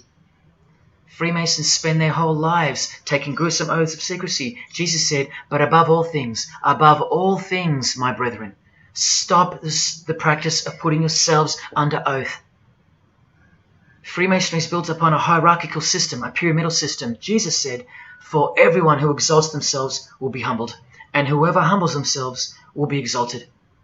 We could go on and on, but we're going to end on this one. Exclusively written for the practices in the lodge room of political Freemasonry. A troublemaker and a villain who goes about with a corrupt mouth, who winks with his eye, signals with his feet, and teaches with his fingers, who plots evil with deceit in his heart. He always stirs up conflict. Therefore, the disaster will overtake him. He will suddenly be destroyed. That is Freemasonry through and through. And apart from the man in the mirror, prior to your baptism of the Holy Spirit, Freemasonry is the villain. They do go about with a corrupt mouth as they are sworn to secrecy. They do proverbially wink with the eye, making the one eye. They most certainly signal with their feet and teach with their hands and fingers. In the lodge, I can vouch. And they do plot evil, stir up conflict, in order to further their goal of the New Age and the New World Order, the greatest conflict being up ahead. But thank God Almighty above, the verse also tells us that disaster will overtake them, and they will be destroyed. One frightful and glorious day, you can count on that. Because the only thing you can count on in this world, more than death, more than taxes, is the Son of God.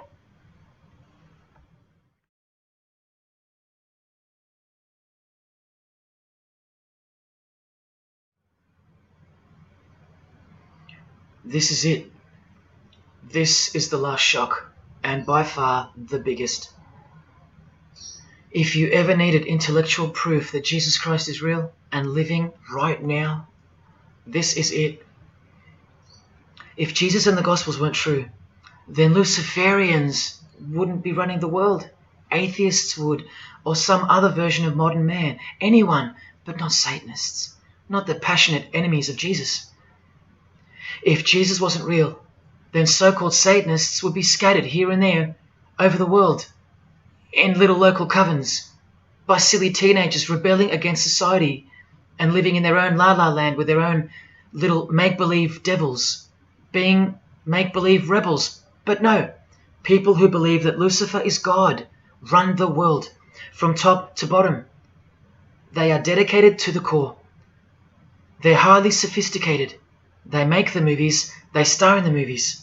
They write the songs, they sing and dance. They are worshipped as idols.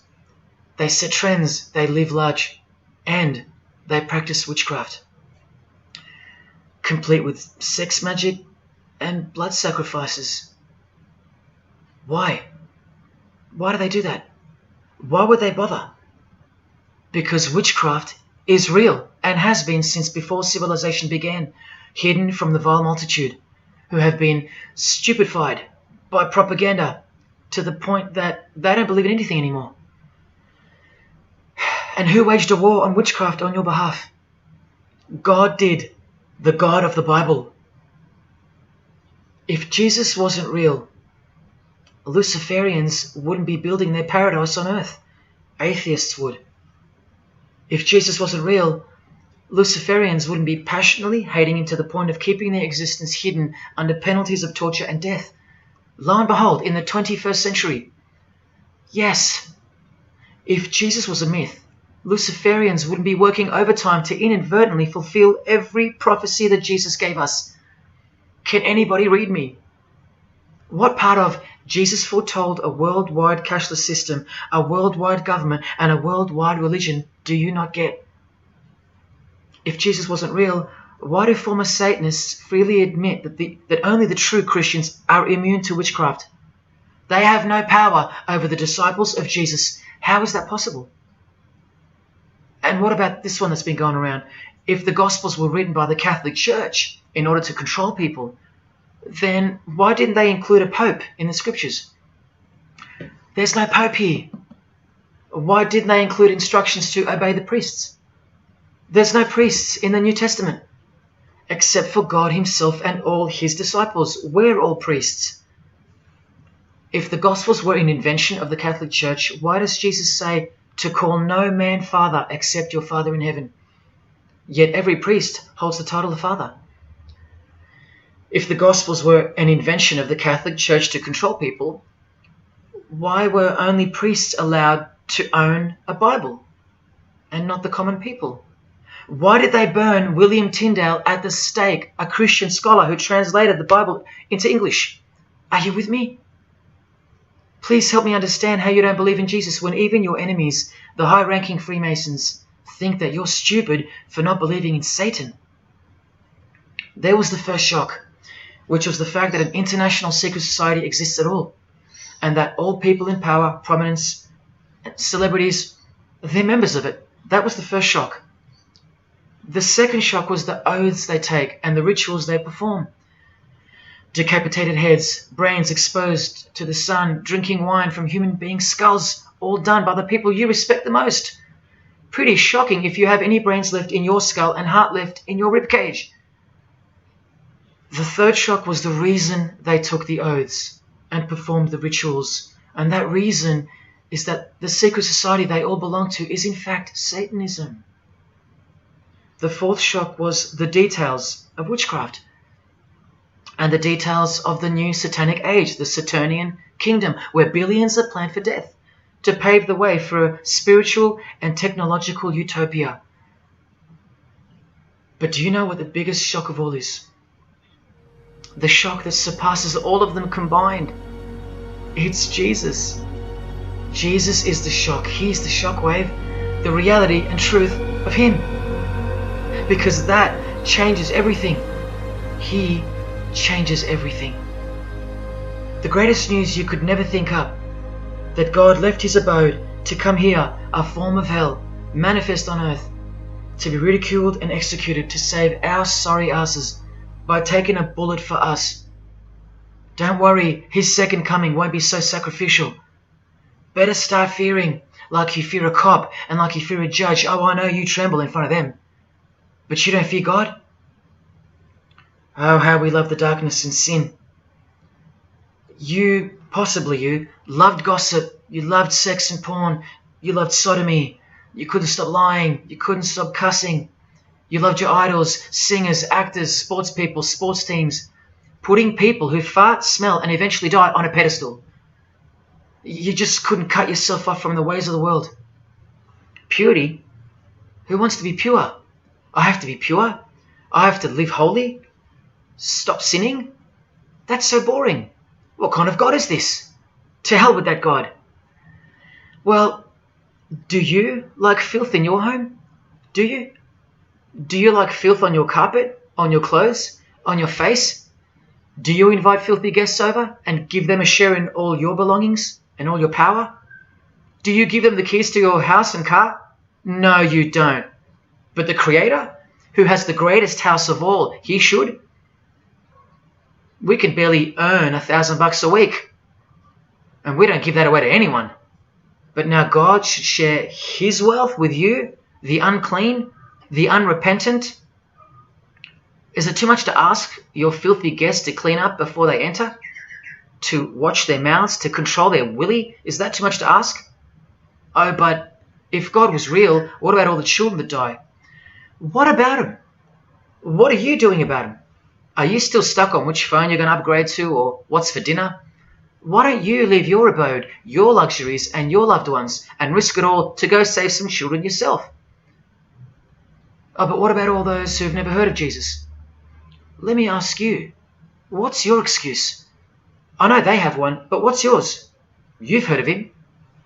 Every morning you wake up and look at the calendar is a testament to his name, because it's 2021 in Australia, it's 2021 in Brazil, it's 2021 in China, it's 2021 in every single country in the world. So let me ask you, 2021 years since what? Like I said, just waking up in the morning and knowing what day it is a testament to him. But if God was real, why wouldn't he just show himself? Show himself to who? To you? You can't even get on your knees and repent. You can't even hate sin and scream out to him. So why would he? How do I get the girl if I don't ask her out? And if I do, maybe she rejects me the first time and the second. How bad do I want her? How hard will I try? Most haven't even knocked on his door. Well, I did. I just kept knocking and knocking, and then I started banging and banging. I refused to leave his porch. I lay there like a hungry puppy. But even when he answered the door, I did the runner, because he was too big for me, and I loved sin a little too much. Yet he still left the light on for me. But here's the craziest part about people who ask me why he doesn't just show himself the way they'd like him to. Their hearts have been so hardened that even if he did appear to them, in 2 weeks they would go back to being their old self, and he knows that. That's why. They might even forget it ever happened. Oh, that was just a crazy day. That was probably all in my head. Oh, how we love to make excuses. But if God was real, what about all the other gods? What other gods? Did Buddha perform a miracle for you? Did he affect a plethora of witnesses? Were his followers stoned to death, sawn in half, eaten alive? Did historians of his era leave any trace of him? Did he prophesy all the kingdoms that would appear on earth, and in what order? Did he foretell of worldwide floods, of enemies that would despise his followers, use his name as a cuss word, and eventually attempt to set up a world kingdom? Did his appearance change the calendar from one end of the world to the other, and predict that his appearance would in fact change the calendar? What did the Prophet Muhammad do for you?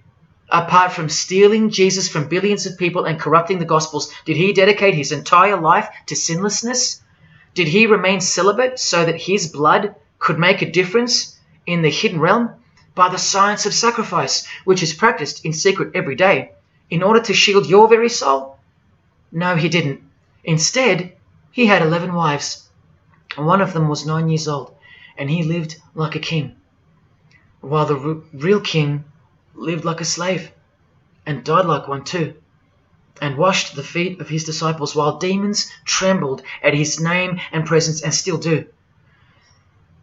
And let's not even bother with the other pagan gods, Osiris, Odin, Vishnu, all inventions of fertility cults that worship the sun, sex, genitals, death, destruction, agricultural religions. Did anyone else apart from Jesus Christ ever say the words, I am the truth? Have those words even ever come out of someone's mouth? I've heard of, I know the truth, I have the truth, but I am the truth? That doesn't even make sense. Unless truth itself was once upon a time born on earth as a man. Well, of course he's the truth. Where are all the heart-wrenching, knee-buckling testimonies about the indescribable power of this Holy Spirit, which comes in to sweep you off your feet and drown you in its tides, changing you forever? Where are all those testimonies? I'll tell you where they are. In the Christian column. That's where. Oh yeah, you'll get them here and there in every genre, but Christian testimonies simply outclips the rest. Where are all the life-changing, electrifying Hindu testimonies? The Muslim testimonies? A Muslim, Buddhist, or a Jew on the street corner, or from the proverbial rooftops, shouting the truth for all to hear, no matter the cost, because they love us that much, because he loves us that much? Where are they? And Freemason testimonies? Have you even heard of one of those? Satanic testimonies? You ever heard of one of those? A Freemason on his knees, sobbing from joy because of the overwhelming knowledge that Lucifer loves him? No Mason or Satanist has ever done or heard of such a thing. But the biggest cult in size is the cult of society. Where do you think the word culture comes from? And the TV, the doctors, the idols, the PhDs, the scientists, they are the priests of the cult of society. You atheists think you don't live in a religious world of your own, filled with daily rituals and daily worship? Even your beliefs require faith in what your priests teach you. Evolution, no proof. Age of the earth, no proof. Distance of the sun, all faith-based on what you are told by strangers. You can see the rings of Saturn with your telescopes, but you can't see the buggy on the moon that was left behind in 1969, yet you still believe, because you have faith. Don't you worry, no matter who you are, you live in a religious world, because life is religion. And if you're still in the I'm not religious category, think again. You all worship something or someone, and your religion is futile. But for you, for the one, whoever you are, remember the advantage that evil has over good. A little good doesn't destroy evil, but a little bit of evil destroys all good. See this glass of water? One single drop of poison is enough to render the whole lot useless or deadly. That means that 99% of the goodness and purity of that water amounts to nothing, all because of one single drop. The whole glass is evil. And so it is with the human soul. You better believe it. Does anyone go out with a stain on their face or on their shirt? You think the soul can't be stained? Think about it. Just one lie makes you a liar. So you can't go where life is, stained with death? Now, in case someone thinks I'm playing the high and mighty role, I tell you this. I used to be a liar. I used to be a pervert. I used to be a drunkard. I used to smoke all kinds of poison. I used to have angry outbursts, use a filthy mouth, indulge in filthy humour. I used to. Past tense. But no more. He finally summoned me. He called my name for the last time. He took my dog, then my music. He took my band, broke it all, and broke me, flooded me clean. He sent for me. He woke me up from a deep sleep. on a high-speed midnight highway with a whisper, an actual whisper in my ear, and only meters between me and a concrete wall with my name on it, because he knew I had it in me. I had it in me to lay it all down, risk everything, so I can take a stand for him, for the Gospels, and for you. Well, this is me taking a stand. Brothers and sisters, I did all this for just one person, and I'll be hated and mocked and worse maybe, so that that one, whoever you may be, will wage war on sin and believe. Don't let even one drop in. No matter what the distractions this evil world may place in your path, in order to bury itself and its poison in your heart, where it will take root and overpower the 99% goodness in you. Just like only a few find success in this world, even fewer will find the kingdom. It's far more difficult than winning X Factor, or making $1 billion, or reaching a 33rd degree of a secret society. It's as difficult as loving your greatest enemy. And that's just about impossible. But if you can figure out how to do that, then you've found the road to life. And I hope to see you soon. God love. Jesus wins.